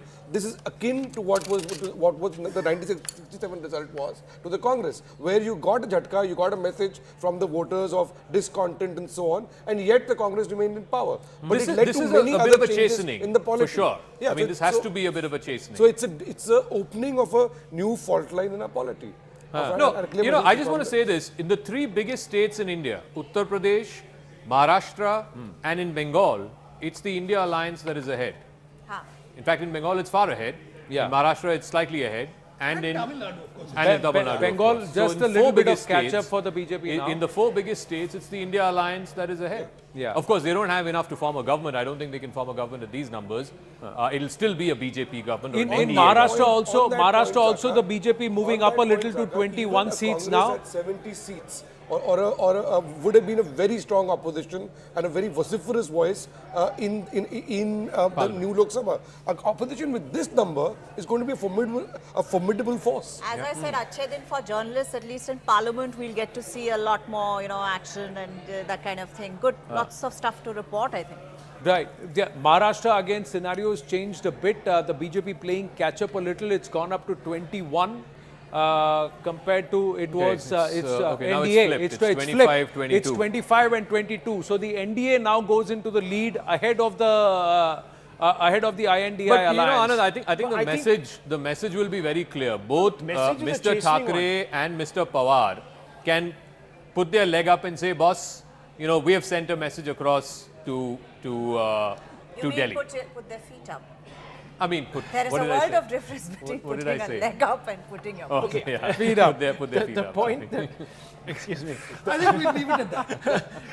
Rahul, I think we just want to quickly look at the numbers from Uttar Pradesh and see the margins now, because I think that's really where the election is. Yeah. Let's Yeah. just, Uttar let's just go Pradesh- back. Uttar Let's have a Pradesh look at how many continues- seats and what's the differential. Uttar Pradesh continues with the INDI at 42, NDA at 37, but there are quite a few number of seats where the Yeah, so let's margins get are the very, very details. narrow. Is it We'll try possible and to get get the some details? numbers. We'll try and get some numbers where the leads are While consolidating. you get the numbers, Anand, the vote share is remarkably stable. It's still 42% for the BJP in UP, and it is still 32% for the SP in UP.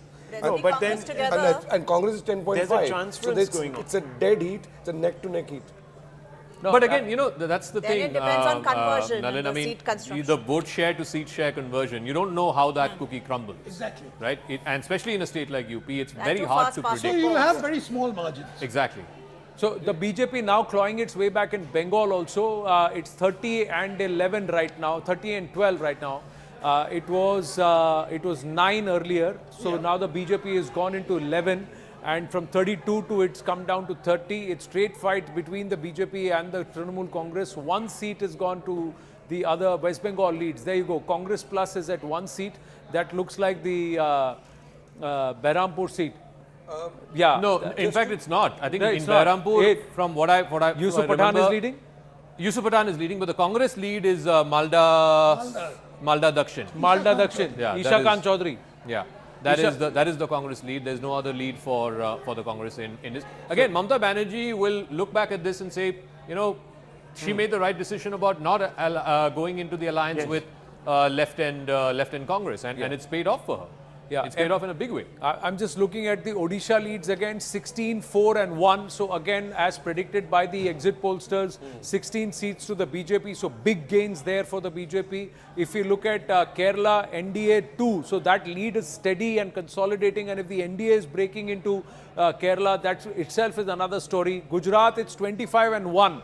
Now, so one seat being pinched by the Congress party in Gujarat, whereas the MP is the new Gujarat, as Nistula was saying earlier, 29 of 29, all going towards the Madhya No, Pradesh. interestingly, in Odisha, clearly BJP is well ahead. It's 16 and BJP just 4. But in Kendrapara, our good friend Mr. Jay Panda is trailing there.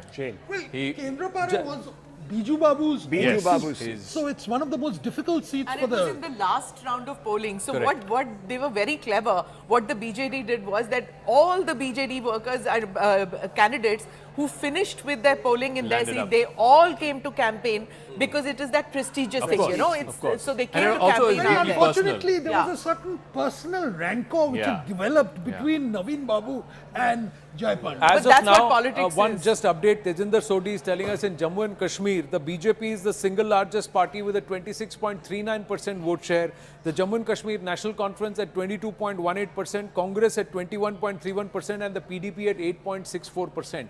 So, and this is despite the BJP not fighting in the Kashmir on Valley Jammu at and all. Kashmir, can I just make that point? Yeah. The Ladakh seat, which they changed, an independent is leading there. Shering Namgyal, that was his name, right? The young MP.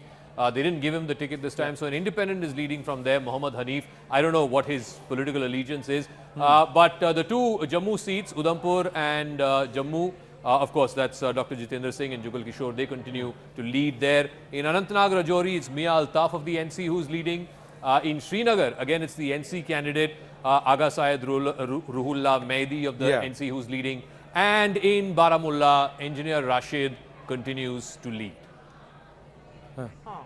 But for Omar Abdullah, Engineer Rashid, since we are talking, for Omar Abdullah, it's the state election which is of importance, which we've been discussing. So even if he loses here, his energy is going to be for the state once statehood is restored out there. Well, digital viewership for our numbers, whether for the BJP and the NDA, the numbers are going up or not, but for us, they are going up and we need to just thank our viewers. So we just consolidated further. But Sarkar ne viewership hamari hai, itna main keh sakta hu. But the fact is that we need our viewers to help us a little more. We want to inch towards 4 lakhs, ladies and gentlemen. We are at 347, so we want to get to 4 lakh views, live views. And thank you. Thank you for being with us and enjoying our coverage as much as we are enjoying bringing it to you. It's a neck and neck fight. The INDIA on ground seems to have made an impact with the voter. The BJP, early stages, 20% of the votes being counted. Another 80% of the votes has to be counted.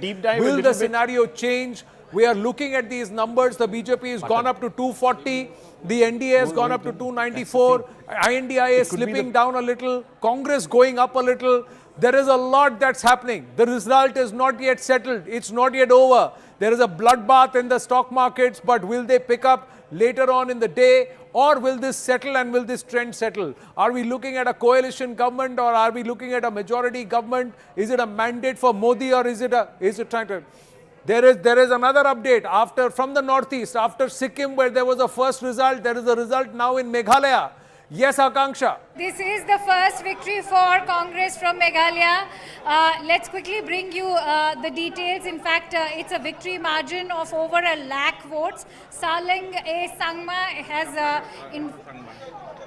he's in fact... She's a former MP. She's also the sister of Meghalaya Chief Minister Conrad Sangma, and she was the former MP from Tura, and she has lost this time around. Saling and Sangma has pipped her to this prestigious post, which is a bastion for the Sangma family.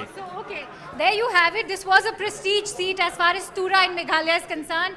As the gentleman here was discussing, Agatha K. Sangma happens to belong to the prestigious Sangma family, has been beaten by Saling A. Sangma of the Indian National Congress. The victory margin is of over 1 lakh votes. Over a lakh votes, yeah. Over 1 lakh votes, and in Tura. So that was the Sangma again, bastion. Conrad, it's interesting because they split just before the state election, then they came back again as part of the NDA after the election. And again, people are looking at this and saying, boss, don't take us for a ride. Don't take us for granted. Yeah. I mean, you don't have an alliance before. You break the alliance just before the election. You fight separately. And then you come back again together. And the person who's been defeated is the sister of Conrad, right? It's a message from the voter. True. Obviously, it's coming down to the wire now.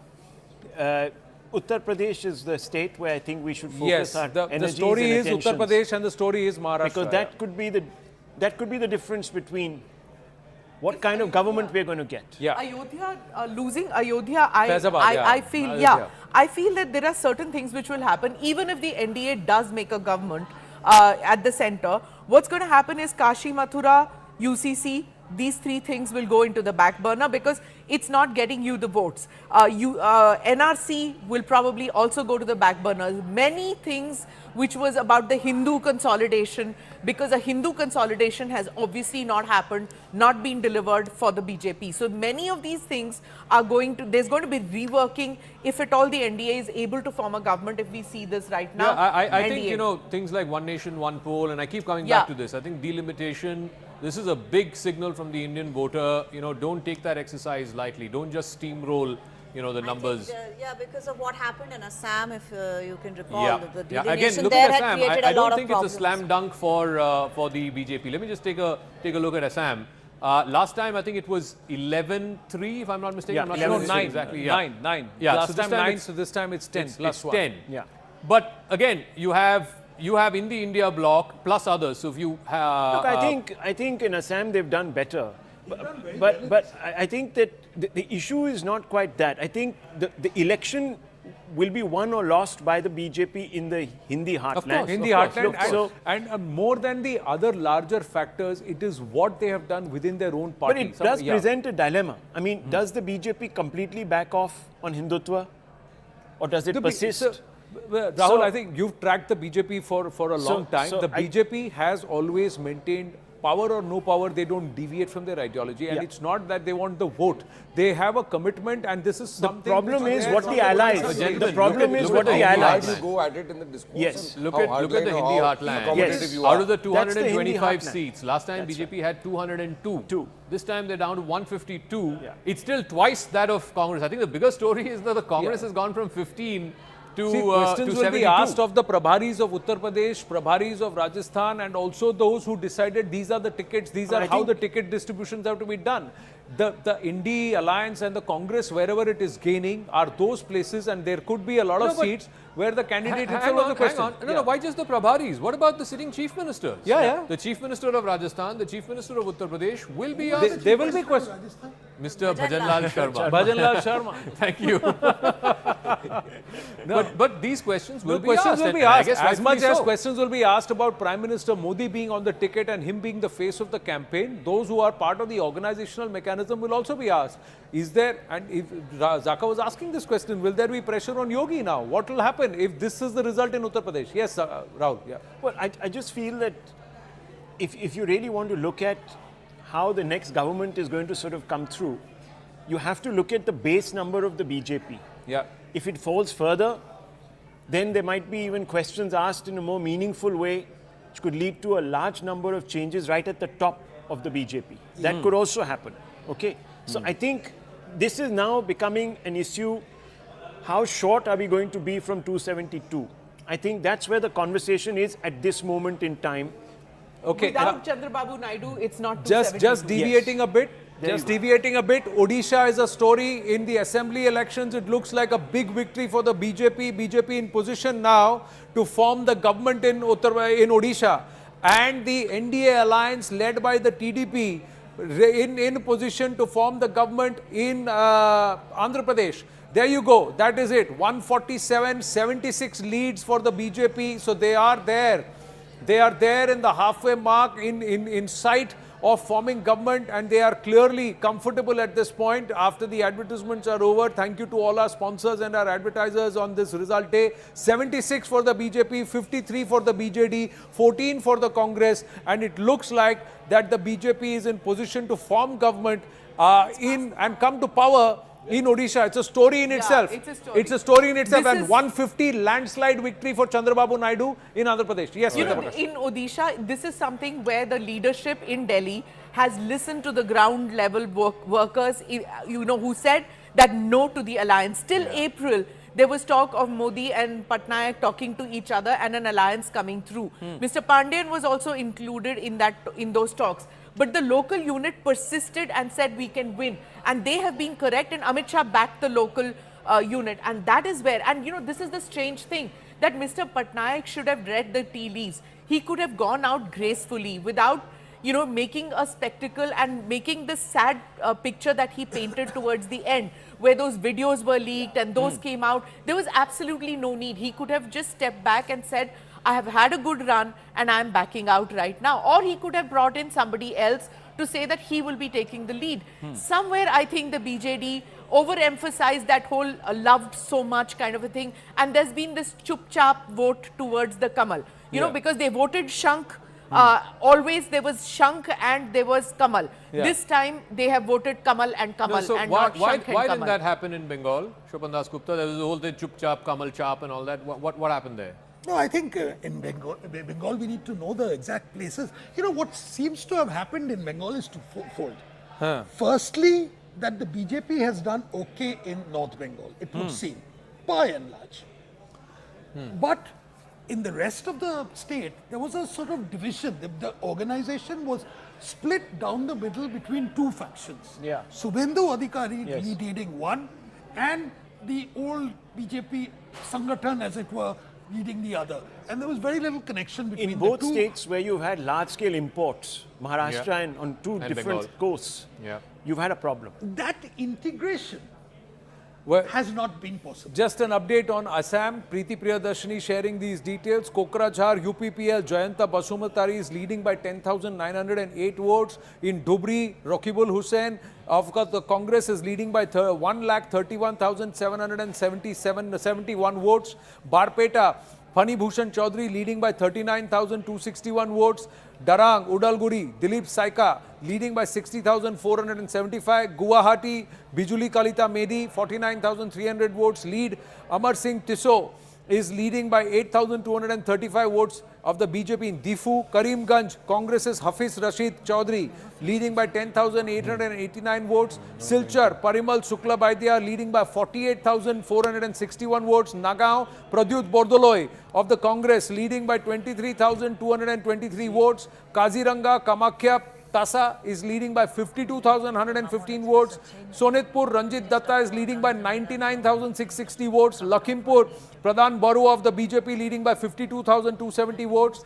Dibrugarh, Sarbananda Sonowal leading by 74,659 votes. Jorhat, Gaurav Gogoi leading by 36,063 votes. So 10 for the NDA, 4 for the INC. This is the update as of 11:45 a.m. by Preeti Priyadarshini from Assam. That's the update on Assam. I just want to quickly look at the Northeast itself. I mean, again, the NDA has not done badly at all in the Northeast. Last time out of 25, they had 24, I think.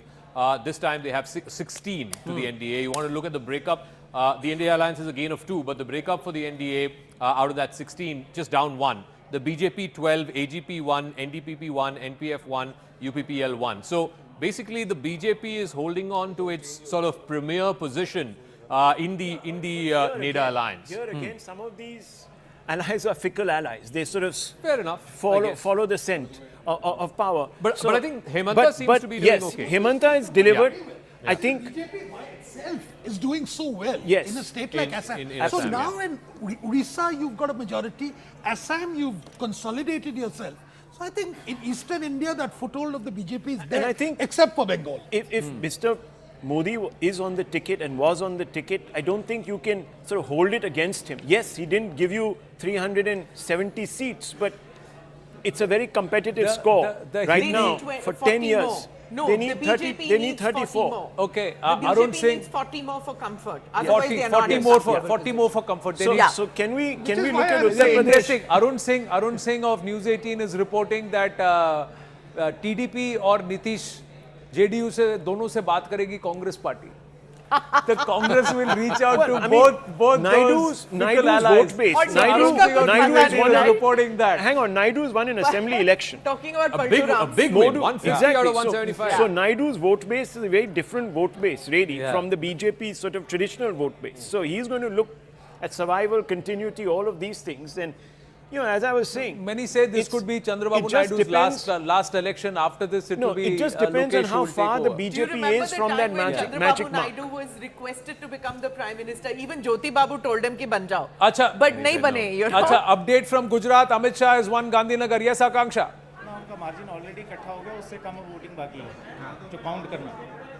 Gandhinagar वहाँ से खुलेगा क्योंकि Yeah. Yes, Akanksha. All Amit right, Shah Amit Shah has won Gandhinagar. Yeah, go ahead, please. And could you please share the breakup right now?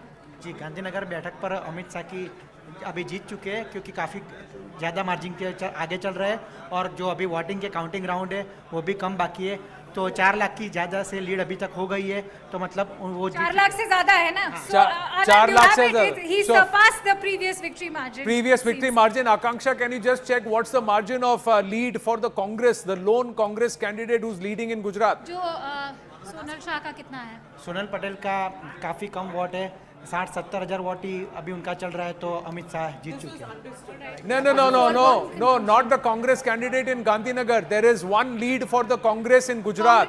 Lead आ रही है गुजरात से. Patan से क्या है? पाटन लोकसभा पर से कांग्रेस के उम्मीदवार चंदन जी ठाकुर जो है वो आगे चल रहे हैं कितने और वोटों अभी से? फिलहाल की कितने वोटों से? 15,000 वोटों से अभी आगे चल रहे हैं 15,000 votes. So it's कितने राउंड हो गए? 11 राउंड हुए अभी 12 राउंड और बाकी है Alright, so was it 11 और बाकी हैं.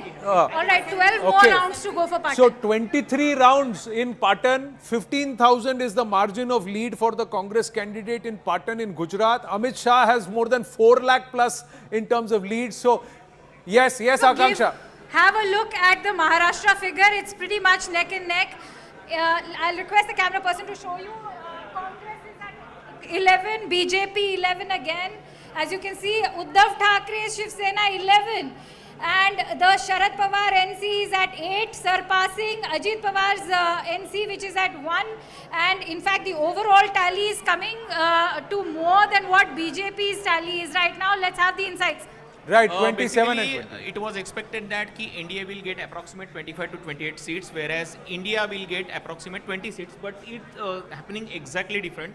Whereas India is getting only 20 seats and India is getting 27 seats, and one is independent, which is Vishal Patil is leading from Sangli. So how many Seven rounds? is How many the rounds over? difference. How many How rounds? many rounds over? There are various rounds. In few constituency it was 8 round, few constituency it was 12 round. So How many rounds in all? कितने बचे हैं? अभी हर जगह के अलग-अलग rounds बचे हुए हैं. But overall, Alright, so कितने let's on see an if it average 22, 23 rounds? How many average in Maharashtra? How many rounds now left? Many. There are different kind of rounds.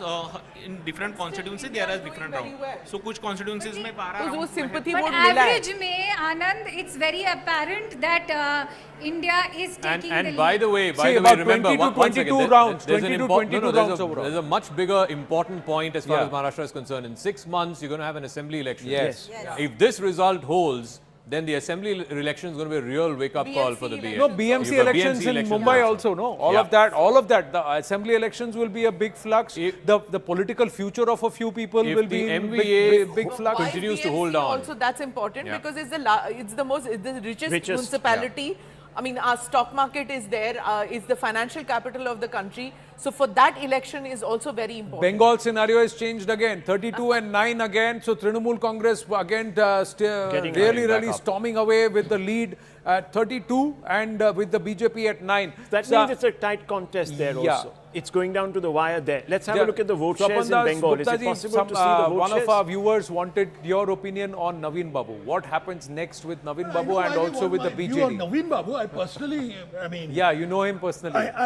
I mean, I'm not the only person in this panel who knows him personally. But still, what happens next? Well, I think it's sad. You know, here's a man who had a very, very distinguished career. And I think the public perception of the proximity to Mr. Pandian, I think, was his undoing, more than anything else. And I think he'll be remembered as a very good chief minister of Orissa. And it's sad that the ending was like this. Do you believe Mr. Pandian is a worthy successor and will he actually take the party? It's not a question of whether I believe or not. It's a question is that the people of Orissa don't think so. They have got the impression that Mr. Pandian has been manipulating Naveen Babu at a point when he is very vulnerable. So these public perceptions seem to have become conventional wisdom and has been expressed in the thing. So the victory of the BJP is complete. Mr. Pandian must take a big credit for. Three short of majority in Odisha, BJP 3 short of majority in Odisha. As far as the leads are concerned, these are not even settled results, but the indication is very clear. NDA sweeping Andhra Pradesh, 150 out of 175 seats. All the leads are already out at this point, but the BJP still 3 short of majority. BJD has 52, Congress has 14. So if they are 3 short of majority and if this stays, ये फंसेगा Odisha में?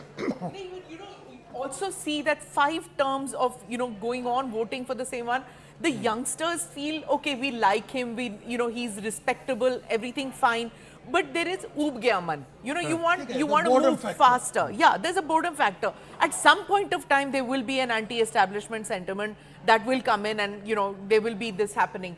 Also the isolationist way of Naveen Babu's style of working. He's stayed in his home, he hardly steps out. He has a very close set of friends that he meets. You don't see him meeting. It's only when the BJP seem to be mounting a challenge, which is like literally in the month of May, that he started getting out and campaigning. And that also just a few sentences here or there.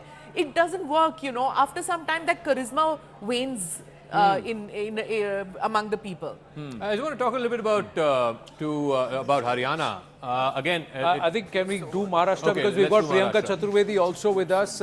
Big lead for the INDIA at this point. 28 and 19. Phenomenal score there. Do you think this will consolidate further in favor of the INDIA? You can call it India Alliance now. It's okay. No, you will be the INDI Alliance or you will be INDIA. India A is Alliance. So that's why. So I can't say India Alliance again. So it will be INDI Alliance or INDIA. So let's all fight on that. But yeah, congratulations if this stays. Yeah. You can call it grouping of India. Okay, if that is also working for you, whatever works. Anyway, whatever floats your boat. NDA, UPA, INDIA, that works for me. Yeah, I'm not getting into that. I will, whatever floats your boat, whatever makes you all happy. However, people of the country have shown that they look at it as an alliance which is formidable, which needs to be strengthened, which has, with the way numbers are going and how it turns around for the alliance later in the day, can also probably get us to form our government as well. Yeah. As far as Maharashtra is concerned, you're seeing the numbers, and I remember I was on your show 2 days ago, where I said the numbers that you are showing for India Alliance vis-a-vis NDA is going to change. What you're showing for NDA is going to be India's outcome, and what you're giving to India is going to be NDA's outcome. In fact, we're doing far better than the numbers were shown, right? More gains for the Congress compared to UBT. I do want to ask you, Priyanka ji, Zaka here. You're getting 28 as of now, gain of 19 from last time, and the NDA is getting 19. But I want to specifically talk about your party. Shiv Sena UBT is getting 11 seats, gain of 6 from last time. 4 of those are coming from Mumbai, Bombay South, South Central, North East and North West. So the single largest party in Mumbai city out of the 6 is actually your party. Yes. Absolutely. See, I just want to say couple of things here because it is important that we put things in perspective as far as Maharashtra is concerned. 2 regional parties, 2 important voices of Maharashtra were broken by the Bharatiya Janata Party at the behest of the party which is in power in the center, which is the BJP. It wasn't just the Maharashtra BJP. It was a plan which was, the architect of which was Mr. Amit Shah, which has been said many times by Mr. Amit Shah himself. Having broken 2 political parties, having trampled upon the constitution, democratic norms, in the belief that you can label it as a Nakli Shiv Sena, you can even go on to call Uddhav Balasaheb Thackeray as the Nakli Santan of Balasaheb Thackeray and think that people are not going to, people are going to take this line down. That people who are born and brought up in the state of Maharashtra, who are the Bhumi Putras of Maharashtra are going to take it easily. And whatever narrative that is set on them is going to be the narrative that they will vote on.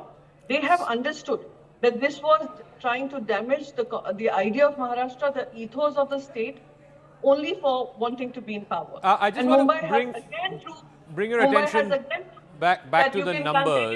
You can continue to postpone the local elections. You can continue to bypass the electoral processes for the local bodies.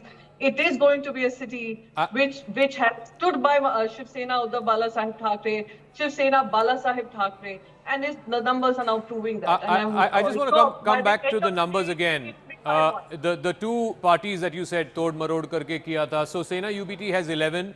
Mr. Sharad Pawar's NCP has 7. So that's 18 seats between the 2 of you.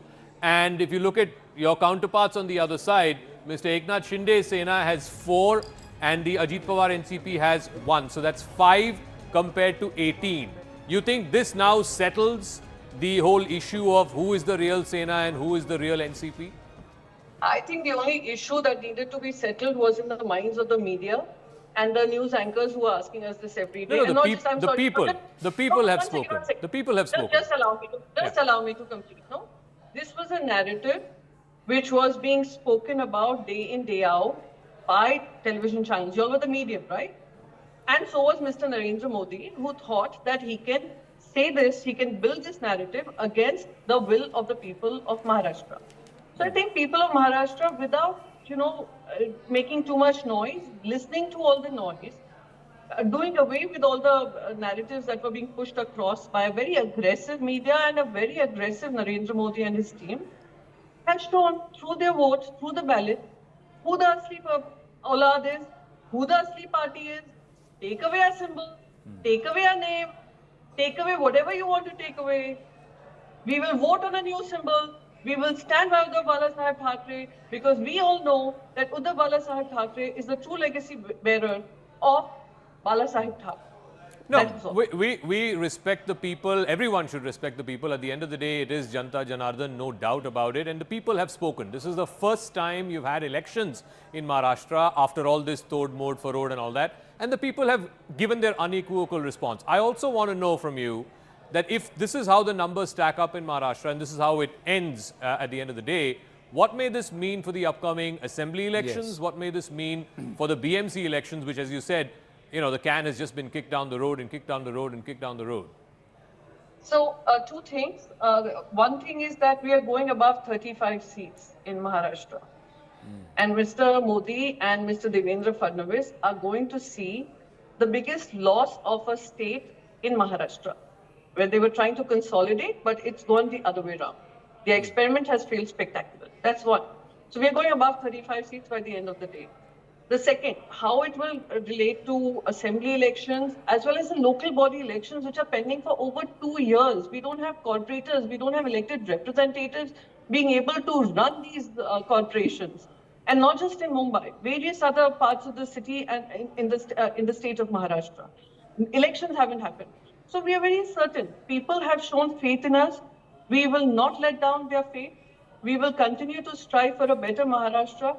for a better outcome and ensure that the rights of Maharashtra and the people of Maharashtra are not trampled upon. Okay. But on the whims and fancies of a man who thinks he's the Lord Avatar. I do want to ask you one final question on the national picture. We're getting, a source-based information from the Congress that they're reaching out to both the TDP and to Nitish Kumar's JDU. They, of course, I think TDP has 15 or 16 and Nitish Kumar has 15. At the India Alliance level, I mean, if these numbers crystallize the way they are, NDA is at 289, BJP at 237, India Alliance at 233 and Congress at 94, the NDA will still form the government unless, of course, there is a breakage in the NDA. Are you looking to expand your partners in the India Alliance, or are you happy to play the role of a strong, constructive, vociferous opposition, which is what, if these numbers stay at this stage, indicate? Now, these numbers are going to change and we're going to come close to forming the government. And having said that, there's just a couple of things I want to tell you. Shiv Sena, along with the Bharatiya Janata Party, were in alliance for over 25 years. Shiromani Akali Dal was the longest standing ally. Those were the kind of alliances that BJP did away with because of sheer arrogance of power. And they have come together with a ragtag alliance. These alliances who they were using agencies against, who they were telling them that if they don't come along with the BJP, they're going to face a problem and the best idea to win elections is to come along with the BJP. They're not the committed alliances of the BJP. And they are going to realize that it is easier to work alongside a partner which believes in democratic ethos as well as constitutional, principles of this country. All right. They also realize, these alliances, they also realize that sooner or later Bharatiya Janata Party will go after them, like they went after Shiv Sena, like they went after Shiromani Akali Dal, like they went against LJP. So those are things that people, the political parties, for their own existence as well as their own, ideology to continue, they are going to rethink their alliance to the BJP. All right. I am telling you, we are forming the government. Priyanka Chaturvedi, many congratulations. It is a well-deserved victory. Like I said, Janta Janardhan in a democracy, the people of Maharashtra have spoken. It's not just the numbers. I think the message from the voters of Maharashtra is very, very clear. We are rejecting outright all this Tod, Ford, Marod ki Rajniti, and that this whole legacy... People are and not just that, the betrayal versus betrayal aspect, the greater betrayal has been chosen, which was the greater betrayal by the people of Maharashtra in terms of these hold. And Priyanka Chaturvedi confident that these numbers will only improve in favor of the alliance. Let's quickly just get, before Ghanshyam Tiwari comes, thank you Priyanka ji. We've just got results coming in from the Northeast, 2 big results going to the live result hub. Shivani joining us, 2 more results. Yes, Shivani. Yes. Just some big names that are being declared winners, and that's always interesting to watch out for. I've got our Northeast desk, Assam and Tripura. We've got big results coming in. Tell me the big names who've been declared now. Kiran Rijiju has won from Arunachal West by a margin of almost 80,000 votes. He defeated former Arunachal Chief Minister Nabam Tuki. And then Agatha Sangma from Tura, who's the sitting MP from Tura, she lost to Salenge Sangma of the Congress. And 2 seats from Tripura have been declared. Former Chief Minister Biplab Kumar Dey has won by a whooping margin of over 5.5 lakh. And Kirti Dev Burma, who's the sister of Padyut Dev Manika Burma, who's the princely king of Tripura, has also won from Tripura East. So, East is the place, Anand, where actually the BJP is kind of managed to hold on. I just want to quickly give you a sense of West Bengal, where the numbers are standing. What's the situation looking like? Actually, TMC 31. Within 42 seats में जो है हम आ गया trend पूरा आ गया तो उसमें तृणमूल 31 में लीड कर रहा है और बीजेपी 10 में लीड कर रहा है और 1 सीट है मालदा दक्षिण जो है वहाँ पे कांग्रेस लीड कर रहा है तो ये जो है सिनारियो देखिए सुबह 8 बजे से शुरू हुआ है वोट का जो काउंटिंग है तो 4 घंटे में जो ट्रेंड आ रहा है तो उसमें थोड़ा एक बात हम कह सकते हैं कि एग्जिट पोल का जो है जो था अभी उसमें थोड़ा अंदर कितने राउंड हो गए हैं कितने बचे अभी तक तो फिलहाल अगर आप एवरेज करें तो देखा जाए कि 5th राउंड तक हो चुके हैं 42 पार्लियामेंट्री कॉन्स्टिट्यूएंसी में Fifth round ही हुआ है. So you know there is a little bit of caveat here that there is actually very little rounds that have actually taken place. But as most of us, our experts here are also saying, and you are also discussing, the trends are pretty much clear as it stands right now, Anand. I'll also get you UP. What are the big names that are trailing and by how much in just a bit? Right. Thanks for that update, Shivani. Yes. Yes, ma'am. At TMC in 31, BJP 10. BJP was hoping that they would get somewhere around 18 to 20. Yeah. So you're looking at way short of what the BJP expected, even in Bengal. Yeah, even in Bengal. Yeah. Bengal, they were looking Odisha at 25 plus. Bengal, Bengal, they said 25 plus. Yeah. Maharashtra, they said they will retain, and they actually contested 27. It's a big slip there. Right. And in Uttar Pradesh, the story itself is evident. 44 and 34. I think it's a phenomenon. So I think what UP is the story of this election. They had expected that some numbers would come down in states like Karnataka, Rajasthan, Uttar Pradesh. They would be made up in the eastern side, which is Bengal, Odisha, Andhra Pradesh, when they add Telangana. But it's not happening. Minus Look at the 28 UP in picture. UP The is, India Alliance is ahead of the NDA. It's a disaster. Is here in our studios. We were here on Saturday when we did the exit polls. This is not a map you expected on Saturday. This is not a map anybody showed on Saturday. Expected. None of the pollsters even predicted. I have to say, Zaka, a very different mood from the exit poll. Yeah. But I mean, I thought the smartest thing anyone has said today was Nistula on this program when she said the pollsters lost, the journalists won. This is not unlike what most journalists who toured were expecting. Most people were saying about 250, 260, short of a majority for the BJP. But Mr. Modi is still the most popular leader, will form the government, he will get allies. And I think that's pretty much the situation that's come to pass. But a couple of things I think worth pointing out. The first is UP. We had contradictory reports from journalists who went.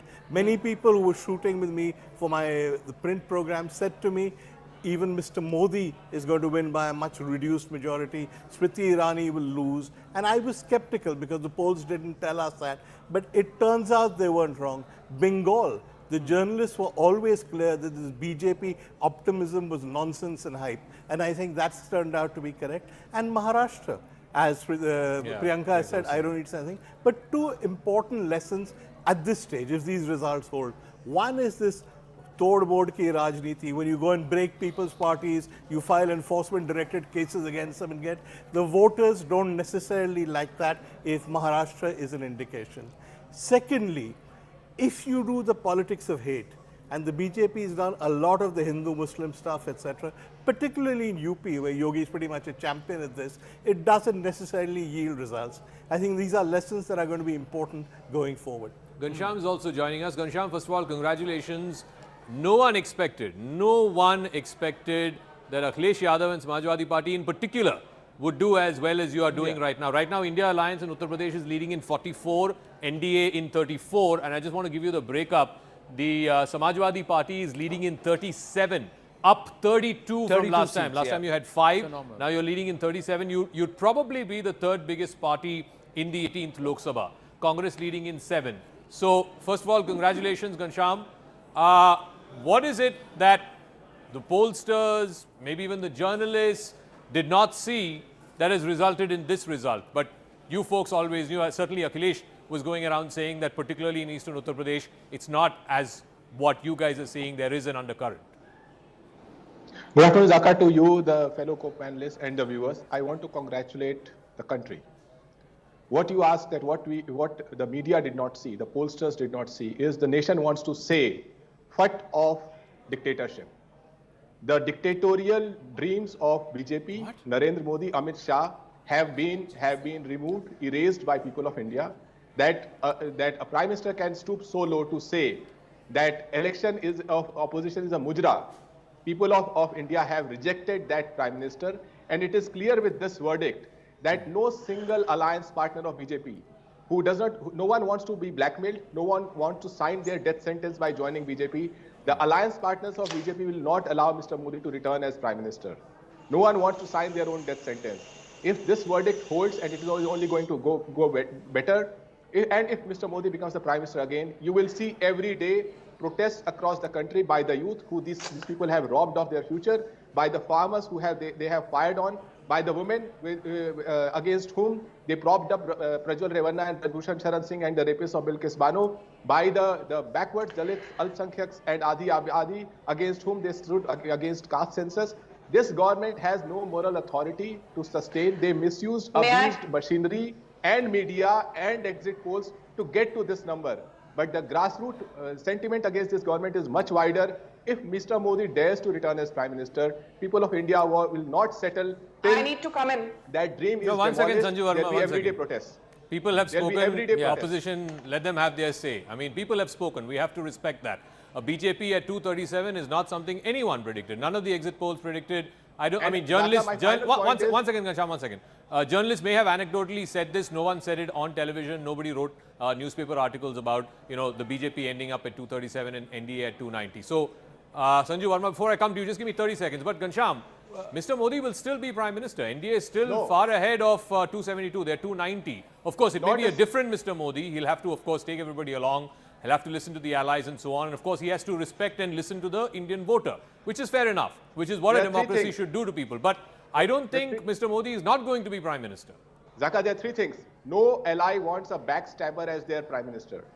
This BJP has backstabbed every alliance partner, including Nitish Kumar, including Chandrababu Naidu. So there is no reason for people to sign their death sentence and go and ally with Mr. Modi as Prime Minister. That's one. Two, everybody understands that there is grassroots sentiment against Mr. Modi. The youth want him out. The women of India want him out. The farmers of India want him out. They have abused the machinery to somehow find a majority. That will not sustain. If the alliance partners believe this, Mr. Modi will not be the Prime Minister. Whether that holds or not, let's just say we've just got a result coming through, then Sanju Verma coming across to you. The first Karnataka seat, the result has come through. The JDS has won Kolar. So the result coming through. Yes, Shivani, going through the live result. Absolutely. Just showing you some trends and leads, and now results coming in from Karnataka. The first Karnataka result has come. We've got the Kolar seat that has been declared. That's the JDS seat, mind you. The JDS candidate Malesh Babu has won from there. Now, that's the only seat declared from Karnataka? Yeah, it is so far only one seat is declared in Karnataka. In Kolar constituency, JDS candidate Malesh Babu won the seat. Yeah. All right, I also want to give you a trend. DK Suresh fighting from Bangalore Rural. Just show me exactly who's leading from Bangalore Rural. Is DK Suresh doing okay, or what is happening? So, CN Manjunath is now leading by over 1 lakh votes, 1,43,000 votes he's leading by. So, DK Suresh, the brother of heavyweight DK Shiv Kumar, is trailing by roughly that margin. So, this is a contest that is going to be very interesting one to watch out for, Anand. Right. He recently joined politics, Manjunath. Dr. Manjunath just recently joined politics, known cardiologist.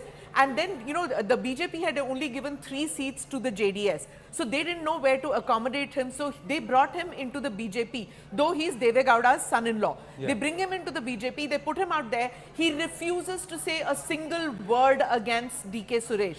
He just runs his own campaign, doesn't go against DK Suresh. It's the Vocaliga versus Vocaliga vote out there. DK Suresh, remember, is DK Shiv Kumar's brother. Yeah. DK Shiv Kumar went to societies, housing societies, and said, you want water, first you give my brother your vote, only then you'll get it. And DK Suresh is the guy who said that South India should be a separate country. So that kind of attitude has obviously been rejected by the people of Bengaluru. No, what this also means is that this is bad news for DK Shiv Kumar because his own brother has lost, and it's also good news for Siddaramaiah because Congress has not done that badly. It's got 10 out of 28. It had 1 last time, which was Suresh's seat. BJP had 25 but last time. DK Shiv Kumar is quite the phoenix, he will but I have a feeling that this will strengthen Siddaramaiah. All this talk about 2.5-year chief minister, I don't think this is good. This result is going to give. Will be only laughing at this. He will be happy with this result. He'll be very happy because in fact, if you look at this belt, the North Karnataka belt, the 2 people who will be happy are Mr. Kharge and Mr. Siddaramaiah because these are some of the backwardest districts of Karnataka. Which brings me to Mr. Mallikarjun Kharge, brought in as Congress president, under whose watch the Congress has done obviously very, very well. Does the credit go to him? We know who the credit will go to. We'll see who gets the credit there. It's obviously the Gandhis who get the credit. It's a question. It's a legitimate question. I think you have to give credit to Kharge You have to say that the Gandhis Rahul never managed this. There is objectively a change on the ground. You cannot deny Kharge the credit. And I think also this idea of broad basing the leadership, so it isn't just Rahul everywhere, seems to have worked. But Veer, you have to admit, from 52 to 92, 40 seats plus, the star campaigner for the Congress party is Rahul Gandhi. Rahul Gandhi, So yeah. Rahul Gandhi, so the credit, if the BJP does well, credit goes to PM Modi. If the Congress does well, the credit has to go to I don't Rahul dispute Gandhi. that. I'm not denying Rahul any of the credit. All I am saying is everyone says the Gandhis get all the credit. I think it's unfair to exclude Kharge from that. He True, deserves Mr. credit. Kharge, Mr. Kharge as party I've just run a filter. Yeah. These are the SC reserved seats. Now, for the first time in the last 10 years, the India alliance is leading in the SC reserved seats. The NDA has about 5 seats less than that of the India alliance. They are actually I minus think 18. Yeah, Zaka, from they're last down time. 18. They are down 18 from last in time. the That's SC what I'm gonna reserved tell you. seats compared to the last story time. that is coming out is quite clear that there was a great deal of distress, and the poorest of the poor, the most marginalized, were feeling that, and somewhere their issues have not been addressed, and you see this. And where you see this most is in our 2 poorest states, unfortunately. That's where the results have come through. We have Sanju Verma, Meeta Chakrabarti also with us, along with Ghanshyam Tiwari and Radhika Khera, who should be joining us in a bit. Yes, Sanju Verma. You know, first and foremost, I want to tell the Samajwadi Party and Ghanshyam, you know, he says, how dare the Prime Minister even think of coming in for a 3rd term because he's been rejected by the electorate. I think that is absolutely unfair, and I'm not going to hold back my punches. 54 out of the 59 big and small elections in the last 10 years, that is a strike rate of almost 92%, have been won by the BJP unconditionally, unequivocally, under the aegis of Narendra Modi. Yes, did we do as well as we expected? Certainly not. But is this a vote for Rahul Gandhi? Certainly not. I can tell you that the Congress says it is the fulcrum of this alliance, and an alliance is only as good as how strong or weak the fulcrum is. And as things stand now, with more than 150 seats, the victory margin being less than 20,000, and with still at least 11 to 12 more rounds to go, people from within the cabal on the other side, if they are jumping up and down and writing off the BJP and the NDA, Even then I as you think they're building flaky even as you castles speak, in the we've got air. an update from Raebareli. Rahul Gandhi has a huge lead in Raebareli. Dinesh Pratap Singh has put out a social media post saying, I apologize for hurting anyone, and he's literally conceded the seat to Rahul Gandhi. So that's a big win for Rahul Gandhi from Raebareli. But that's ma'am, what you're you know, flashing if I may just ask you, isn't this a message from the Indian voter? Again, I disagree with Ghanshyam. I think Mr. Modi will come back for a 3rd term. What that government entails, what accommodation he may have to make, that's a different debate altogether. But isn't it, you know, sometimes it's okay to be a little humble in politics and say, okay, we're listening to the people. The people have spoken. And the people have spoken quite emphatically. From 303, the BJP is now down to 238. There are concerns in UP, in Bihar, in Rajasthan. The BJP's numbers have come down quite significantly. What you attribute that to is, again, you'll have to do an analysis, whether it is jobs or Samvidhan Badal Denge, whatever it is. But ultimately, the people of India, particularly in the Hindi heartland, Rahul Shivshankar has been making this point since morning. It's the Hindi heartland which brought you to power, and it's the Hindi heartland which is sending you a message that, look, there are concerns and you need to listen to our concerns. Zaka, that's a very valid point. That is why even in my introductory comment, I did say that, you know, the results in terms of what we were expecting by way of seat tally has certainly not happened. Am I disappointed? Of course. I mean, if we are talking about the BJP standalone being well past the 300 mark, and here the NDA itself is contained in and around that 300 number, there are reasons to introspect, and to say otherwise would reek of overconfidence. My limited point, Zaka, without being offensive, is only this. Is this a vote for Rahul Gandhi, which is what the Congress would have you believe? No. Is this a vote yet again for Narendra Modi, but with a lower mandate? Certainly yes. Is the BJP and NDA going to come back to power? Yes. And if you're going to take the knives out and say UP has taught a lesson to the BJP, please also then give us credit for the fact that in 2 big states, after 25 odd years, Naveen Patnaik would have been forced to hang his boots. Whether it was Pandian who worked in BJP's favor or not, I'm not going to comment. But give us credit for the fact that we are going to be coming back with a thumping majority in Odisha Give us credit for the fact that the BJP-led alliance will be forming a government in Andhra Pradesh. Uttar Pradesh, I agree, we need to introspect what changed between 2022 when we had a 41.29% vote share and 255 seats, and now. In less than 2 years, what has been the catalyst that has led to a performance which certainly leaves a lot to be desired? Thank you, Sanju Verma ji. We've got guests coming back to back. I think Pawan Khera, the head of the media department of the Congress party, is now joining us. Thank you very much, Khera Saab. I know you joined us on Saturday and you were like, exit polls are wrong, exit polls are wrong.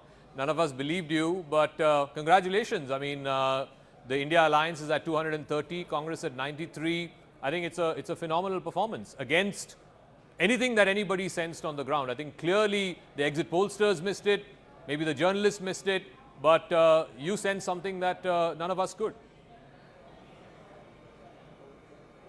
No, it's premature for me to celebrate or for anybody to get depressed. Let's wait for another couple of hours. Situation will be clearer.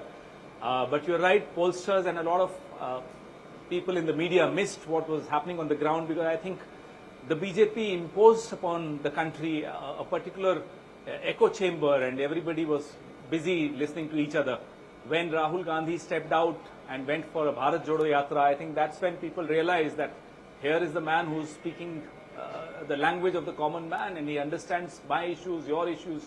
So I think that was that broke the iceberg. I think that's what breached the iceberg to begin with. Then the Bharat Jodo Nyaya Yatra, and all these things, of course, helped a lot in a connect with the people. What is the message, particularly from the Hindi heartland, your home state, Rajasthan? Last I checked, it was 13-11, I think. Uttar Pradesh, where now the India Alliance is leading 42 to 36 of the NDA. What is the message of the Indian voter, particularly from the Hindi heartland, to the BJP and to the India Alliance with this kind of numbers? I think the message is very clear, loud and clear. Don't be arrogant. Please talk about our issues. Enough of your own Man Ki Baat. Our Man Ki Baat also matters, and that's where Rahul Gandhi tapped. That's where he spoke their Man Ki Baat. That's where the issues raised by Mr. Kharge and Priyanka ji, I think Priyanka ji emerged as our ace campaigner, I must say. And these are the issues that they talked about. The constitution was a serious issue. I think people connected with that issue because our rights, your rights, everybody's rights depend on the constitution. And that was under serious threat, and people realized that. I do want to ask you, Mr. Khera, at these numbers, 293 NDA, 240 BJP, 229 India Alliance and 93 Congress, it seems like Mr. Modi will come back for a third term. Well, of course, like I said, in what form or shape, in what kind of accommodations he'll have to make, we don't know. That's another matter. But do you see this as a mandate where, yes, the opposition's numbers have increased, you'll be a formidable opposition in the 18th Lok Sabha, the NDA's numbers have been cut down, the BJP's numbers in particular have been cut down, so they have to listen to the people, they have to listen to the opposition, but ultimately it will still be a third term for Mr. Modi? Let's wait and watch for a couple of more hours, but for a man who thought he was the reincarnation of God, this is worse than a defeat. Okay. Are you reaching out to NDA allies? Even if we were, we won't reveal it on any channel right now. But obviously, processes are on from all sides.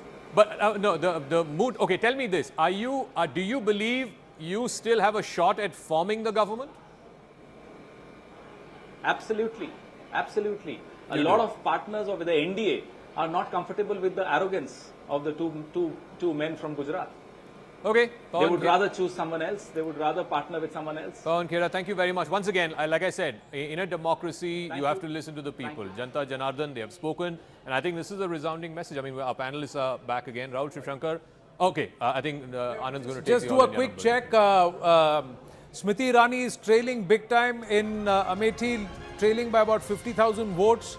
Amit Shah has won by more than 4 lakh votes in Gandhinagar. We'll go across to the live result hub in just a bit. Just quickly telling you, how does the parliament look like right now?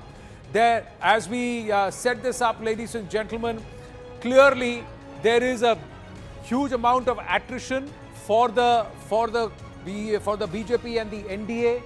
And it's not going to go all the way past the halfway mark comfortably. The BJP on its own, it's not the single largest party. It is consolidating, getting closer, the NDA till about 300. But at the bases, at the back of some of its allies, the JDU and Chandrababu Naidu, that is the TDP. What a turn of fortunes for Chandrababu Naidu. The Congress